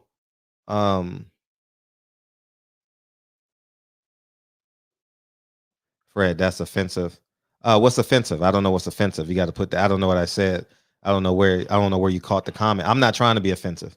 I'm just telling the truth. If I don't think no man that if you're talking about killing a black man for what he says, I think that's wrong. I think that's wrong for a black man to think about killing another black man for what he said. If it's wrong in the streets, it's wrong in the church. You're killing a man for what he said? I thought that was DB. All right, 281. What's up? All right, good. You hung up. All right. I don't think you should kill a man for what he said. If a man physically harms you, you have the right to self-defense. You know, but here's the platform where you guys can just vent. You know, just vent. Just vent. And it's okay if you express it in the wrong way. You know what I mean? Vent. I have no problem with you venting. Hey, there we go. Oh man, I'm so glad you called in. Man, I'm so glad. I've been holding, man. Can you I don't start your dissertation until I come back, please. All right, because I gotta go to the bathroom, man. Yeah, damn. Yeah, Fred crazy. Dissertation. This dude crazy. Let me see. Brother Code 10. What up, man? See, he said killing for what he said is wrong. Yeah, well, I can't kill nobody for what they say, man. That's foul. Reggie, a black man killing another black man should be the last resort. Yeah, man, we ain't looking to kill no brothers, man. We trying to build our nation. Oops, let me not say nation. Somebody get offended. He's just building our people. There we go. G Tuck, what do you say? Look, you've been here for a while, it seems, even though I'm just getting here. G Tuck 7 in the building. You know, let me say what's up to some of the brothers. Just say what's up to some of the peoples. Let's see, the boxing section, Brother Kyle in the building. He's saying hustler, slim, my brother, knowledge born Allah. He said, spank it. Yep. Bird, man, you still in here? All right, man, we holding strong, huh? Brother Code 10, you missed it, man. Man, we had a great interview earlier, man. Yeah, did pretty good. Oh, okay, Damon. Okay. All right. Yeah, you're late now. All you, DB. I'm very interested in what you have to say. Man, I don't want to stir up any. No, stir it up, nigga. No. That's not the. I know what you mean. I know what you mean. But go ahead. And you know, I thought the conversation was going to be more enlightening afterwards. Mm-hmm. You know, I thought it was going to go down a more positive path. Mm-hmm. And there seemed to be some dissension because of a disagreement of one thing, and then we kind of like just, you know, hinged on that one thing. It just we stayed there for the last hour and a half to 2 hours, and we didn't get a chance to talk about reparations. We didn't talk about the NOI, the FOI, you know what I mean? Like, we didn't talk about it. It wasn't really solution based. We started going back in the past, and we weren't looking for what's happening today and how we can move forward, you know, to build our community. You know, it seemed like we didn't take much. It seems like we didn't take much away from the positive that happened in this conversation today. I'm not talking about what happened 50 years ago. Mm-hmm. Yeah. So, yeah, man, I just, you know, that was a little disheartening for me. I was excited, and then my energy just went. I literally went from like 130 to like 57. It was it's like wow, you know. And it all started with that was a good interview, but I'm clowning Terrence Bailey, clowning Brother Cashmere, but and then we ended up having a conversation about feminism or men versus women. Like, man, listen, I'm the last dude to be trying to go back and forth with a woman. You know, I barely want to go back and forth with a dude, but don't be want to go back and forth with a woman. You know what I'm saying? Sometimes, you know, it's crazy. And I say that sometimes when I'm out in the street, I just sound kind of fucked up, but I'm going to just say it. Sometimes I'm looking to see somebody fucking with a black woman so I could do something to them. Because I want everybody to see. I want it to be in a public place. I want somebody to just say something slick, say something smart. I might be in the DMV or the bank or something, and I see black women having a disagreement with somebody. I'm finna step over there 100% of the times. You know what I'm saying? So I don't never want nobody to think that we here like having some weird disagreement. You know, it ain't the men versus the women. Like, shit, we pushing for black liberation. We pushing for something bigger, man. And I just don't want to keep getting stuck on the small shit. We passed that. All right, we can't keep getting stuck on the small shit. Okay, so watch this. Let's just say, I'm on that Liam Neeson shit. Yeah, matter of fact, fuck Liam Neeson. But let's just say that there was a 13-year-old woman. Okay, cool, right? That's it ain't 18, 19, it's 13. Okay, so now we cancel them, right? Cancel culture strong 2021. Okay, now what? You see what I'm saying? Now what? What does that have to do with Brother Khaled? What does that have to do with Khaled? What does it have to do with Nuri Muhammad? What does it have to do with Reza Islam? What does it have to do with Brother Ben X? What does that have to do with DB? That's the question. Oh, you're asking me? Okay, thank you. Okay, I genuinely believe that there's fractions, or should I say there's offsprings, like there's, and I think it co-joins a mission statement. I think one of the biggest detractions, is that the right word? From the Nation of Islam is the rift between, I'm not gonna call it a rift, the disconnect between Elijah Muhammad and Malcolm X. And I think your perceived disconnect. Yeah. You can't make it a definite for it. Okay. Yeah. From the conversation. Yeah, you're right. I'm sorry. I don't mean to cut you off. Let me just interject this. The same way how we can't say, well, what happened between Elijah Muhammad and these women, we weren't out there. Mm-hmm. You know, what happened between the minister and Elijah Muhammad, we were not there. Mm-hmm. So we can't make it a definite. Yeah, I would agree with that. That I can't speak in absolutes. 14 is a baby, PPD. That's a baby. I was being extreme for a reason. I'm sorry, Fred. Go ahead. I think it does a lot. The same thing. That would be a synonym for reparations for the Nation of Islam. I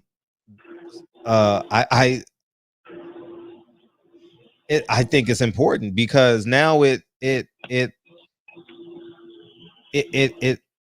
man, that's like a vaccine for the Nation of Islam. You know what I mean? It's the fact that the killers got off, the fact that it came from the Newark Mosque. Now everything is pointing towards the Newark Mosque. Every history have suggested that, and nothing happened to the Newark Mosque. What does it have to do with Mosque number 27? What does it have to do with Mosque Mariam? Like, what does it have to do with those, though? Okay, so that's one place. You know, you mentioned plenty of times before that you have cousins that have allegedly done street things, Yeah, right? sure. Yes. Yes. So drugs, allegedly done these things right here. Cool. We can't hold that against Fred. Look at what Fred's out here doing in the street. Look at the backpack giveaways. Look at the funeral, raising money for funerals. Like, you can't connect every person together and go, well, they're in the same family. Fred's cousin is a piece of shit. Fred's a piece of shit. Fred's uncle's a piece of shit. Frederick's a piece of shit. You can't do that. I think that we're dealing with actually teachings. We're actually dealing with a leader of a movement. I think Malcolm X had a movement, has a movement. I believe Elijah Muhammad has a movement, and I think it's current. It's still present. Is just it's so relevant, man. It is, man. It's the same thing as a man getting out of jail for he's been in jail for 30 years. It don't matter. Let him just die. He's 85. No, give him his last 5 years of his life, 10 years of his life. I just think there's so much healing there. There's so much healing. Why is that woman that lied on Emmett Till still free? She needs to go to jail. Right. I think so. And maybe I'm too far left for you to get where I'm coming from. But I grew up in New York. So I know the energy that's present. I know, man, you go to the park and people say, well, my uncle hung out with everyone hung out with Malcolm in Manhattan. Everybody. Oh, I knew Malcolm. I mean, that's the whole, you walk down any major street in Harlem, everybody knew Malcolm. You know what I mean? And as they say, it's just a shame what the Nation of Islam did to him. You understand? It's just a shame what they did to him. That's what old people say in New York. And I think that those stories get passed down from generation to generation to generation, and I think that you get men like me, you get men like DB, you get women like Patty You get women like Alicia who say, you know what? They righted their wrongs. I respect that. You know, it's so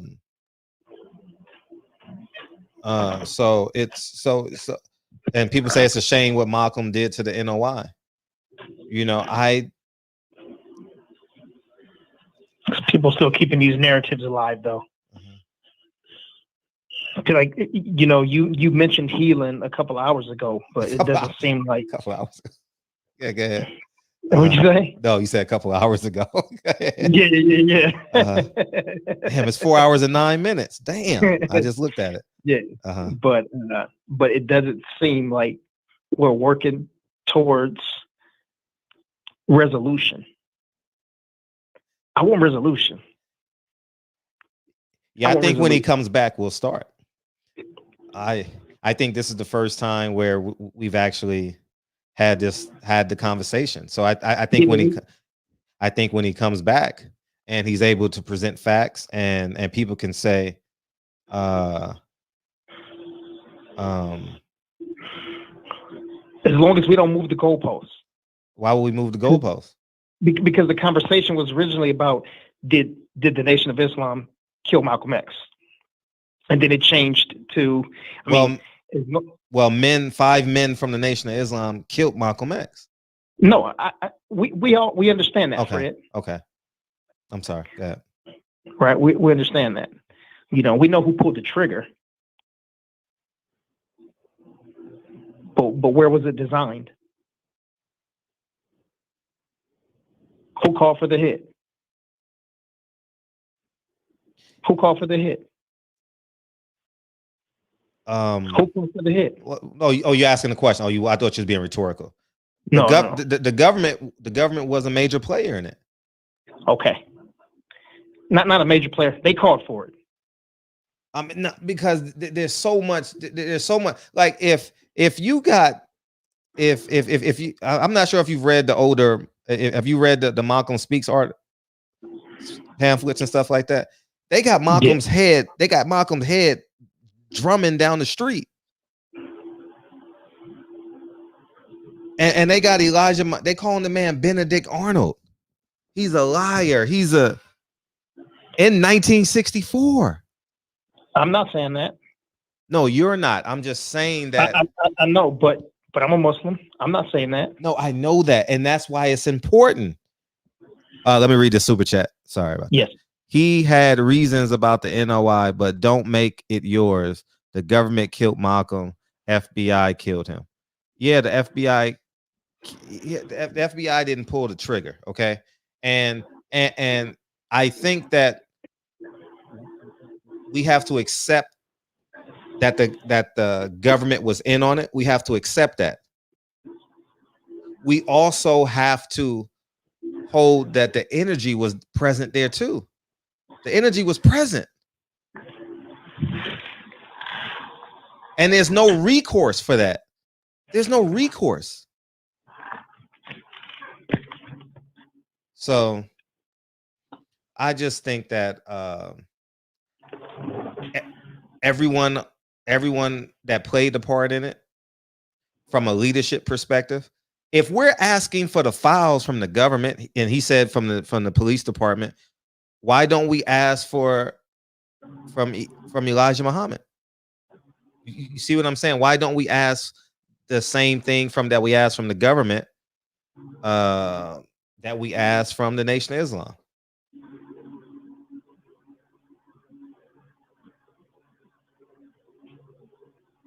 And we move forward. History, now we know the truth, and we move forward. And it gives, and I think for real, I think it will empower women in the Nation of Islam. If a man spoke out, this is just my opinion. If someone spoke out and said, hey, maybe he was a man, maybe he did this, he did that. I don't know how you correct it, but how they're going to frame it. It will empower the women of the Nation of Islam. So for example, like I just watched what's the man's name? DB? What's the man's name? The Sway. I watched the Sway interview. Sway. Malcolm admitted the letters align. Yeah, I mean that's you got to.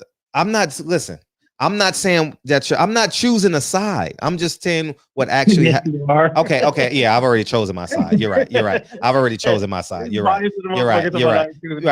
But I'm trying to. But right now, I'm speaking in like.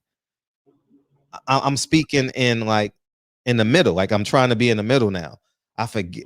What did I just say? I forgot what I was about to say. Damn. Oh, because you were reading his thing. Oh yeah. Thank you. When Sway in the Morning asked about Elijah Muhammad's wives and how he said, "What about everyone go watch this interview when you're done?" Because I'm just gonna paraphrase it. He said, "Sway in the Morning, 2015. This interview came out, I think." He said, "What about the disconnect between Malcolm X and Elijah Muhammad?" Louis Farrakhan said, he said, "Well, you know the ratio from man and woman is from 7 to 11 to 1." And that kind of bothered me a little bit. Like, that's not the answer. That's not the answer that millions of people are asked or would want the leader to say. You understand? So that kind of that tells me that he hasn't.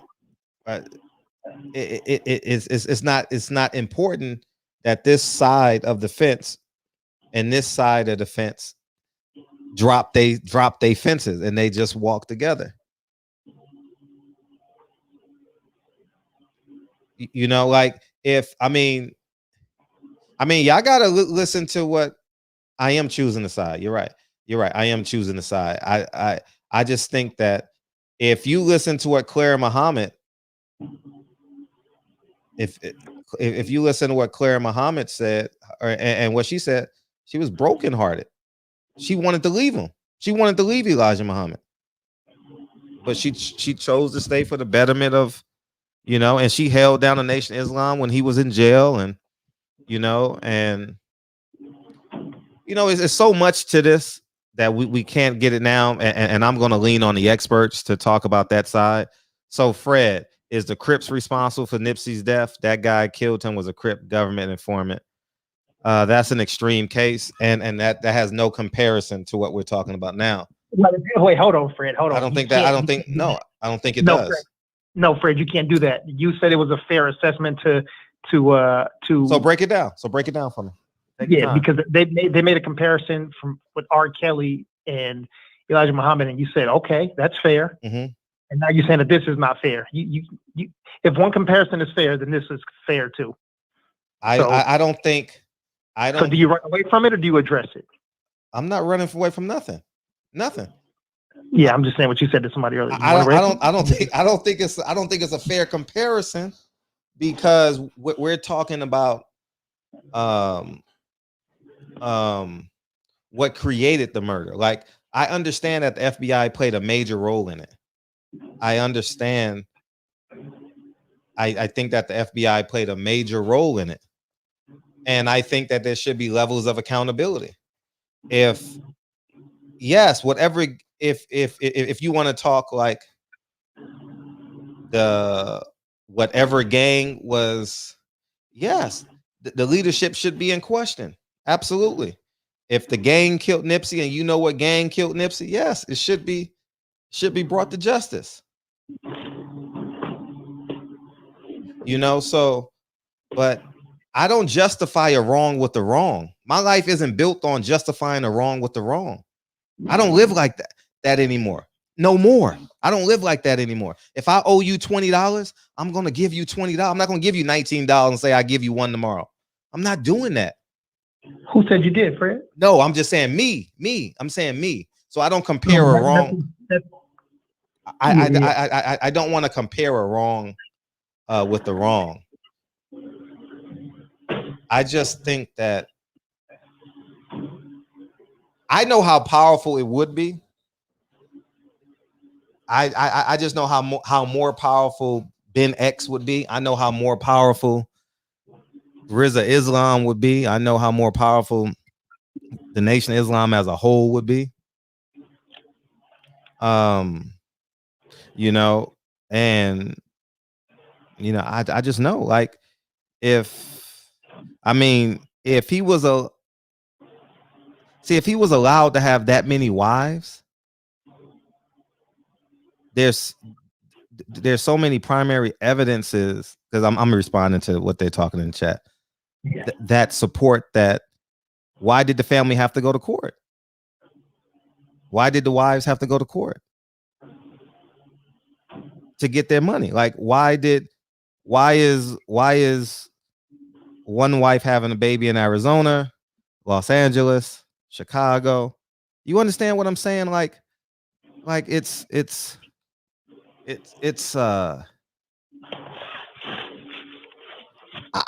I just like dealing in truth, man. I genuinely like dealing in truth. I don't like when people say, well, he was right. He was right by me, so I can't. He was right by me, so I can't judge him. Just tell the if Malcolm was wrong, that's why I'm willing to listen to Demetric Muhammad and whoever else. If Ishmael wants to come on, I've reached out to him. You know, he's Elijah Muhammad's son. If he wants to come on and talk about it, please come on. You know what I mean? And that's it. And people say they're dead, but you still read the Bible. Jesus is dead. So I mean, that's why you can't use that argument to say, oh, they're dead, we got to forget about it. No, your grandparents are dead. Your great grandparents are dead. You still visit their gravesite. You still honor them. But now we're talking about a whole religion. We're talking about a whole religion now. So, I mean, man, I wonder how many wives Ham and Shem and Abraham and Joseph and King James. I wonder how many wives they had. I don't. That's never a conversation. Just a sidebar note. I mean, I've never heard that in conversation. Never, in my entire adult life. That's just a sidebar, though. But go ahead and finish your statement. I'm done. I think I'm reading the chat. Yeah. Can't compare Jesus to any man. I mean, Jesus was a man. Like I don't subscribe to it. I don't subscribe to if you're on earth, you're perfect. I think it's impossible for a man to be perfect on earth. I'm not subscribing to it wasn't an apple. They had sex. All right. The serpent is God, is the devil in the flesh. Like it ain't no motherfucking snake. You know, you know what I mean? Like it ain't no apple. You know what I mean? Nah, Eve got fucked. You know what I mean? Like that's just what I believe.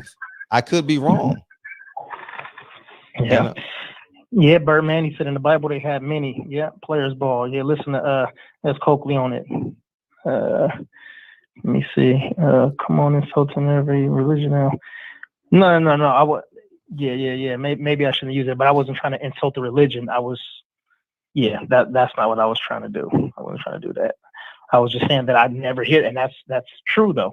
I mean, how many times have you heard that conversation being had? You know, G. Brown, King Solomon had many wives. This is true. Yeah. Is that not fact though? Did he take care of them? Did Elijah Muhammad, Patty Dean just take care of them? Oh, I'm sorry. What's that again? Patty Dean said just take care of them. They shouldn't have to go to court. Oh, right. Yeah. But I see the longer we talk, though, it's going to keep getting spent, and we're going to go deeper down this hole. Yeah. And it's just going to keep changing. And you know, it's just like with a boxer, right? It's just like this. Watch this. Perfect example. Perfect example. You got the Bud Crawford folks, and you got the Errol Spence Jr. folks. And there's nothing that you can tell the folks on the EJ side. Okay, I got you. That it ain't his fault that the fight is not being made. Makes sense. And the same thing on the Bud side, you cannot tell them anything about Bud should accept 10 million, 40%, a straight split. I mean, it's just people got their sides and they're just gonna run with their sides, you know. And I want to be, you know, and I think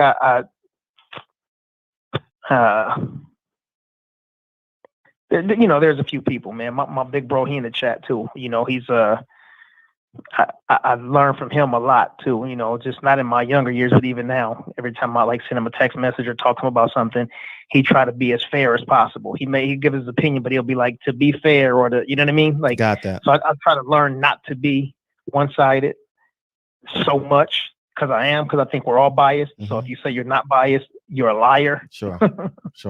You know, so yeah, I'm trying to learn, man. But that's just what's happening right now, you know. So it's basically everybody's got their side and they're just sticking to it and not looking to open their heart and open their mind and saying, it's like we're just opening our mouths. Let's stop for a second. Let's open our hearts. Let's open our minds and let's say, you know what? It's kind of like if you have an argument with a woman, right?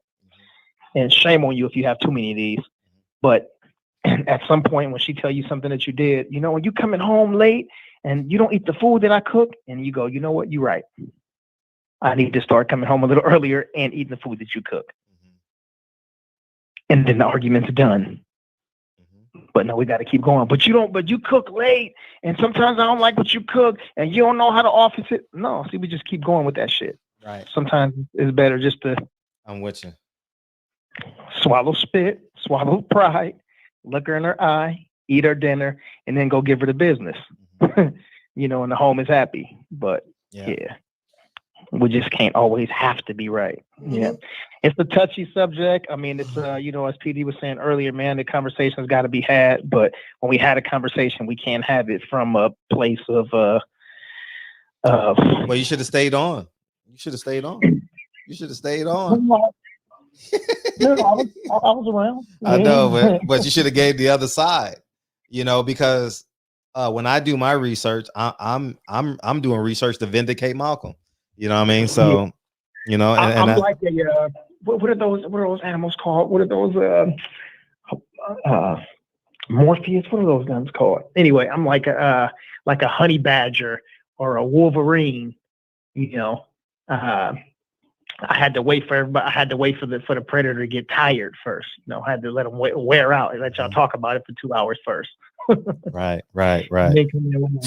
Sports the GOAT says NOI did set the environment for Malcolm to be killed, for Malcolm X to be killed. Anyhow, man, let's get some love to the family. All right, yeah, let's get out of here. But real quick, PPD and Fred, both of you guys, can y'all drop the links for the GoFundMe? I'm exhausted. Also for the book for the and for Demetric Muhammad too. Yeah, Demetric Muhammad. I am exhausted. Honestly, you know how hard it was to do research on this interview for me? Oh, it was so hard. I'm not even gonna lie to y'all. I'm exhausted. I'm exhausted. It's just February is just a hard month for me to talk to an NOI member, and I talk to you every night. So I guess, but I don't see you as an NOI member. I see you as DB, like, you know what I mean. So, but oh my gosh, whew. They're talking about community. Yeah, drop that link. I still haven't seen you drop that link in there. Oh, we got Chris Bird in tomorrow, man. Bird man to be in here tomorrow. Bird man. Man. Yeah, come on. We need the links. Y'all. Big Tank. Drop the link. Drop a link, Big Tank. I want to drop something, man. You saying, Reggie, drop the link for your nephew's book. Oh man. Yeah. I'm exhausted. Links, man. Drop the links, man. We got to support our people. You cannot leave out of here without dropping those links. There it is, Big Tank. That's what I'm talking about. Boom. Got the GoFundMe there. Appreciate it. Yeah, thank you. Oh man, go drop a cup of coffee in that GoFundMe, man. Go drop a cup of coffee. Thank you, Kenneth, man. I'm exhausted. My God, I'm exhausted. Well, you can't get out of here without giving some love. You got to give some people some love. Give a handful of people some love. Man. It did go by quick. I looked up; it was 4 hours and 2 minutes. Well, when DB says, I didn't know it was that long. Give some love, Fred. Give some love. What that nigga names? I never seen him in the chat. What's his name? LKL Lad Clap. Welcome to the show, man. Welcome to the show. Welcome to the show. Welcome to the show. Mike Weary get some love. Where's the Malcolm and Elijah hoodies? Reggie Owens get some love. Birdman get some love. BPD get some love. Sweet Science Examiner get some love. Alicia, you get some love. Everybody gets some love. Everybody gets some love. And the heavyweight champ is in here tomorrow. The heavyweight champ, Chris Bird, will be in here tomorrow. And Shawala Khan is in there. Said interesting first time visit here. Love the host and the chat. Welcome to the show. Oh yeah. Who? It's not Shawala. And came up. I think I said it right. It's Shawala.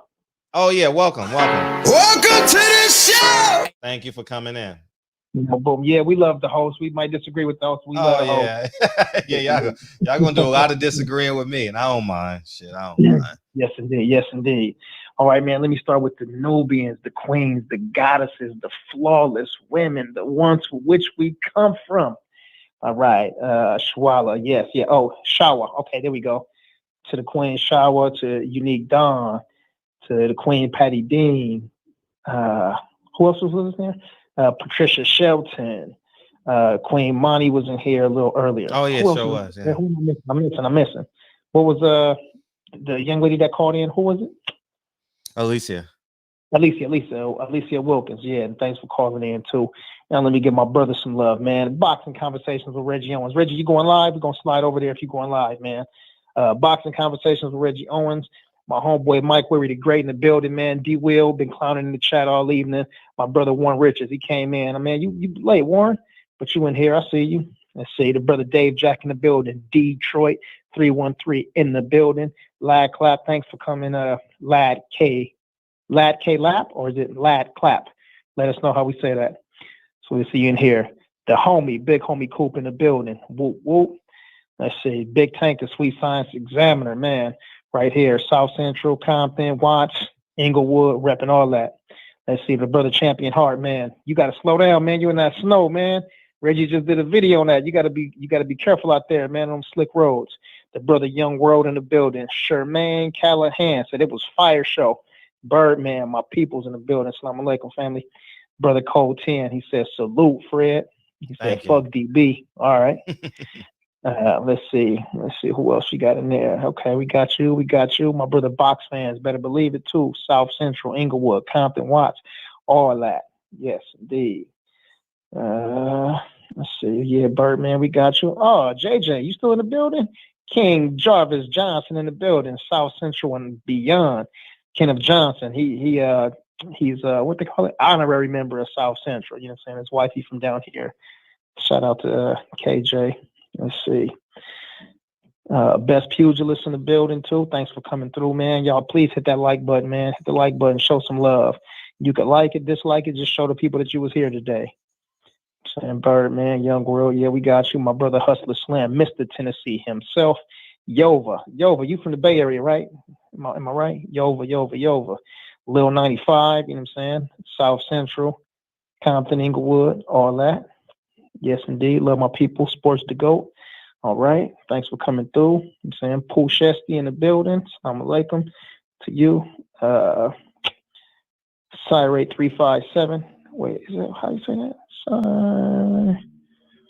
Cyrate 357. Okay, here we go. I think you spelled it right when you said the first time, Reg. Chameleon. There you go. Stone Bone Boxing. Thanks for coming through. And Mike Jones. Who? Mike Jones. All right, cool, man. I think we got everybody, man. But yeah, everybody, Boxing and Barbecue. I see you. My brother Mayor in the cut somewhere, man. You know what I'm saying? Jay Dixon even slid through. I saw him in here earlier. I know my big bro listening in. He low keto in the background. Deacon 305. Salute to my OG. Yeah, thanks for your call, man, and the positivity and the good energy, Deacon 305. P Good, he said 20 more minutes. I need to make it. P Good, so stay out for 20 more minutes so he can get past his break time. Oh, well, you're gonna be break alone, brother. Reggie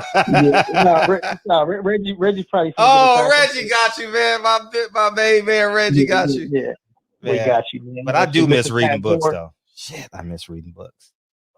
Yes, indeed. I think Hustler Home. I saw him in here a little earlier. He disappeared. And Matrix R. Yeah, that's it, man. If I skipped over your name for some odd reason, man, you gotta excuse me and forgive me. Didn't do it on purpose, man. Respect you, love you, and want y'all to come back again. Players Ball, I see you, man. Thanks again for coming out. Y'all tap that thumbs up, that like button right now. We at 149. Come on, y'all. Can't do that. We can't get out of here with an odd number. Unique Don want to give me a massage. Yeah, my shoulder hurt. My right shoulder just started hurting. Coincidentally. My left shoulder hurts now. Oh, my back. Oh. My neck and my back. Come on, one person hit that thumbs up. Oh, man. Come on, one person hit that thumbs up. Come on. Players Ball, you hit that? That's you. Y'all hit the thumbs up already? One person. Oh, waiting on 150. Let me refresh it. Boom, there it is. All right, good. Man, we good to go, man. We out of here. Play the song, Fred! Oh, man. Yes. Woo. This is good, though, fam, man. This is good, bro. Yeah. Woo. You earned your spot, huh? Oh, today. Oh, this was a hard ass interview. Yeah, for sure. I think it's one of my hardest ones I've done. All right, Tank, remind me. Send me a message. Who you talking to? H Money? You talking H Money? No, Tank. Oh, Tank. Oh, okay, I'm about to say it. Pete Hernandez. 5 Mike. Yeah. Shout out to my players in Detroit. In Detroit as well. But Dallas, man, stay warm, man. Everybody in Dallas on my Instagram. Oh, man, they funny, man. They funny. Like, we ain't never seen no shit like this before.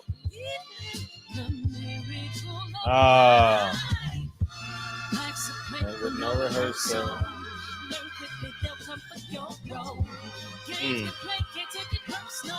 Man, the devil is a lie. Hey. Telling you the truth. Hey. Some things you gotta. All right, Digging 30555. When much expected, much is given.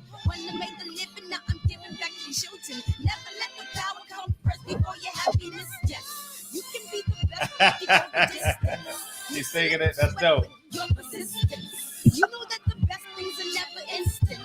Just shine up, let us see your brilliance. Get up, open up your eyes now.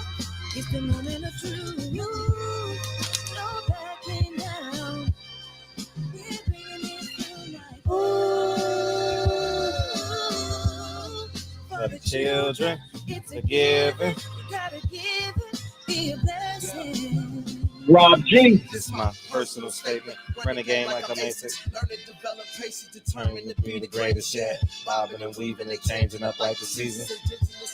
So I do it for all my people. Jabbing the competition, back up against the ropes. You fighting for recognition. I'm fighting just to promote equality where we lack it. PB, great spirit. I'm confident we'll make focus on common goals. Yeah. Give up. Giving something away. Never give up. Stand tall to fight another day. We got Chris Bird in the shop tomorrow, man. Heavyweight champ Chris Bird in the shop. Everyone's exhausted from this. That's how powerful these two men are, man. It's exhausting, man. It's exhausting. Cause the devil is a lie. Hey.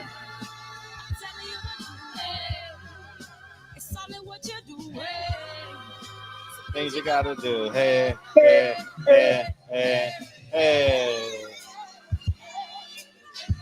Love you, man. Here's another one, bro. Love you, man. Yeah, we made some progress today, man. We started the conversation, and the conversation must continue. Be positive, motivate each other, support. Slide over to Reggie Owens, hit the like button as soon as you walk in, man, and we'll catch y'all in less than 24 hours. Peace.